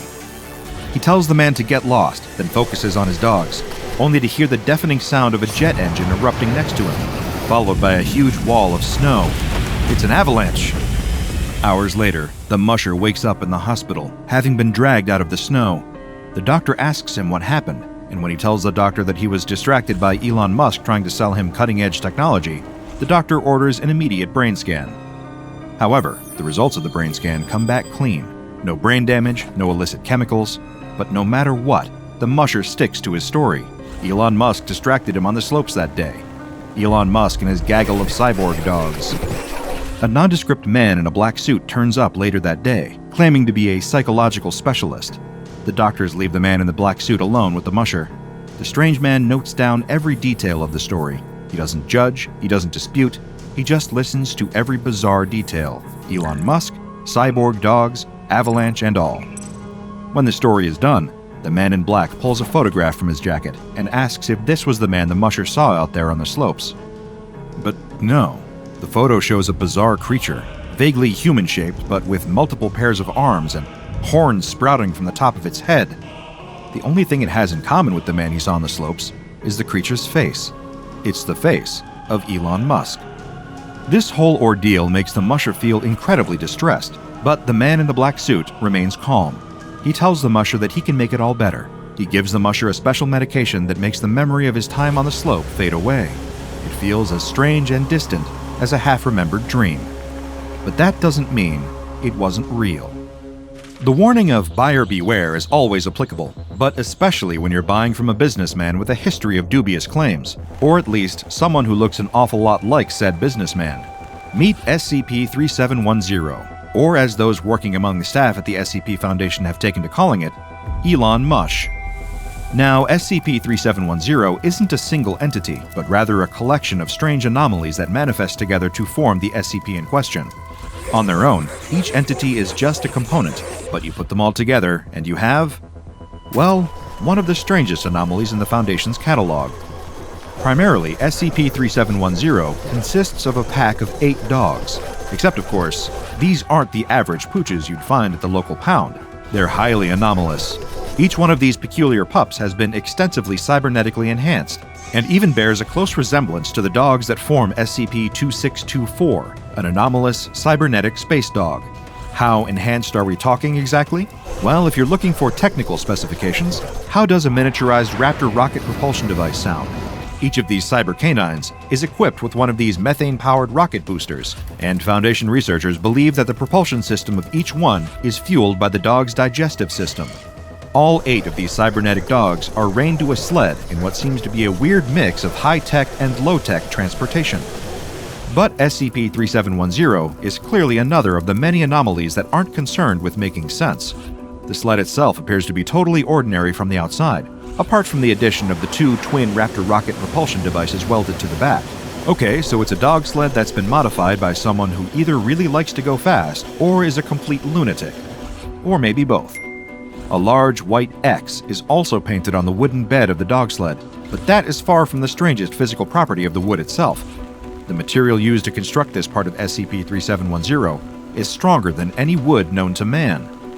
Presumably achieved through some anomalous means, the normally highly flammable material possesses a physically impossible resistance to fire. Neither the excessive heat from the 8 dogs' rockets or the pair mounted on the sled itself are enough to cause the wooden sled to combust. It simply doesn't burn, making it surprisingly an even safer vehicle than your average Tesla. Then there's the driver of this anomalous dog sled. SCP-3710-1 is a humanoid entity that claims to be the world's most Twitter-addicted businessman, Elon Musk. However, the creature itself has an entirely different physical appearance from the billionaire himself, apart from its extremely recognizable face.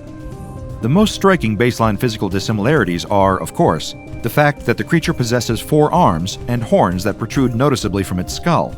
Despite being fluent in quotes from Elon Musk, SCP-3710-1 shares none of the same behavioral traits, which is undoubtedly a redeeming factor for this anomaly.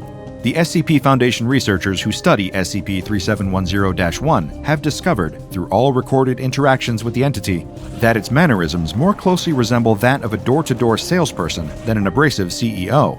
However, despite all these obvious differences, anyone unlucky enough to interact with an instance of SCP-3710-1 will believe the entity is, in fact, Elon Musk, thanks to a latent mimetic effect. And while that's undoubtedly unpleasant for all involved, it gets slightly worse. You might notice that we did use the phrase, an instance of SCP-3710-1, because, that's right, there's more than one. Specifically, and mercifully, only 2 that the Foundation is currently aware of, both manifesting with their own rocket-powered cyberdog-driven sleds. Now, once you recover from the horror at the possibility of a world with more than one version of a sled-driving electric car CEO, you might find yourself confused as to the connection between the aforementioned business magnate and the sport of dog sledding. The same confusion baffles the Foundation too, but here's what they do know so far. SCP-3710, that's the robo-dogs, the sled, and their painfully irritating passenger, are known to manifest at random intervals along the route of the Iditarod Trail sled dog race. This is an annual long-distance dog sled racing event that occurs in early March in Alaska. The route usually runs from the state's largest city of Anchorage to the southern Seward Peninsula city of Nome. Upon appearing, SCP-3710 will then chase after a targeted racer taking part in the Iditarod, following them until it is alongside them or at least within vocal range. Now, you might be worried that this anomaly tries to take part in the sled race, or somehow harm the other contenders. While its goal is disrupting the Iditarod, it's not known to cause active harm. Once it catches the attention of another sled racer, then SCP-3710 attempts to persuade the competitor to purchase one of the latest products currently being produced by one of the billionaire's various companies. Of course, if you're participating in an annual dog sled race and suddenly you see what appears to be one of the most famous CEOs in the world pull up beside you in a sled pulled by cybernetically enhanced dogs, you might be compelled to do one of two things. The first being speed up to try and escape him. The other might be to hear him out, to satiate your curiosity if nothing else. But the average participant in the Iditarod typically can't afford one of the more cutting-edge products offered by the billionaire's various companies. So naturally, they typically refuse, because they either don't need or can't pay for something so expensive. This doesn't deter SCP-3710, however. Apparently, the one trait it shares with the person it impersonates is a lack of understanding for the financial status of average everyday people, so it keeps offering until the other sled racer has refused at least 3 times, sometimes requiring more, to really drive the message home. With that, SCP-3710 typically takes off, stating it isn't interested in negotiating any further, and engages the propulsion devices of its 8 robo-dogs and the 2 on the back of the sled. Of course, these highly dangerous Raptor boosters can cause severe burns, blunt force wind damage, and other environmental hazards to the other racers. The first recorded appearance of SCP-3710 takes place in the year 1995. During the course of the year's Iditarod, the entity makes several attempts to sell Zip2 software licenses to the various racers competing in the sledding event. Given that it offers these licenses at the staggering fee of $50,000 each, not one of the participants is interested. Shortly after the conclusion of the Iditarod 95, the SCP Foundation starts looking into the anomaly. They begin by contacting the real deal, Elon Musk himself. When asked about his whereabouts, he tells the Foundation that he was in New York City, over 3,000 miles away from where the Iditarod takes place every year. The Foundation, having confirmed that the entity manifesting during the sled race was indeed an imposter, try next to capture the anomaly. This doesn't go well at all. They send out 6 Foundation operatives, all of them disguised as dog sled racers. SCP-3710 manifests yet again, but manages to evade the 6-person team sent to capture it. It flies away by firing up its boosters and thoughtlessly buries the 6 Foundation agents under an avalanche. However, as we all most likely know by now, the SCP Foundation isn't one for giving up after just one try. They proceed to make numerous attempts to capture and question SCP-3710, including going as far as to administer amnestics to any of the Iditarod competitors who claim to have seen the entity. That way, with their memories wiped, word of the strange sledding salesman can never get out to the public. Whenever it appears during the annual Alaskan sled race, Foundation agents on the site attempt to use specialized tranquilizer rifles to apprehend SCP-3710. These, however, usually don't work, given the anomaly's fondness for just flying away with its Robodog's boosters, or vanishing entirely when it demanifests. But you're probably wondering what happens should someone decide to accept one of SCP-3710's extortionate offers during the race.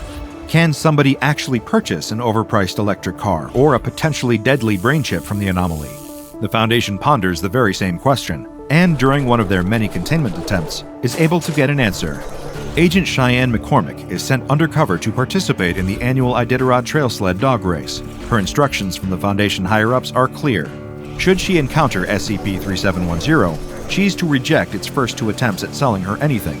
But then, the 3rd time it offers, McCormick is told to accept. Armed with a debit card containing $100,000, she sets out on her sled. One key detail is left out. Nobody tells Agent McCormick what SCP-3710-1 looks like. While she's out on the Iditarod, her dogs racing along and pulling her sled behind them through the snow, the agent soon becomes aware of another pack of dogs running up alongside hers. A short few seconds later, and she soon hears a voice hailing her from the other sled. SCP-3710-1 greets her as a valued customer and gives a disjointed opening speech as an introduction to its sales pitch. It begins by talking about doing something important even when the odds are not in your favor. SCP-3710-1 claims brands are just perception, and that perceptions can change over time. Then it doubles down its previous statement by stating that brands are just the collective impression of a product. That's when it offers her a brand new Tesla electric car. Confused, the agent questions if SCP-3710-1 is meant to be who she thinks it's meant to be. The entity claims it is indeed the one and only highly recognizable businessman. It also states that it would be in violation of SpaceX policy if it wasn't who it claims to be, before then offering the Foundation agent a Tesla for over $200,000. When she rejects the offer and tells the entity she can't afford that, it then lowers the price to $150,000. SCP-3710-1 also claims that when Henry Ford first made cheap, reliable cars available to the public, there were those who rejected this in favor of horses. The agent follows her prior instructions and tells the entity for a second time that the asking price is too expensive. Using presumably much the same justification the real Elon Musk employs, SCP-3710-1 explains that offering a compelling product means charging a premium. However, it then offers Agent McCormick the third, lower price of $50,000. It even makes the lofty promise that she could be driving her new Tesla as early as the following day. Just as she has been told to, the agent accepts the much lower price. As thanks for doing business, the product hawking anomaly includes an additional bonus to her purchase. It says it will give the agent a once-in-a-lifetime add-on, and not one typically seen with other electric car purchases. SCP-3710-1 claims it will give cybernetic rocket propulsion enhancements to both Agent McCormick and her team of sled dogs. It tells her that the first step is to establish something as physically impossible. Then cybernetic surgery can occur. Before the agent can even question what is going on, something happens that causes her to suddenly vanish without a trace. The Foundation is confounded following the loss of contact with Agent McCormick. A team of retrieval operatives is deployed to her latest known location, within the area of Alaska where the Iditarod takes place. They follow her last recorded GPS tracker to find no evidence of where she went or what happened to her. Even the dogs that had been pulling her sled are nowhere to be found. Any hope that she'd be found alive and well dissipates the moment that the retrieval team comes across Agent McCormick's abandoned sled, left unattended in the middle of the trail. Beyond the audio recordings of the interaction between the agent and SCP-3710-1, there is only one other piece of evidence to prove that it even took place at all. Foundation agents notice a bank transfer bearing the exact date of Agent McCormick's untimely disappearance. The amount transferred is $50,000, sent from an SCP Foundation front company to the sales account of Tesla Incorporated. For 3 whole weeks following the incident, there's no change, no sign of the missing agent, and no reappearance of SCP-3710. That is, until a blip is noticed on one of the SCP Foundation's monitors, a tiny blinking spot on a map, highlighting a location so far away that nobody would ever think to even search there. Agent McCormick's GPS locator has reactivated, but she's not in Alaska anymore. Instead, the signal relayed to the Foundation puts her over 5,500 miles away, in Tahiti. The Foundation hurries to triangulate her exact position, and a retrieval team is sent out to her coordinates. It looks like she's somewhere off the western coast of the French Polynesian island, in the shallower waters of the Pacific Ocean. The team rushes to the location, hoping that if they make it quick enough, their fellow Foundation operative will still be alive, although we're not certain any of them could predict what they'd actually find. Following the GPS locator, the team discovers a Tesla Model 3, a car that isn't due to be released until several months from the time they found it. Immediately, the retrieval experts begin to examine the vehicle, searching for any further signs of the missing Foundation agent, and sure enough, they quickly find her. Agent McCormick is alive in the trunk of the electric vehicle, although not exactly in the same state she was in when she disappeared. Much to the horror of those that have discovered her, the agent has undergone severe and invasive cybernetic surgical modification.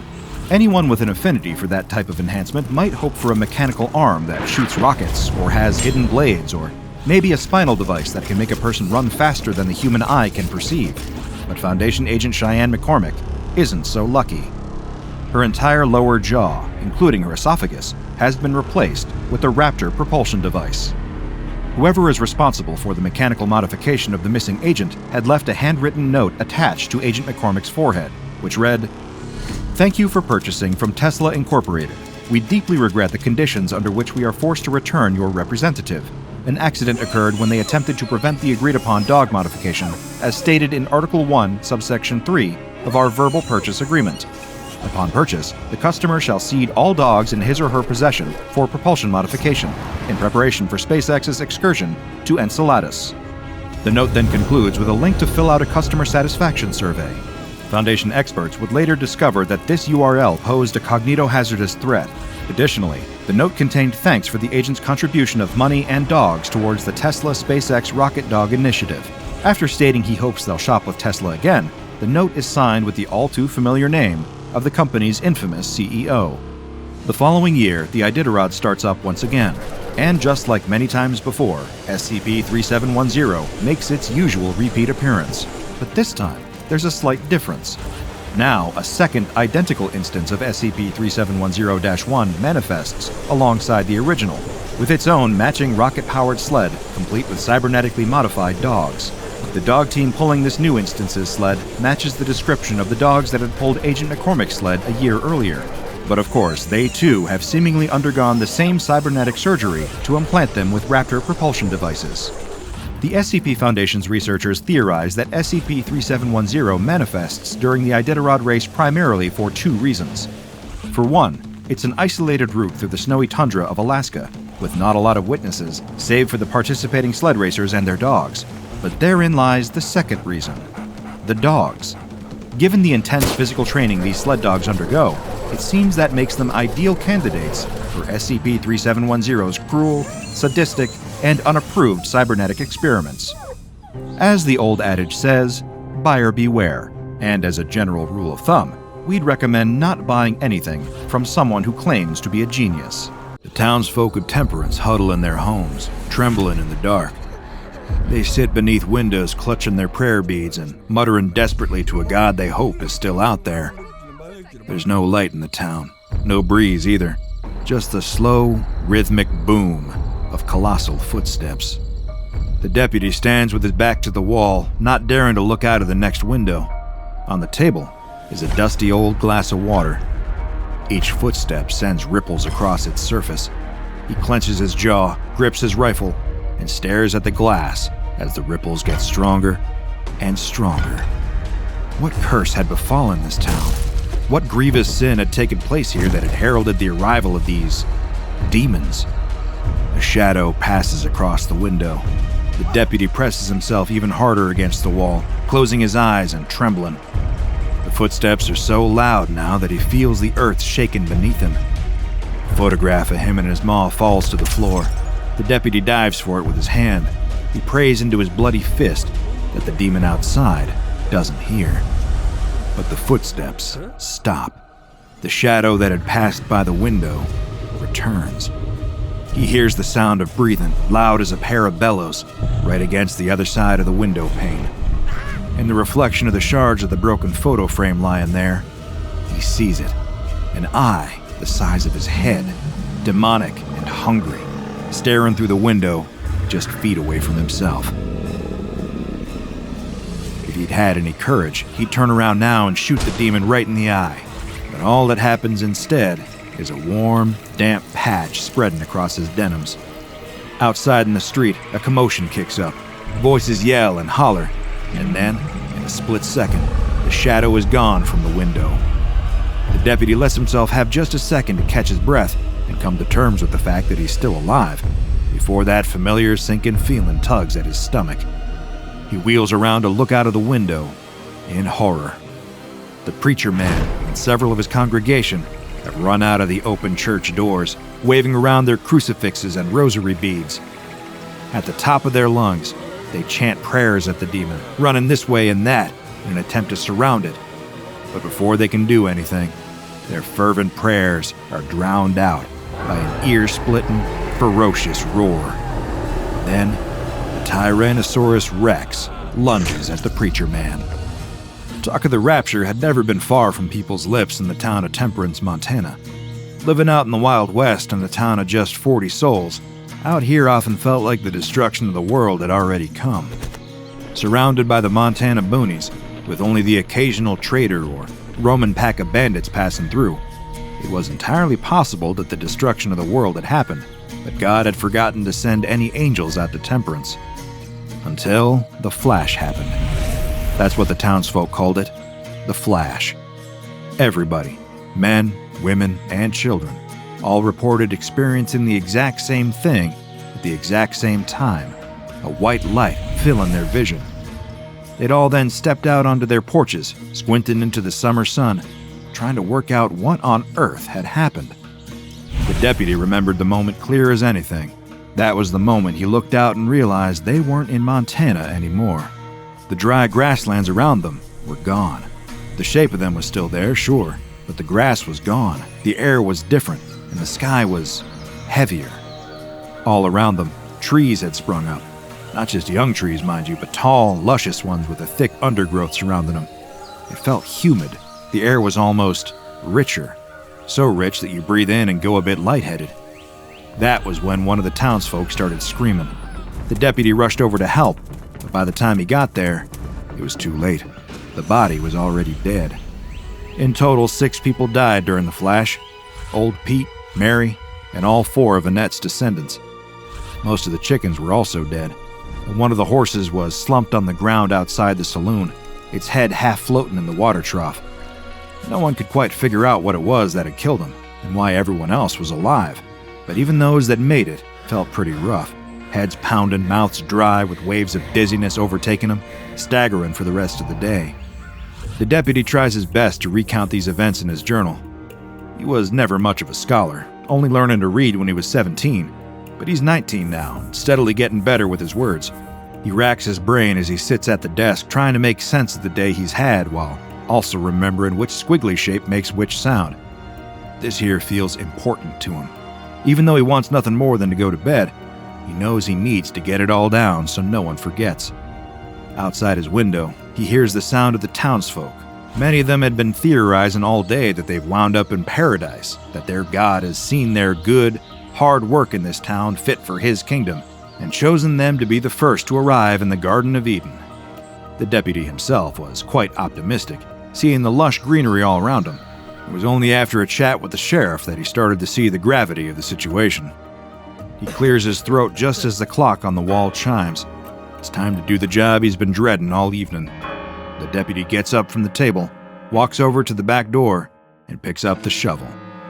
These bodies ain't gonna bury themselves. The sheriff calls a town meeting the next day. As expected, it devolves into pure chaos. Some are overwhelmed with paranoia, while their neighbors are convinced that they have arrived in heaven. In all the commotion, no one pays attention to one of the farmhands who tries his best to tell everyone that his chickens are missing. Having barely slept and trying his best to overcome a splitting headache, the deputy decides to go out and help this young boy. Anything to get out of the chaos at the town hall meeting. The boy leads him round back to the chicken coop and tries his best to explain what's happened. The kid still struggles a bit with his English, but the deputy knows enough Spanish to bridge the gap. At the start of the previous day, there had been 20 chickens. When the flash happened, 8 of them had died. The kid gestures to the coop, and the deputy looks around, puzzled at what his companion is getting at. Sure enough, the boy's right. Something's off. There should be 12 chickens left, but they only count 6. He asks the boy in broken Spanish what he'd done with the bodies of the chickens that had died the previous day. The boy explains to him that he had piled them up around the side of the barn in case they'd been sick or contaminated somehow. He goes to show the deputy around the corner, except as the pair of them look, there's nothing there. Nothing except a giant footprint in the dirt. The deputy crouches by it, feeling more confused than ever. There's no coyote track, not even a bear. It's larger than both of these, but it's not the size that confuses him the most. It's the shape. If he didn't know any better, he'd think the print was left by a single, giant chicken. Over the following week, it's a steady battle for the deputy and the sheriff to rein in the chaos that's descending over the town. Without their animals and the usual trade coming through the town, food supplies are starting to run thin. On top of that, the sheriff institutes the rule that no townsfolk are allowed to leave the perimeter of the town until they have a better handle on what's going on. This doesn't go down well with a lot of people. One group in particular, who'd just been passing through the town when the flash happened, decides to take off in the middle of the night, stealing one of the few remaining horses in an attempt to get away. No one knows entirely what happened to him, but the deputy, on his morning walk the day after, spots an abandoned carriage about a mile or 2 away with its horse missing. They'd forgotten some of their things in their haste to run away, including a stack of dynamite. Safe to say, they didn't make it very far. The sheriff, in an attempt to quell some of the rebellions that were kicking off across the town, says he'll go on a scouting mission. Taking 2 other men and the only horse left with him, the sheriff heads out, leaving the deputy in charge. The 19-year-old man sure doesn't feel like he's in charge, though, as the days tick by. Fights break out on an almost daily basis. Most of the time, the deputy doesn't even know who's in the right. So one night, when the preacher man tiptoes into his room and shakes him awake in the early hours in the morning, the deputy damn near shoots his head off in fright. Wordlessly, the preacher man pulls him over to the window and points out into the darkness, in the direction of the shallow graves they dug for the people who died on the day of the flash. The deputy's stomach turns. What can only be described as a demon is digging at the graves. 8 feet tall and shrouded in darkness, it has a body like a snake, but with a powerful pair of back legs and a twisting tail. Its head is normal, with eyes that glint red even in the dark of night.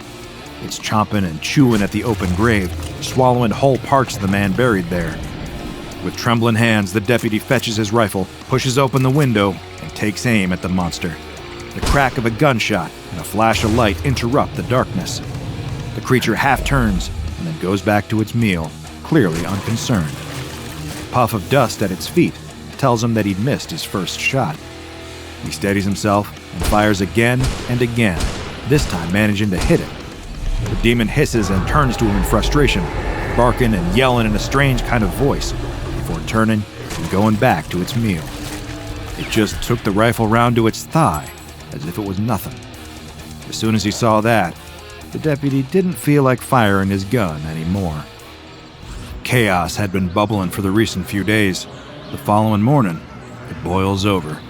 The deputy, voice hoarse from shouting, tries and fails for the whole day to contain the hysteria of the mob. First thing in the morning, as soon as he had been certain that the demon was gone, the preacher had run around the hotel telling everyone exactly what happened. Now, rather than believing they'd been transported to the Garden of Eden, the townsfolk are certain they've arrived in hell. It came to a point where there was nothing more the deputy could do. He shut himself into his house and just waited out the storm. The mob soon fell silent, however, as 3 figures wandered back into town. The sheriff, along with the 2 men he'd taken with him. He explained in a voice too exhausted to sugarcoat the truth that they had met an enormous reptile the size of a house, which had taken the horse from right next to him and tossed it up into the air as if it were nothing more than a rat. And it was only a matter of time before that enormous predator found its way into their town. And sure enough, that night came. The deputy trembles, standing next to his window, staring at the dinosaur through the reflection in the broken photo frame. It's monstrous, and it stares at him. Then the commotion breaks out. The preacher man and several of his congregation run out of the church building, waving their crucifixes and prayer beads, chanting and singing, and trying to surround the monster. The deputy rushes out of the building just in time to see the T-Rex lunge at the preacher man. It could have swallowed him whole very easily, but it chooses not to. Instead, sinking its teeth into him and tossing him up in the air before catching him and chewing him, still screaming all the while. All the bravery, all the fight, suddenly leaves the congregation as they turn around and run for their homes. But by now, it's too late. The hunter is hunting. Running after them with thunderous footsteps, it catches them one by one, sweeping them up into its jaws and sending red spattering across the fronts of all the homes and the church itself. Gunfire breaks out all around the square. The deputy realizes he's just been standing there doing nothing, and so loads his rifle and starts shooting at the beast as well. The bullets prick at its thick hide, not even drawing blood. The flashes and the sounds seem to be enough to rile the monster up further. It starts to swing its colossal tail, smashing it into buildings, sending splintered wood and shattered glass flying across the square. Then, out of one of the buildings, bursts the sheriff. With a steely look of determination on his face, he reaches into his pocket and pulls out a bundle of dynamite. He roars at the top of his voice. It sounds pitiful and tiny in comparison to the creature standing before him, but it's enough to get its attention. The T-Rex turns and lumbers towards him, mouth salivating and tongue lashing. The sheriff seems to know what he has to do. He nods once to his deputy across the square before lighting the fuse. He runs forward and jumps into the T-Rex's mouth, arm outstretched before him. The explosion is so bright, it's almost like the flash has happened a second time. An unimaginable boom rips through the entire town, shaking the glass windows in their frames. When the dust clears, the creature is dead. It lies in the dirt, bloody and still. The townsfolk just stand around and stare, until one of the kids turns to the deputy. Now what? SCP-4003 is the blanket designation for the town of Temperance, located near Jordan, Montana. Efforts are ongoing to scrub any mention of the town from existence, but the Foundation has discovered plenty of references that verified its existence throughout history. The town contains a saloon, sheriff's office, trading post, general store, church, and domestic buildings along its main street. Its earliest mention was in the journals of a gold rush miner in 1859. It is safe to say that the small town had very little part to play in the broader history of the United States. That is, until its disappearance. One day in November 1866, the town of Temperance, Montana, vanished. Or at least it did to those from outside of the town. For anyone unlucky enough to be in the town on the day of its disappearance, they would have found themselves transported back to the Cretaceous period, roughly 66 million years ago. Investigations are ongoing as to what caused this temporal shift. There are a number of theories linking the events of SCP-4003 to other SCP phenomena, such as SCP-3834. Piecing together the events that took place following the town's displacement is difficult. The town was discovered deep underground in 1871 by a gold miner. Initially, archaeologists believed that the remains were Neanderthal, but once it was discovered they were, in fact, Homo sapien, the SCP Foundation stepped in and administered hypnosuggestive agents to all those involved before setting up Site 1200 as the base of excavation. Officially, the mine and the town of Temperance do not and have never existed. While the town was transported back in time, it appears that it was not returned to its rightful place. Instead, it remained in place for millions of years, steadily being buried underground where the inhabitants were fossilized. That means that in the 1800s, when Temperance was constructed, it was actually being built about 200 feet above its fossilized future self from millions of years ago. Confusing enough for you yet? The town has wound up being an extremely useful resource for Foundation paleontologists. Over 50 dinosaur remnants have been discovered in and around the excavated town, including 2 Tyrannosaurus rex skeletons, though one of them is notably missing its head. The human remains appear largely consistent with having been underground for 66 million years, but there are a number of non-organic objects that appear to be in uncharacteristically good condition. A pair of revolvers have been recovered that are in very good condition for their ages. They have undergone the expected oxidization and their wooden stocks have decayed away, but the metalwork appears to be in very good condition. There is also a silver crucifix that has been recovered in excellent condition, appearing newer than many similar such artifacts discovered just 300 years ago. But most interestingly of all is the safe that the Foundation recovered. Found in 2008, the safe has no signs of aging whatsoever. The iron components inside have not rusted at all. Inside, all of the items appear to be similarly anomalous. There are musket balls, revolver rounds, a rosary, daguerreotypes, and a journal apparently belonging to a man named Pendleton Tweed, a sheriff's deputy living in the town. This artifact was key in piecing together some of what happened in Temperance when it disappeared. While his entries are quite short, they paint a useful picture for the Foundation of what took place. Over the course of 2 weeks, the town was steadily ravaged by a number of dinosaurs with increasing severity. Accounts point to the presence of raptors, triceratops, and, of course, a dramatic showdown with the Tyrannosaurus rex. Quite how long the townsfolk survived after this incident is still unknown. There are only 2 entries following the events of the sheriff's death when fighting the colossal dinosaur. In each, Deputy Tweed appears to be growing steadily more religiously devout. He writes prayers to God and documents religious experiences where he feels he is getting closer to his creator. The ultimate entry talks about him going outside, looking up at the sun, and feeling God's presence with him. Researchers have theorized that none of the townsfolk would have survived for long beyond this point, as the effects of oxygen poisoning set in, as they were breathing an atmosphere much richer in O2 than their bodies were built for. This, coupled with the threat of the megafauna surrounding them, as well as limited supplies of food and potable water, spells a grim prognosis for the population of Temperance. The dig site remains securely protected by the Foundation, which uses it as an opportunity to examine dinosaur remains and gain greater knowledge about our giant extinct neighbors. The Foundation field agent lays in the dirt, an iron spear sticking out of his chest. Not long after, a Foundation scientist screams and writhes on the ground, his face burnt by corrosive chemicals. Down in the depths of a dark, filthy cave tunnel, several mobile task force agents lay in a trap, pierced by homemade punji sticks, as deadly forces amass their numbers in a hidden place below. All of these members of Foundation personnel have been brought to their knees by an anomaly you'd never forget. The year is 2014, and researchers at the League for the Protection of Birds have started to notice a troubling trend in the area around Lake Grenouillot. The population of birds there appears to be sharply declining. Investigations into this phenomenon determine that this decline is due to a dramatic drop in the local insect, worm, and slug populations, which have previously served as the bird's food source. At this point, as the bird enthusiasts are left scratching their heads, the unusual ecological change attracts the attention of embedded SCP Foundation agents. Field agents Michel Duvarier and André Molin are promptly dispatched to the forest around the lake. The two agents, disguised as hunters to roam the area without attracting suspicion, take up temporary residence in a wooden cabin. The first 3 days pass without incident, and Agent Molin is becoming restless by the third night. He didn't expect his first field mission to involve quite so much birdwatching and taking lovely but boring nature walks. Meanwhile, Duvarier has made peace with the mission, content with the opportunity to take a break from the near-death experiences that so frequently plague her line of work. She's happy to kick back on the cabin's porch and delight in the sight of the occasional owl. As for the disappearing birds and insects, she'd just as soon believe it was climate change.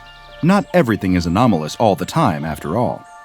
As the two agents sit on the porch, they suddenly spot a few members of the League for the Protection of Birds and one of their vans. That, in and of itself, isn't that unusual, but they also spot something crawling toward the van, clutching an iron-tipped spear.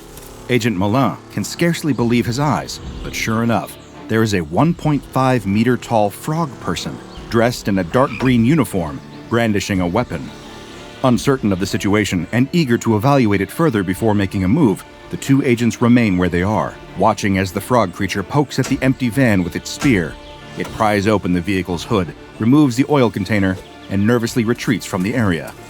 At this point, Agent Duvarier gives the order to follow the frog and determine where it is taking that stolen oil container.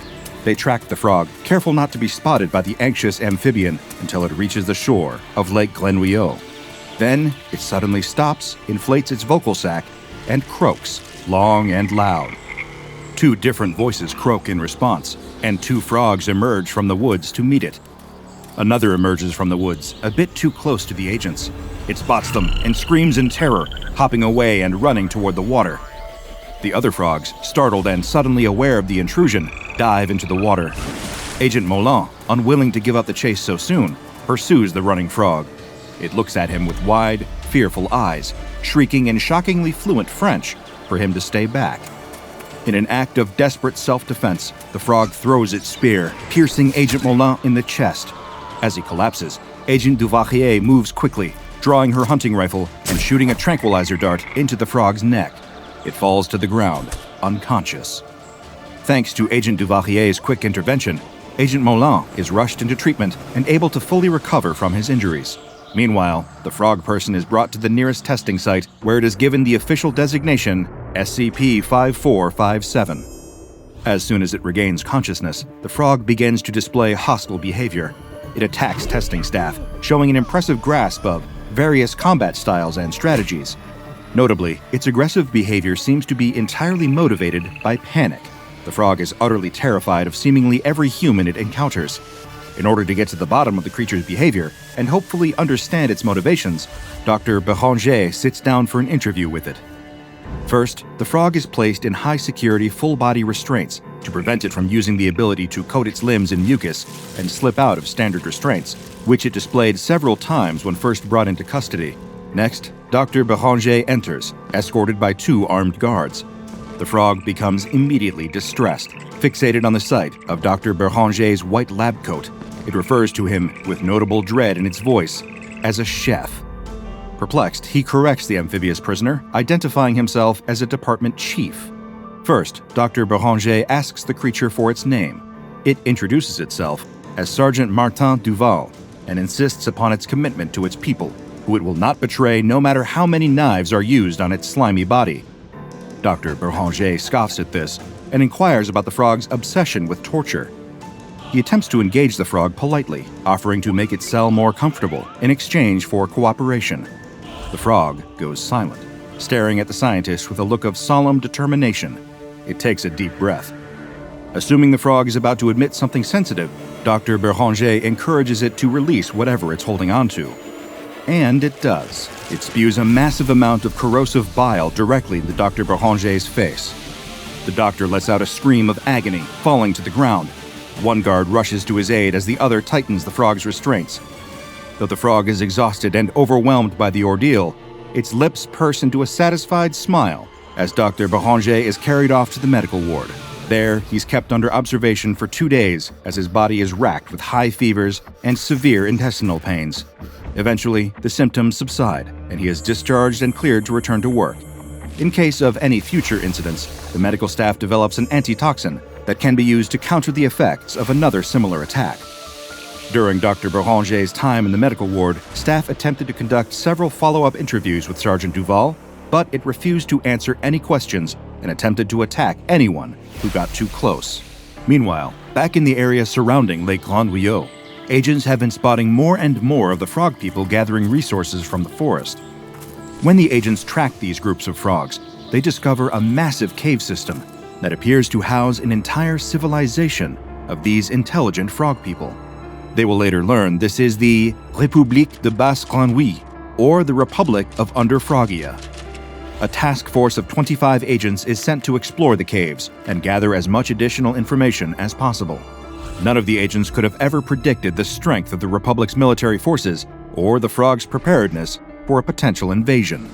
When the agents first descend into the caves, they accidentally trigger a trap which launches iron-tipped spears from concealed compartments in the cave walls. 5 agents are wounded by these spears and are forced to return to the surface to receive medical treatment. Another trap is triggered soon after, but the remaining agents are ready for it this time. They dodge its spears and manage to make it through an additional trap that drops buckets of toxic bile from above, relatively unscathed as well. Feeling optimistic, they continue to advance through the cave system. After 3 hours of exploring, they reach the heavily fortified ramparts of the Republic. The frog soldiers fire on sight, using a combination of artillery and siege weapons to force the agents into retreat. During the process, 7 agents are killed and 13 are injured. As tensions between the Foundation and the Republic grow, with no peaceful resolution in sight, Agent Moulin requests the chance to speak with Sergeant Duval. He and Agent Duvalier are granted permission to do so and are permitted to enter the observation room adjacent to the sergeant's cell. The frog is shocked by the sight of Agent Moulin, whom it believes it has killed. Much to Moulin's shock, the frog believes that he has come here to eat it in an act of revenge for it nearly killing him. Agent Duvalier presses this matter, demanding to know why the frog is so convinced that it will be eaten. Is it because you're a frog and we're French? Is that really all there is to it? The frog admits that it is as simple as that. We've seen what you do to those like us. We know what you've done to us. Why do you think we hide from you? Agent Duvalier is shocked. She doesn't really enjoy frogs' legs at all and doesn't consider them to be an especially popular ingredient. As for Agent Moulin, he's a vegetarian. They attempt to steer Sergeant Duval toward the subject of his homeland, which they have now discovered. He is horrified by this news, assuming that his people are doomed to a gruesome, butter-basted fate. Duvalier and Moulin attempt to convince the frog to cooperate to get the rest of the Republic to cooperate. The Foundation can't leave the Republic alone now that it knows a frog army is living beneath France. Either peace must be established, or the potential threat must be neutralized. The 2 agents offer Martin a deal. If it wants to help its people, it can cooperate with the Foundation and help them make non-violent contact with Under-Frogia. Martin is not a frog who takes such things lightly and spends the next 4 days deliberating over the Foundation's offer. It asks to speak with Agents Moulin and Duvalier, inquiring about the nature of the Foundation as an organization, about its intentions toward the people of Under-Frogia, and, without fail, whether or not either agent is secretly planning to eat it. Eventually, it announces a willingness to cooperate. Agent Moulin, Agent Duvalier, and Sergeant Martin Duval all sit down at a table together to confer. First and foremost, Martin warns that the frogs will not negotiate with anyone who is French. They will not trust them, and any reasonable Under-Frogian would sooner eat their own skin than listen to a French person. As a brief cultural note, it is considered a social taboo to eat one's own shed skin in Under-Frogian society. In terms of winning the trust of the amphibians, the Foundation can do so with food. Martin explains that the crops and cattle of Under-Frogia were decimated by an epidemic, and the people are starving. This is the reason for the sudden appearance of frogs on the surface, scavenging for food and other resources. This very same scavenging caused the drop in local wildlife populations, attracting the Foundation's attention in the first place. So if the Foundation wishes to make a good impression on Under-Frogia, it should offer its support in the form of food-based aid. Martin agonizes over its decision to open up to the Foundation officers, worried it may not have done the right thing. Agent Duvalier attempts to assuage these fears, promising that the Foundation doesn't go out of its way to kill anomalies, and that the containment staff will likely be able to help the Under-Frogians remain hidden, keeping their home safe and sound. Martin, however, will not be permitted to return to them, at least for the time being, as it is a valuable negotiation asset, as well as an intriguing test subject. Martin accepts this, willing to do its duty to protect the rest of the frogs. After this conversation with Martin, the Foundation develops a new strategy. Foundation agents from the United Kingdom travel to the front lines of Under-Frogia, where they stage a fake attack on the French Foundation agents there. To the citizens of Under-Frogia, this new group of, notably non-French, humans appears to drive the French forces away from their gates. At this point, these new UK agents offer food supplies to the Under-Frogians, the specific contents of which were chosen based on suggestions from Martin. At this point, with enough goodwill established between the Foundation and Under-Frogia, a peace treaty was able to be signed, establishing the nature of their containment. The current special containment procedures for SCP-5457 are as follows. Because it is not feasible to contain all instances of SCP-5457, instances of the species are considered to be contained on-site, in their home under Lake Glenouillot. The Foundation is responsible for regulating tourism and research in the area, in order to prevent any civilians from discovering the Republic of Under-Frogia. Food, materials for the manufacture of common goods, and other necessary supplies are to be regularly delivered to Under-Frogia by the Foundation. This will prevent the frogs from needing to conduct any expeditions to the surface, allowing them to remain hidden. In addition to these material resources, security consultants and other necessary aid will be given to SCP-5457 in order to aid them in their quest to conceal their existence from humanity at large. No French personnel are permitted to interact with SCP-5457, and during these interactions, personnel are instructed to make frequent references to the popularity of frogs in French cuisine. The more afraid the frogs are of the French, the less likely they are to attempt to escape containment. A healthy fear of the French and their supposed desire to eat frogs helps keep Under-Frogia hidden. If the Foundation must artificially stoke the flames of that fear, then so be it. Following the signing of the peace treaties, an exchange program is established between the SCP Foundation and the Republic of Under-Frogia, under the leadership of Dr. Graham. Shortly after its establishment, the program reported massively successful results. One of the most notable discoveries resulting from the exchange is the abundance of advanced chemistry and genetics research conducted by the Under-Frogian scientists. In exchange for this knowledge, the Foundation teaches the frog scientists about steam-powered technology, which they plan to implement in their society, particularly where it applies to defense and concealment strategies. Throughout the exchange program, Foundation staff also do their best to keep the Under-Frogian fear of the French alive and well. Misinformation is propagated, such as the claim that the French enjoy boiling frogs alive to remove the grease and slime from their bodies. During the exchange, Foundation diplomat Cameron discovers that Terrare is a significant cultural figure in Under-Frogia and the object of a great deal of fear. She accompanies Assemblyman Trunion, an Under-Frogian politician, to a production of a play about the terrors of Terrare.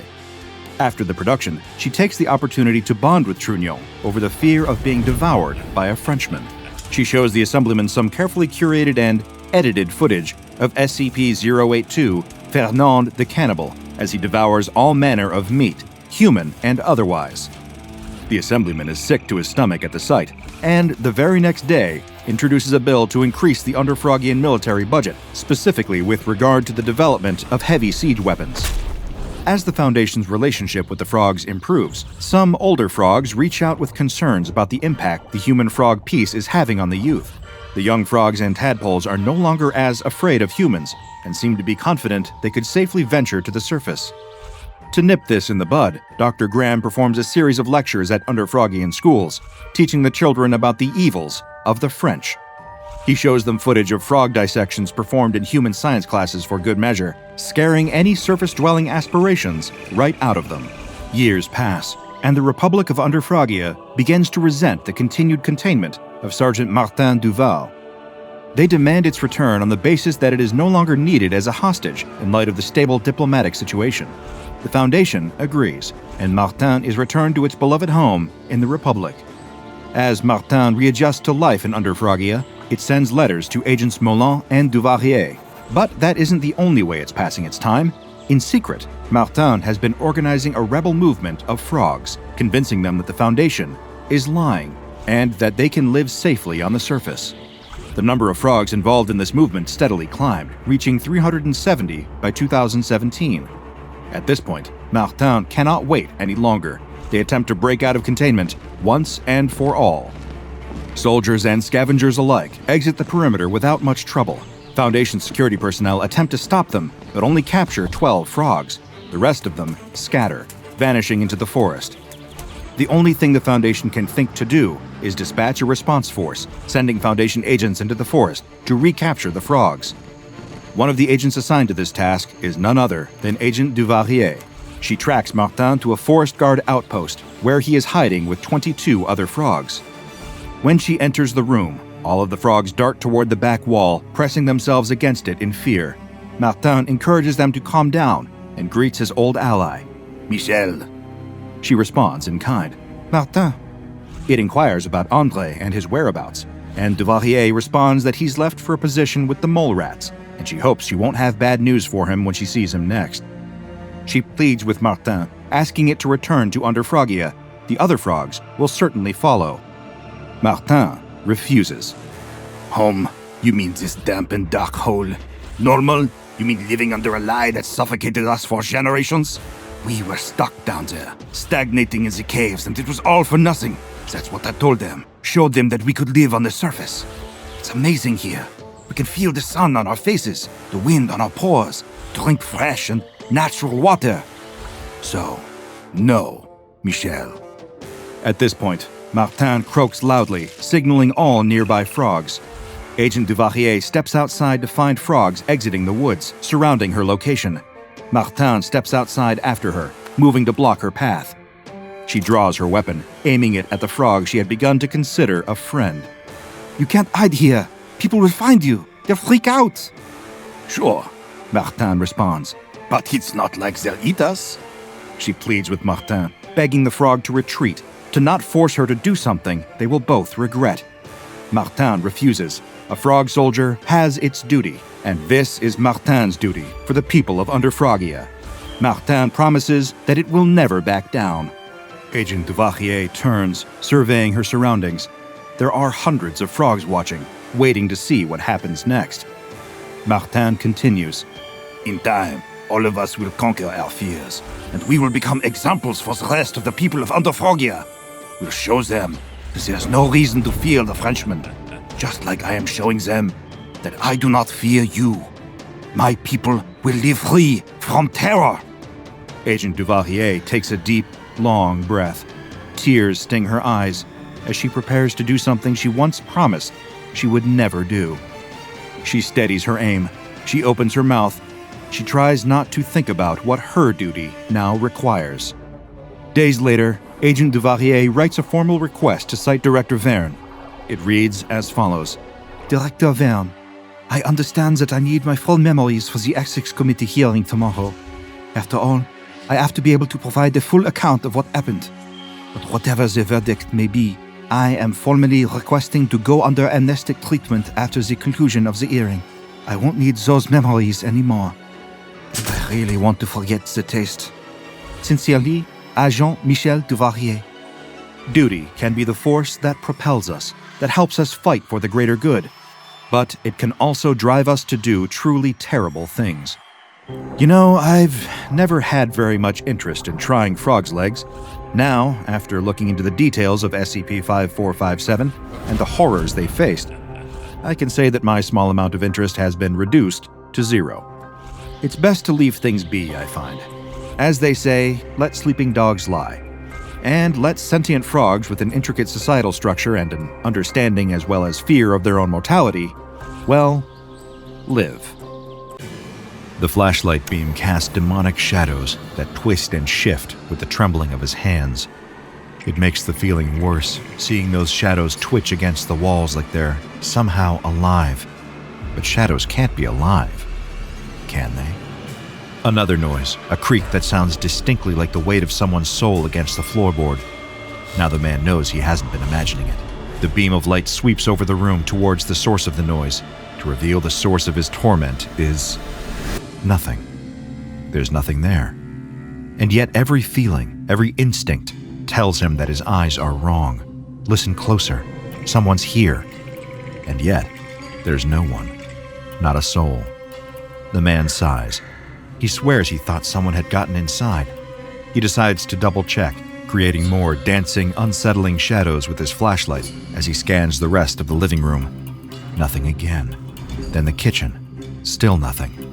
Back upstairs to the landing. Nobody but him. And in the bedroom? He's alone again. But he doesn't feel alone. In fact, he feels the opposite, the undeniable presence of someone else there. Or something else. He switches the flashlight back off and stays still. There's no point in trying to sleep now. The uncertainty of it all is bound to keep him awake. So he stands there, surrounded by the dark and the silence, just waiting for the next sign. Another creak, breathing, a footstep, anything. Even in the dark, it's like he can feel the eyes on him. The back of his neck bristles, hairs standing to attention, like a breath passing over his skin. What if it is? What if it's right there, right behind him? The flashlight is back on in a second as he turns around. The light illuminates the space behind him, and there's still nothing there.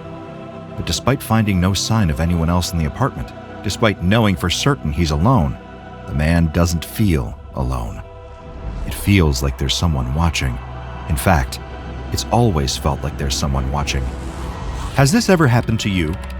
Of course it has. Most of us, if not all of us, have at one point or another experienced that same sinister sensation.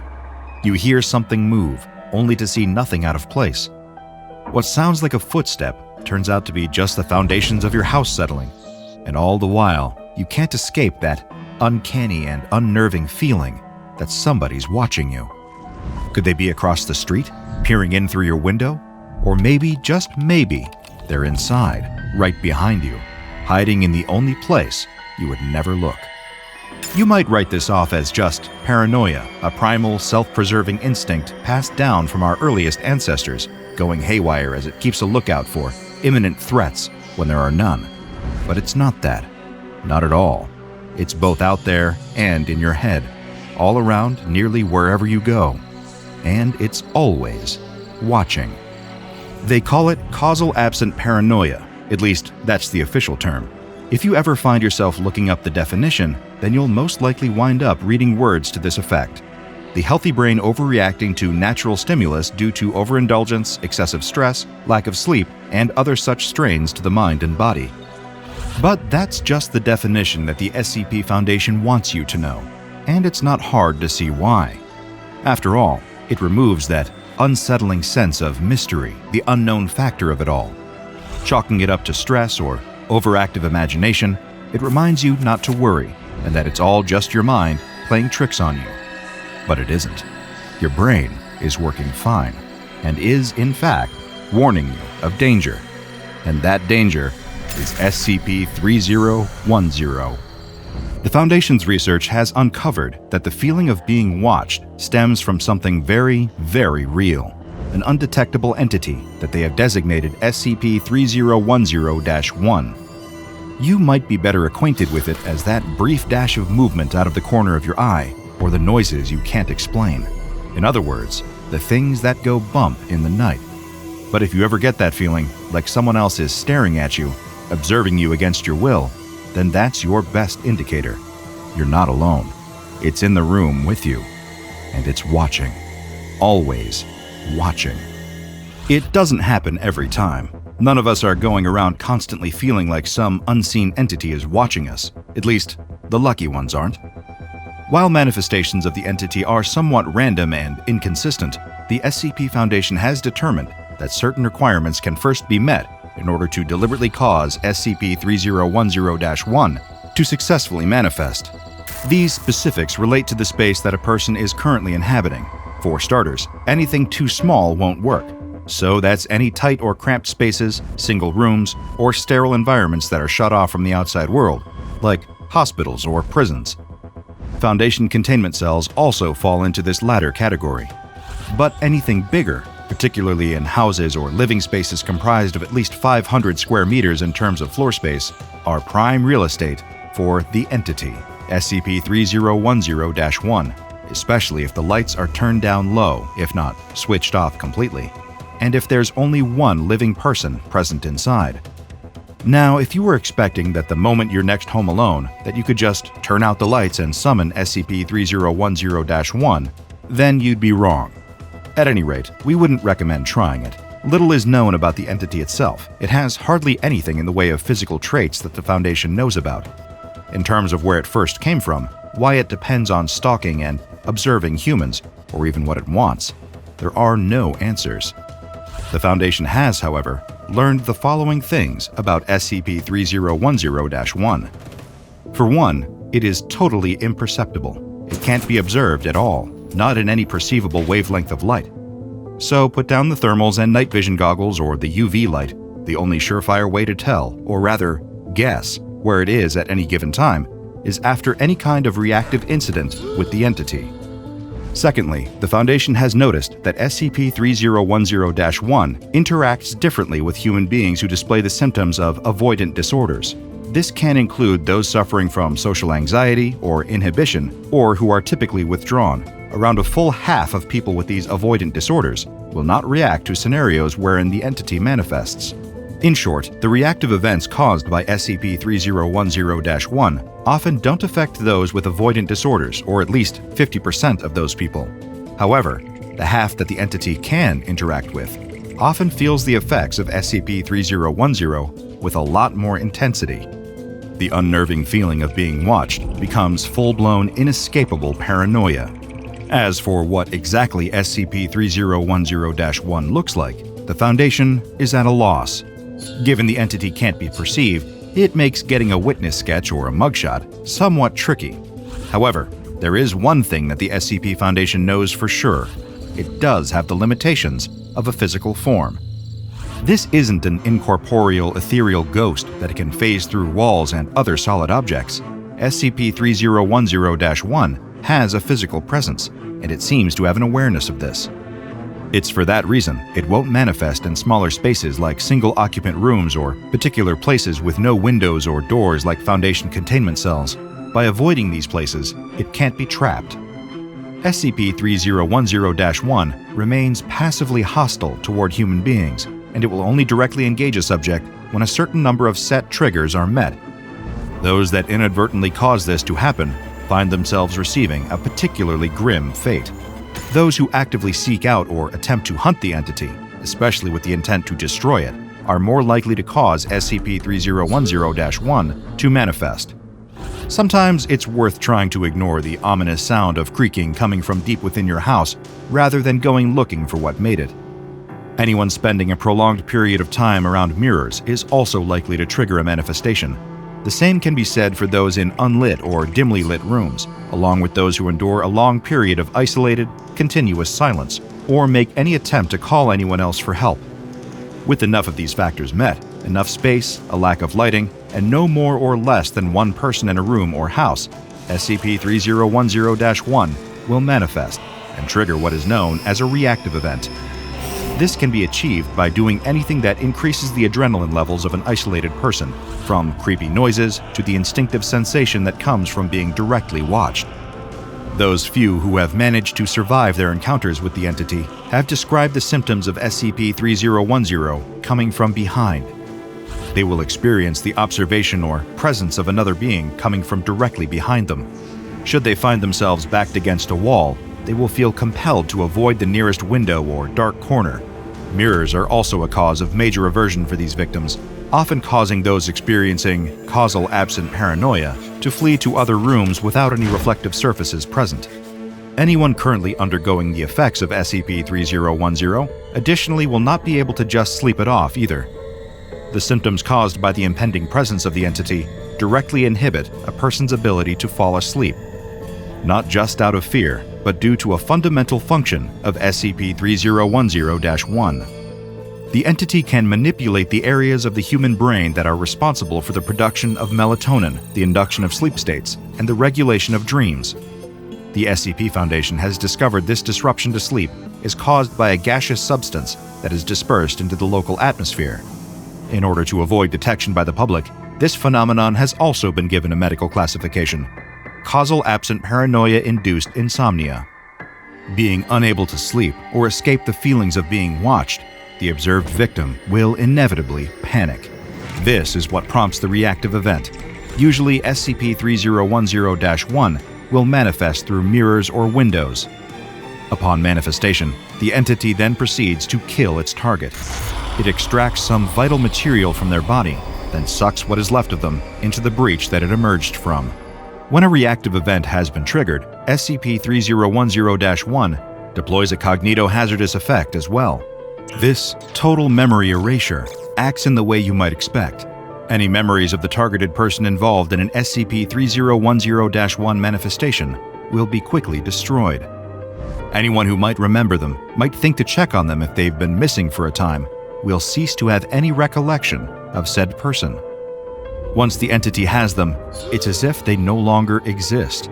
Of course, this total memory erasure can be circumvented with enough written evidence of a person's existence kept at all times, or with a number of Scranton reality anchors active in the nearby area. Once it has successfully manifested, retrieved a target, and dispatched them, some Foundation researchers believe that SCP-3010-1 enters into a state of stasis. This is known to attract reflective surfaces in the surrounding area, making mirrors or windows appear opaque. Symptoms associated with SCP-3010 are also experienced by any and all human beings within a certain radius of the reactive event. So even if you start to feel like there's someone watching you and look over your shoulder to find no one's there, then you could still be in the clear. Although, that might mean someone nearby wasn't as lucky as you were. Following the manifestation, the immediate vicinity of the completed reactive event will undergo a rapid deconstruction. A spatial anomaly takes place, causing the room or location where the target has recently been taken from to expand into a number of tight, dark corridors and various small rooms that will each be filled with mirrors and other reflective surfaces. To date, the Foundation has only recorded a handful of these reactive events, and thankfully, the spatial anomaly that triggers in their wake will normally dissipate after several hours. However, the paranoid symptoms of SCP-3010 will persist in the local area, which has led some researchers to question the validity of the entity going into stasis. There are those who believe it doesn't take breaks. While avoidant personality disorders can either have an extreme repelling or extreme attracting effect on an SCP-3010-1 entity, those with an excessive compulsion for human interaction, in particular sociopaths, produce a far different and far stranger effect on the entity. Sociopathy is a mental health condition wherein somebody will consistently show that they have a lack of regard for the moral notions of right and wrong. While not all are violent, many sociopaths will often ignore the feelings of others, unless they are attempting to manipulate those feelings. For example, appeasing somebody else to make themselves seem more likable and thus garner validation. Interactions between sociopaths and instances of SCP-3010-1 will often lead to the causation of several severe anomalies. One such sociopath has been incarcerated under the SCP Foundation, serving as a member of D-Class, the disposable subgroup of personnel comprised of violent criminals who often find themselves acting as human test subjects for anomalous experiments.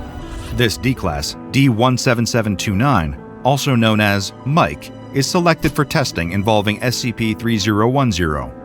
The SCP Foundation constructs a specialized dummy house designed to keep the entity trapped. Inside these dummy households, a D-Class is placed, typically one that exhibits extremely reclusive tendencies. They are not told of the existence of SCP-3010-1, nor are they told what the entities are capable of. The D-Class in these houses must each believe that they are well and truly isolated, abandoned alone with the entity. Mike, being one of the D-Class assigned to an SCP-3010-1 containment house, has a video and audio recording device surgically implanted within his body before he awakens inside the dummy house. Confused, He examines his surroundings, searching the area for signs of anyone else living in what he momentarily believes is a real household. He traverses from the bedroom, down the hallways towards the staircase, leading from the upper floor down to a foyer. All the while, early symptoms of SCP-3010 begin to surface. Mike checks behind himself as though he's starting to feel like someone is watching him. He tries to convince himself that he's alone. There's nobody behind him. Making a move for the front door, Mike finds he can't open it. He's sealed inside the house. Over the course of the next 3 hours, he navigates his way across the entire containment cell, occasionally musing to himself.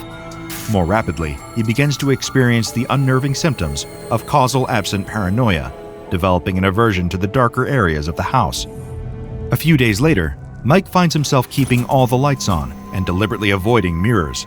He has to practically argue with himself that he's not afraid of the dark, just in order to go downstairs to the storage room for food. On his eventual way down there, he thinks he spots something in the house with him. Fleeing for his life, he locks himself in the storage room for an entire day, preferring to stay where there is food and light. Within a day, his SCP-3010 has become so bad that he's convinced there's something in the containment house with him. He fashions the shelving units from the storeroom into a makeshift barricade. Following his first whole week in containment with an SCP-3010-1 entity, Mike has stayed put in the storage room. He uses additional light fixtures to keep the room bright and begins tearing wiring out of the walls with the use of a makeshift crowbar.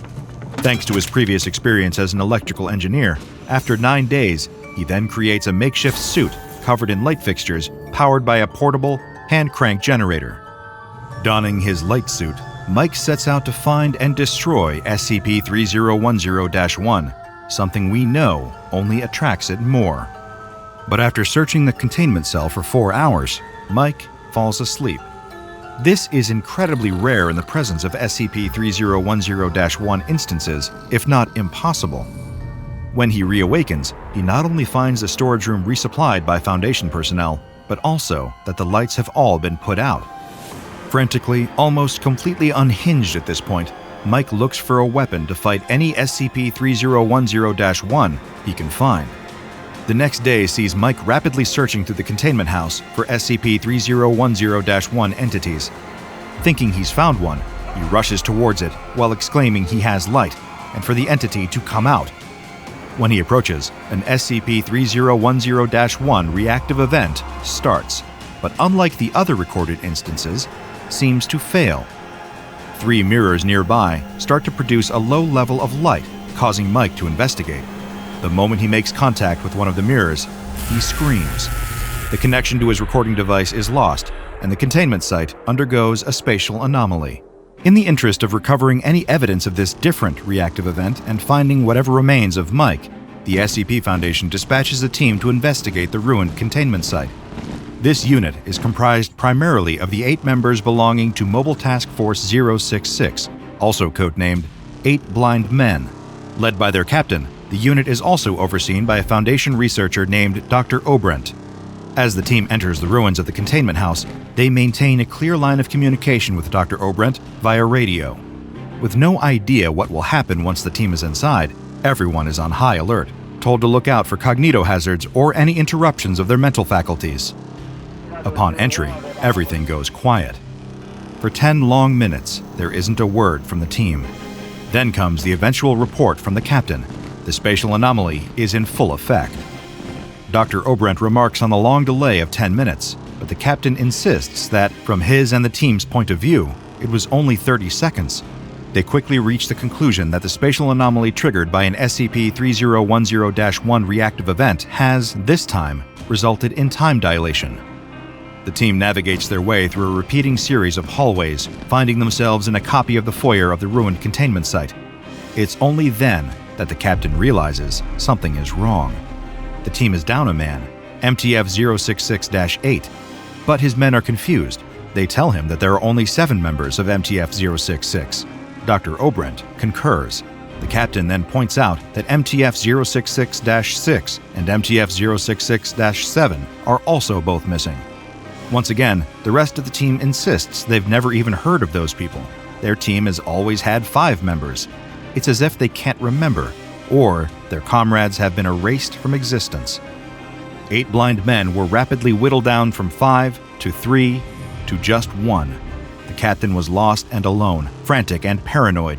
His remains are never recovered, and before long, the Foundation is forced to accept that their mobile task force, the 3 blind men, have all been killed in action, with no sign of the missing D-Class D-17729.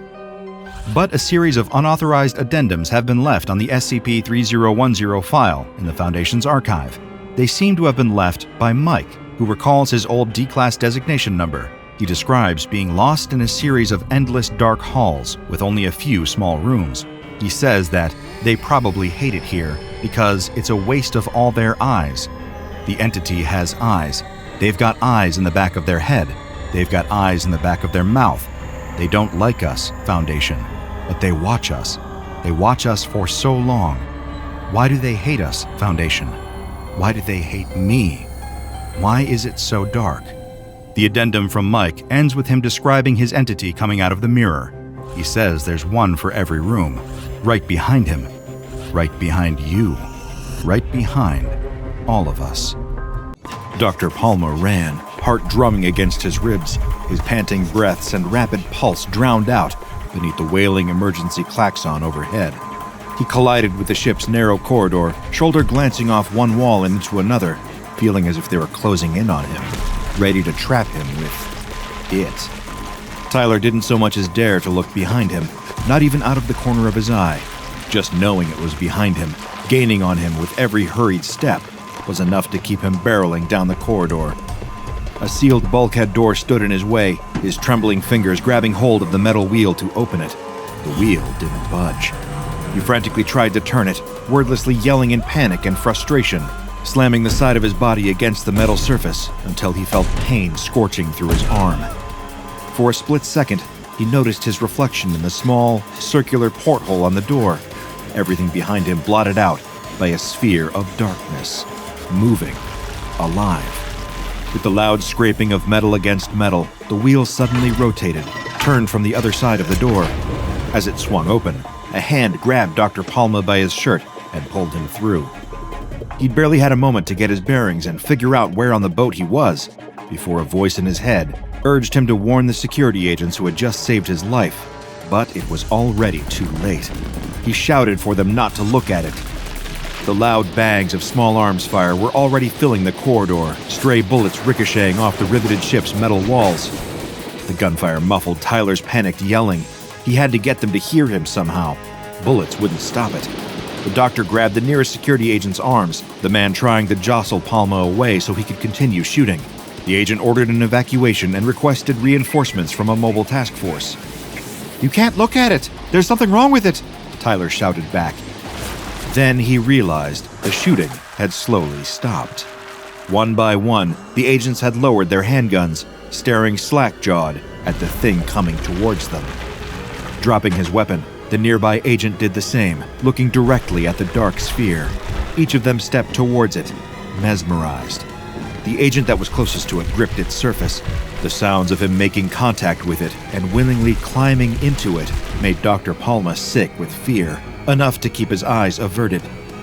He slowly started to walk away down the corridor as the next agent, aided by its tentacles, allowed the thing to devour him whole. Then the next did the same, and so did the next. And as Tyler reached the next door, he heard the one who had told him to leave say something. "I get to go home." There was hope in his voice. Immediately after came the sounds of his life being snuffed out. Dr. Palma navigated through the winding hallways of the ship, following the line painted on the floor that directed personnel towards the bridge. The security agent's death had bought him a few moments, but he didn't find himself running anymore. He'd slowed to a little faster than a casual jog. Maybe some part of him wanted the thing to catch him. At least then, he wouldn't need to run anymore. Opening the bulkhead door, he stepped onto the bridge, heaving the metal door closed behind him until it slammed closed, keeping it out and trapping him inside. Various dials and switches across cluttered consoles filled the room. Not one member of the ship's crew anywhere to be seen, save for the navigation officer. His body was strewn across the ship's navigational dashboard. Dr. Palma froze on the spot as General Mulhausen stood over the dead officer, face still wet with the man's blood, his sidearm drawn and pistol smoke curling in the air. So you stumbled upon me, eh, Palmer? Mighty stupid mistake. Mighty stupid. Something wasn't right here. The general had always been the strict type. In addition to being vain, he had insisted that the rest of the crew call him General, despite him only being the captain of the security department. But this was different from his usual severity. There was a menacing vacancy to his demeanor. Even if he hadn't been currently brandishing his firearm, he'd be unsettling. It was as if he wasn't quite himself.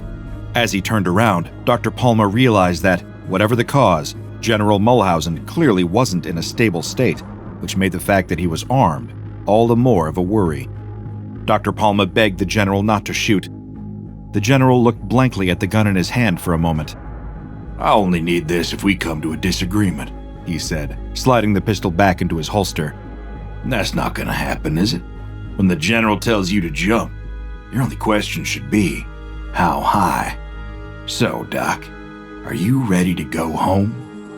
Something had fallen from the sky that night. Elias had been up late, gazing out at the stars dancing on the surface of the sea.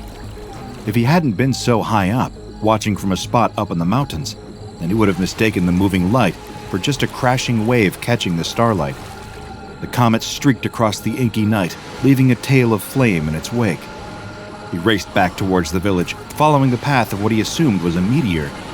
By the time he made it back, it had already fallen, striking the ground a kilometer or so outside of the village, fortunately missing any of the buildings, now nestled in a deep crater. Elias had to tell the elder what he'd seen, wondering if the falling object was some kind of good omen. The men arrived to investigate the next day. They descended seemingly out of thin air, cordoning off the area and refusing to explain to anyone exactly what was going on. A brutish officer then commanded 3 men from the village to come and assist their efforts. Elias knew one of them, waiting nearby for him to return so he could ask exactly what was in the crater. He never came back. Not one of them did. Any questions Elias had about what he had seen fall from the sky would remain unanswered when the general's men turned their guns on the villagers. Tyler hadn't wanted to leave. His office had become the closest thing to a home he had, the familiarity and order of it providing him with plenty of comforts. Now he was standing on a boat, feeling the ground rocking beneath his feet, the roar of the sea all around him. Some might have found it liberating and exciting to receive an assignment like this. Dr. Palmer would have rather been anywhere else. There was a need for a containment specialist, but the prospect of working in the field, even with a real active anomaly, only brought with it feelings of dread. The ship listed gently, a change in the tide. He had familiarized himself with the briefings that had come with his abrupt reassignment, but that was the only information he'd been given. No other details, no further context beyond the 7 casualties that had occurred the day before, 3 civilians and 4 personnel. Whatever the security task force had hauled aboard this ship, it clearly posed some threat, and the fact that that was all he knew about it had Tyler on edge. Then there were the rumors, whispered he'd overheard since he'd arrived on board, dropped off via helicopter, only to catch wind of 2 security agents talking about the incident in the village in Portugal the day before. The general said we were protecting Foundation secrets, one whispered to the other. But what we did yesterday, all those people. Shut it, you know why, argued another voice. Amnestic supplies are low, and we couldn't take any chances if word about this thing got out. But we killed innocent people. They weren't doing anything. They were just curious about what had landed outside their village. Enough, the other agent hissed. Imagine being in Mulhausen's shoes to make a decision like that. It was a tough call, but it's his job to make those. Ours is to listen. Dr. Palmer had been warned about the general while en route to his new posting. He was only a captain, yet he'd been placed in charge of the containment operation. Mulhausen was antiquated, a militaristic relic long past his prime, his every decision stubborn and severe in equal measure.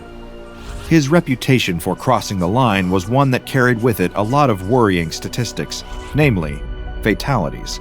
Were it not for his efficiency in producing results, the Foundation would have likely awarded him with an early retirement and a heavy dose of amnestics to chase it down with. Heading to the mess hall, Tyler spotted a familiar face sitting alone at one of the tables. Rob was a senior member of personnel responsible for crunching the numbers on various costly endeavors.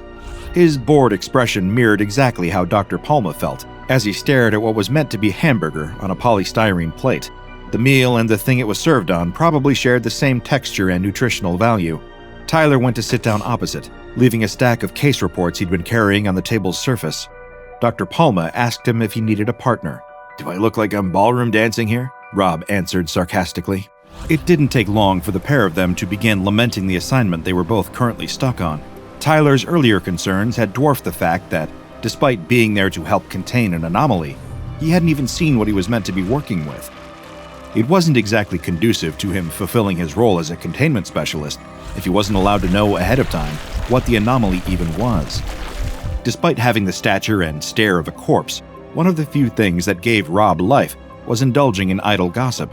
Workplace rumors and classified secrets were like a defibrillator jolting him with energy. Rob asked Palma whether he knew anything about the anomaly they were all meant to be attending to. "Only the damage it's done," Palma answered bleakly. "Besides, I'm only here to oversee research. I doubt I'll get close to whatever it is, and if the General wants to put key personnel in close vicinity with the thing, then I'll be abandoning ship faster than you can say high-risk containment protocol violation." There were still a few more hours to kill until he was due to oversee the initial tests. The conversation shifted to home, something that had always eluded Tyler, but that Rob had plenty to say about. He missed his daughter, Mathilde, and made it no secret how eager he was for this expedition to be over so he could visit her. Part of Tyler wished he could relate. He'd never felt like anywhere had ever really been his home, but he enjoyed hearing Rob talk about his and encouraged him to go on. Little did either of them know, this would be the only time they'd get to talk properly. Testing would provide the answers to Tyler's burning questions, but they did little to offer him any reassurance. He joined a pair of junior researchers, Santos and Torres, in a small chamber full of computers and scientific instruments. At the far side was a large shuttered window. Without even seeing beyond it, Dr. Palma knew that's where the anomaly was. A few short moments later, he'd be proven right.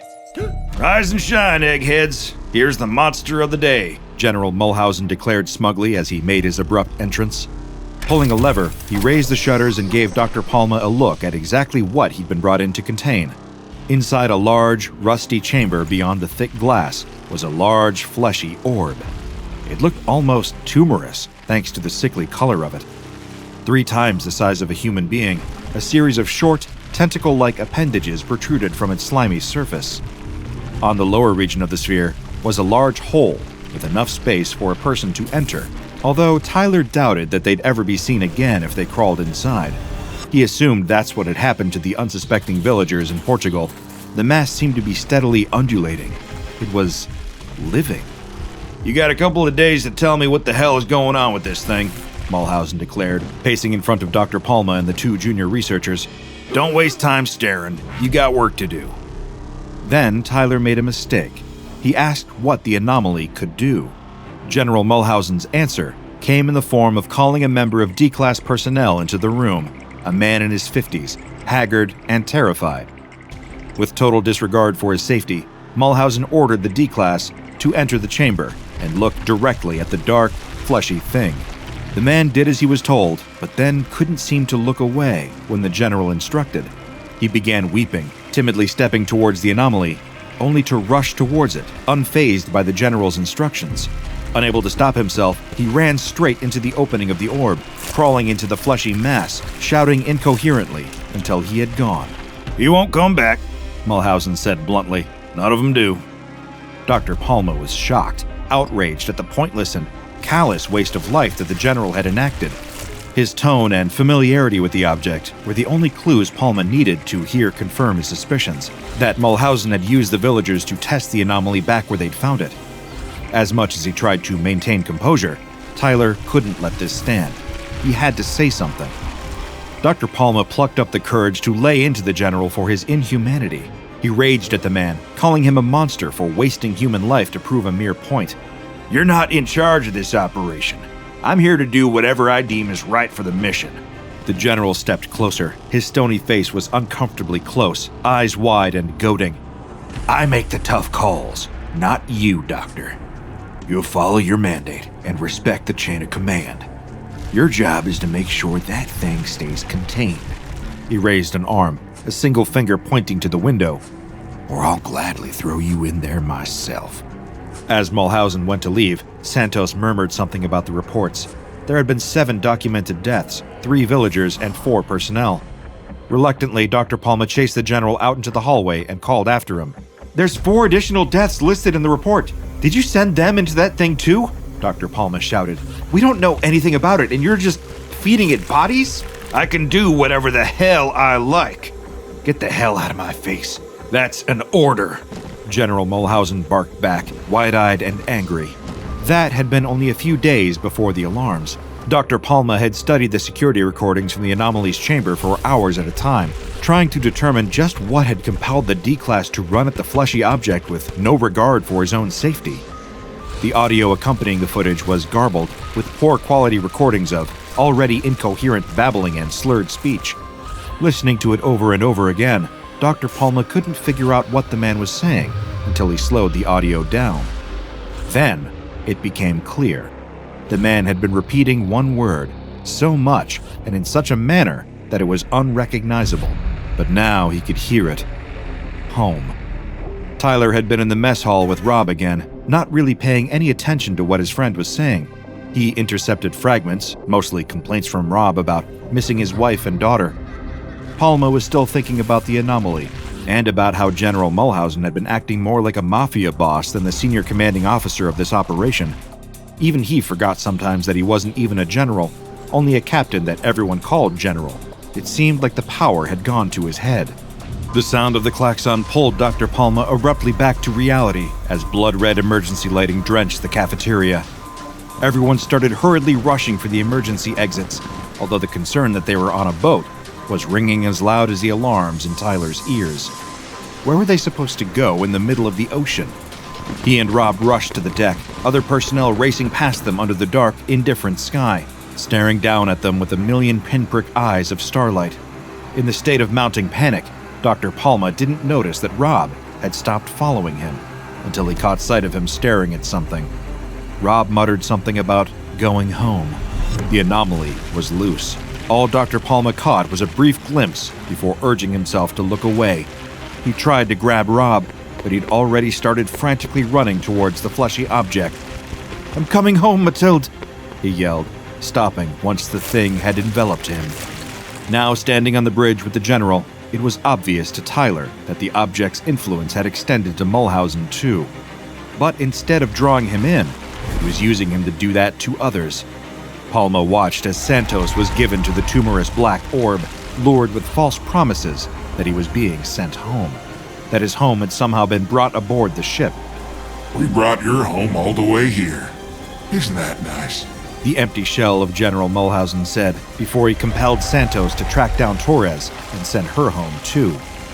Then it was Palma's turn. The husk of Mulhausen, filled with the whims of the fleshy tumor, grabbed him and screamed at the doctor to look at the object. And he did. He saw his house, his family's old home back in Portugal. They were in there waiting for him, waiting for Tyler to come home. But then he remembered the nightmares, the raised voices, the fighting. This wasn't his home. The facade melted away, the inside now resembling a worn-down apartment. The furniture was all tinted an ugly gray, the walls coated in red meat. Instead of wood and glass, everything was made from flesh and bone. One of the reclining chairs had veins beneath its surface, and Torres's face peering out of it. Rob's eyes were in the wall. A crude arm, a mess of different body parts, reached out towards Dr. Palma. More and more of them sprouted from the floor and the walls, clawing at him, trying to grab him and keep him there, trying to bring him into the living room. Tyler ran right out of the disgusting tumorous orb all the way back to his quarters. He ducked inside the tiny, cramped closet space, pulling the door shut and holding it tightly, his knuckles whitening. Listening, he waited for any sounds of movement. There was silence. Not another living soul aboard the ship, except him and the thing.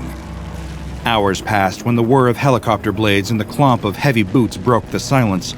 Mobile task force operatives searched the ship from stem to stern, finding an exhausted and terrified containment specialist in a closet.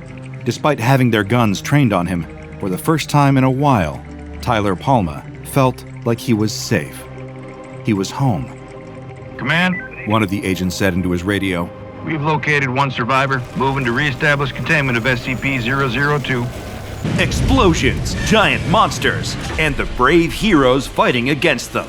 All this and more on tonight's episode of Super Justice Containment Action Squadron. Stay tuned, kids. It's a beautiful evening in downtown Kyoto, Japan. People are hustling and bustling to and fro, all focused on whatever the night will hold for them. A late dinner with friends, perhaps, a bit of live music, a quiet night at home watching TV on the couch. Certainly, no one has planned for what is about to happen, but life scarcely goes how we plan, and ready or not, something is coming. All at once, the earth begins to shake, but not an earthquake, that steady roll and shake, a sporadic rumble. Boom, boom, boom. The stomping of giant footsteps. Then they stop. Whatever was coming, it's here now. The people freeze in their tracks, looking around frantically, and see a giant metal cat standing on two legs, holding a massive pastel pink sword. How do you like meow?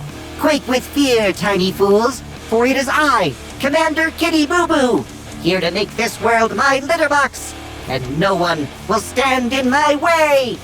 Panicked, people begin to scatter, running out of the monstrous kitty cat's path. Will no one save them? Is there no hope?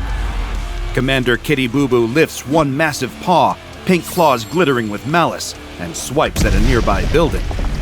Rubble crashes to the ground, thankfully just barely missing any nearby civilians by mere inches. See proof of my power? Claws of Fury! The cat swipes again, bringing down another building. It seems that doom has come to Kyoto today. But wait, what's that? Up there, on that tall building just behind Commander Kitty Boo Boo. Why, it's four confused-looking people in brightly colored costumes. Two young men wearing yellow and orange respectively, a young woman with glasses wearing blue, and a middle-aged woman with her hair tied up in a ponytail wearing red. All of them looking utterly bewildered at the predicament they find themselves in. But the giant cat takes notice of this band of strangers, turning to face them. Ah, the so-called heroes think they can best me?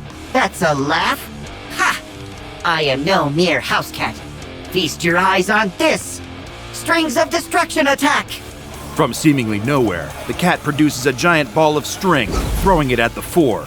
The woman in red throws up her arms in an instinctive defensive posture, and from her forearms, bursts of bright red light shoot out, slicing the string to ribbons. Commander Kitty Boo Boo reels back in shock. The laser scissors technique? But how? What sort of powers do you possess? The woman simply shrugs in response. No matter. I can counter that perfectly. Time for a hurricane hairball! The cat takes a deep breath, then makes a hideous hacking sound before spitting a ball of bright pink hair toward the heroes. In a burst of inspiration, the young man in yellow responds by running toward the projectile, leaping into the air, and delivering a flying kick. The kick collides with the hairball, emitting yellow sparks, and sending the hairball shooting back toward Commander Kitty Boo Boo. How can this be? The forbidden lightning kick! But surely none of you know my secret weakness. You couldn't possibly. At the mention of a weakness, the group of strangers forms a huddle. They didn't expect to be defending the city this evening, but they might as well try and rise to the occasion. So, what might a cat's weakness be? A dog? No, they don't have one on hand. Wait, what about... The girl in blue rushes to the front of the group, throwing out her arms in front of her like she's splashing someone in a swimming pool. From nowhere, a wave of water flies through the air, soaking Commander Kitty Boo Boo from its enormous head to its giant feet. No! How could you know?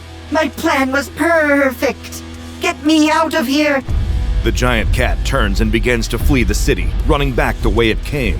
As it departs, there's an enormous puff of red smoke, and it vanishes without a trace. Well, aside from the extensive property damage left in its wake. There, on the top of that tall building, the four strangers are still standing, still dressed in their bizarre costumes. None of them know how they got there, and they're not exactly sure how to get down either. Thankfully, there are dozens of grateful civilians eager to help them out of their predicament.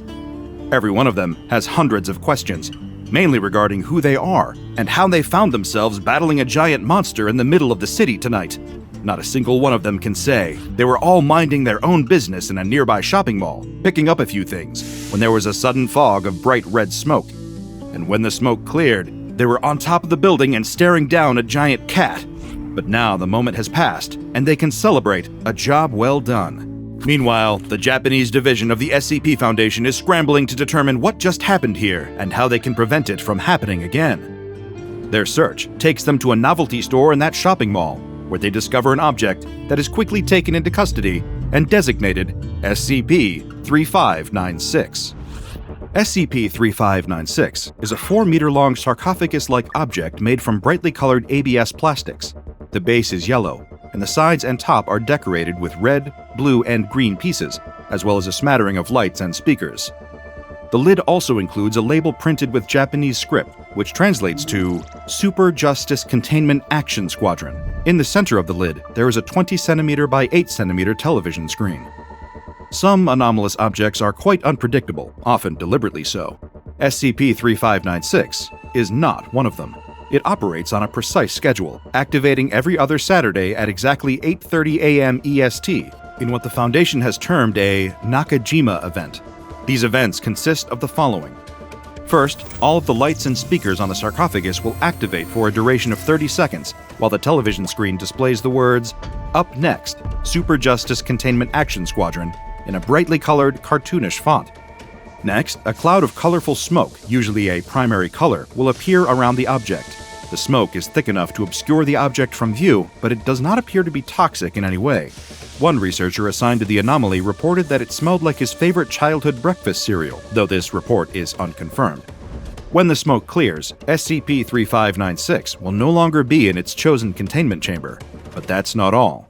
SCP-3596 doesn't just vanish in a puff of smoke. It teleports to a semi-random location in Japan, along with a group of people known as SCP-3596-2. Put a pin in that. More on them later.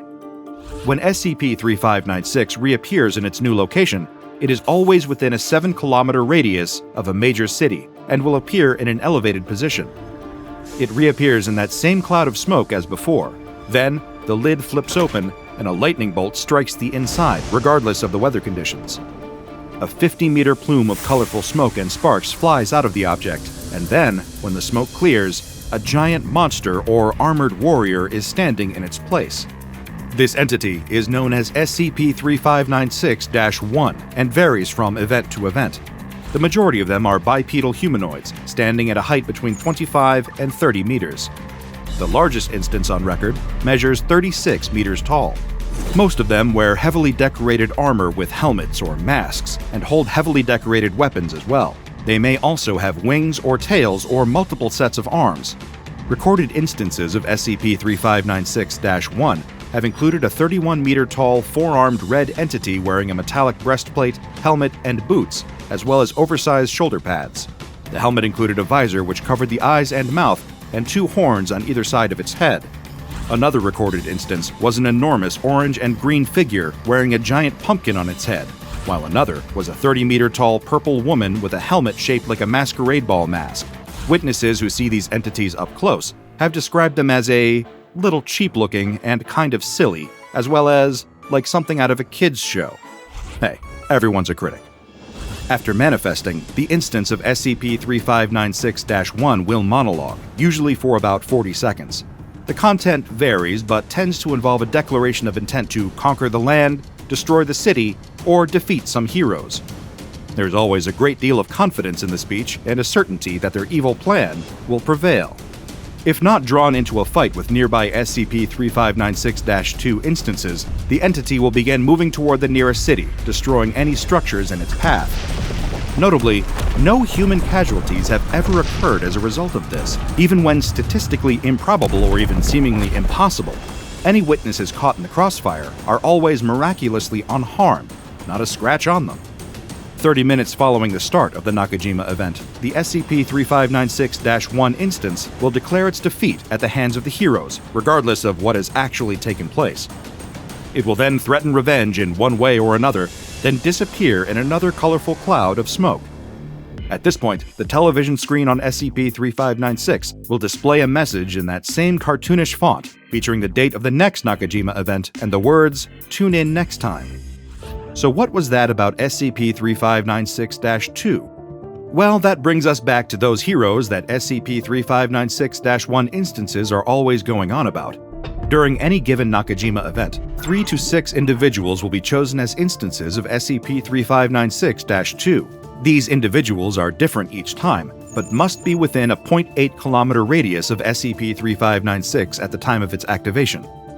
Individuals selected as SCP-3596-2 instances always fall within at least one of the following categories: a physically fit male who was enrolled in any form of sports team between the ages of 12 to 18, a person wearing a baseball cap backwards, a woman with hair done in a ponytail at the time of the Nakajima event, a person who wears glasses and achieved academic honors between the ages of 12 and 18, a male of African American descent, a person of Asian descent, a person who bears any level of resentment for any other current SCP-3596-2 instance, a dog, a person who has trained in any form of martial arts between the ages of 12 and 18, or a person wearing an outfit at least 60% comprised of a single primary or secondary color. These chosen individuals will be teleported along with SCP-3596. Once they have reached the location, appearing in a puff of smoke, they will find themselves suddenly wearing brightly colored lycra bodysuits decorated with eye-catching patterns or other additional elements and reinforced with Kevlar. They have been chosen by the anomaly and will play the part of the heroes for the next 30 minutes until the Nakajima event has concluded. All Nakajima events are recorded by the Foundation, but most of the transcripts are highly classified. I was, however, able to access one of them, Incident N-3596-04. I've summarized the events of the transcript to the best of my ability, and I hope it paints a vivid picture of how these events tend to go. The Nakajima event began as it always does, with the fanfare and cheerful blinking lights of SCP-3596, followed by the characteristic cloud of smoke. This time, the smoke was bright blue. 3 Foundation personnel also vanished in the cloud of blue smoke: D-00852, Researcher Thompson, and Researcher Kells. When the 3 reappeared on a hilltop in the Nagano Prefecture, they were dressed quite differently than before. D-00852's orange jumpsuit had transformed into an orange lycra bodysuit. Researcher Thompson's blue slacks had changed into a blue bodysuit, and Researcher Kell's green sweater and socks had become a bodysuit in the same shade of green. In front of them, an instance of SCP-3596 manifested. It was a bipedal humanoid, standing at a height of 27 meters. It was covered with pale blue scales and had a rubbery, fish-like appearance. There were gills on the sides of its neck and large fins all along its body. Its fingers and toes were webbed, and it was clad in a long green cape with spikes around its collar. In its hand, it carried an 18-meter-long spear. The spearhead was sculpted into the shape of an anatomically incorrect fish skeleton, resembling those pictures in children's cartoons. The 3 chosen SCP-3596-2 instances turned around just as the massive fish creature began to laugh loudly. It opened its mouth again and declared in a booming voice, The ocean now walks on land, and you, Super Justice Containment Action Squadron, will never stop me. For I am Gil Munra, the champion of the sea. The 3 humans were understandably terrified by the sight of the enormous beast, and Researcher Kells screamed, running in the opposite direction as fast as he could. Gil Munra took great delight in the sight of this, calling out, Yes, run in terror. Take this, Flying Barracuda Strike. At this point, Gil Munra leaped forward, extending one leg into a kick. Researcher Kells, frozen in fear, suddenly curled up into a ball of distress. When he did, a translucent green barrier manifested in the air around him and his teammates.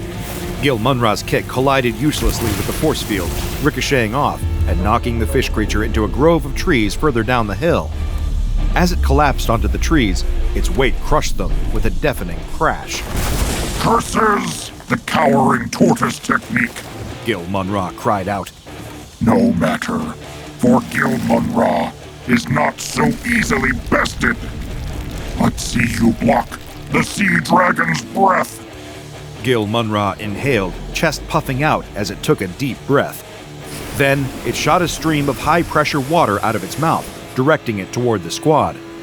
Researcher Thompson and D00852 managed to think fast and dragged the still cowering researcher Kells with them down the nearby hill. They rolled down the grassy slope and out of the path of the water, which stripped the grass from the dirt on impact. After buying themselves a bit of time, Researcher Thompson shifted into problem-solving mode. She turned to Researcher Kells, asking him if he had any ideas on how to stop the entity from causing any more collateral damage. D00852 suggested that they try to dry it out somehow, since the creature was a fish. Researcher Thompson brushed this proposal off, suggesting that if the sun hadn't done anything by now, there was nothing they could do that would be more effective in drying the fish. While making her point, Researcher Thompson gestured toward the sky, toward the sun in particular.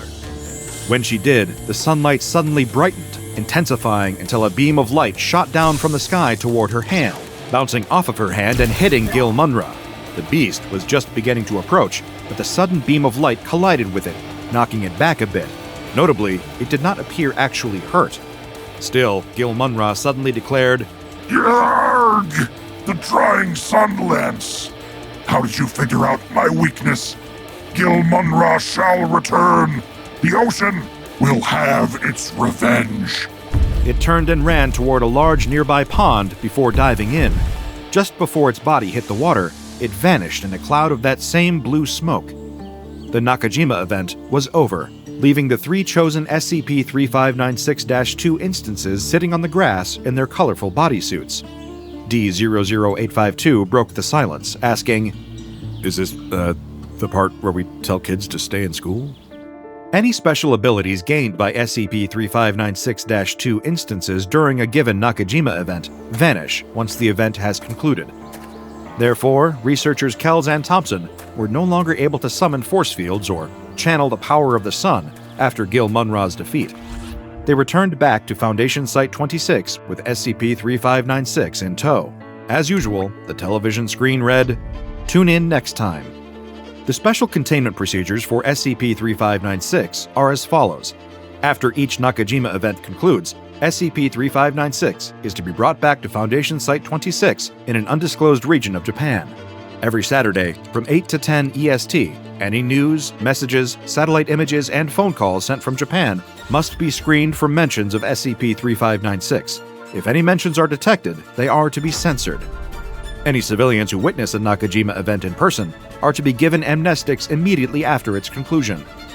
The Japanese military may not be allowed to engage with SCP-3596-1 instances, and communication blocking may be employed in order to prevent them from doing so.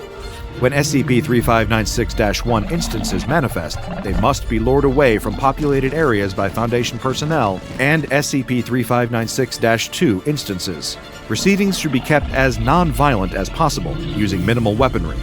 Site-26 must maintain a large supply of building materials and cloaking cognito hazards in order to repair damage caused by SCP-3596-1 instances during Nakajima events without inviting any questions from witnesses or the media.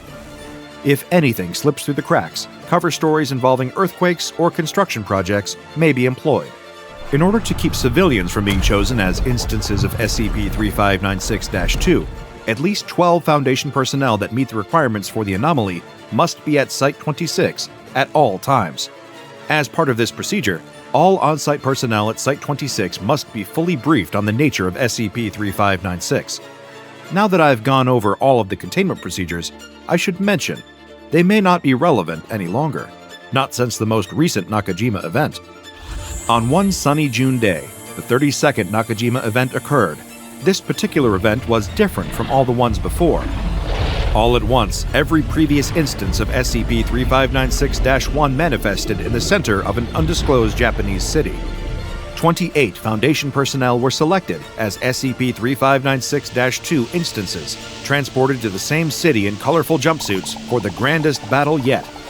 For an unprecedented 58 minutes, dozens of giant monsters stomped through the city, smashing various buildings to rubble.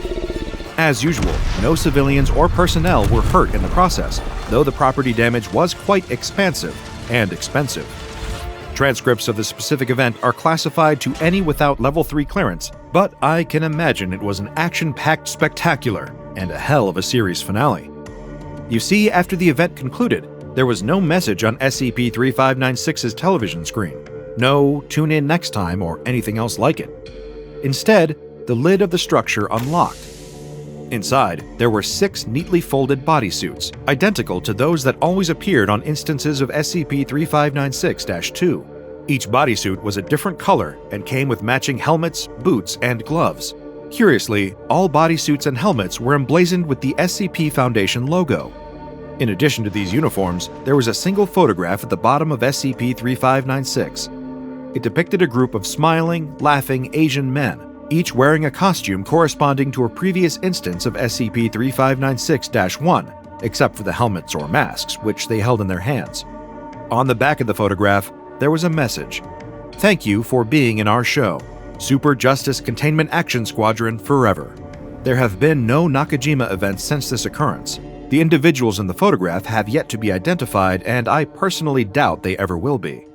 As far as I can tell, all previous Nakajima events were episodes of an anomalous television show for children, possibly from some sort of parallel universe to ours. The 32nd event was a finale, an extra-long special, bringing back all the previous villains for one parting showdown. After it was finished, the creative team behind it sent the SCP Foundation the photograph and custom costumes as a little wrap gift, a thank you for all of their hard work on the show. For now, it seems that the story is over. But hey, never rule out a reunion special. Check out the DrBob Patreon and become a junior researcher today. Now go and watch another entry from the files of DrBob, like SCP-2484, Parasitic Mayonnaise Worms.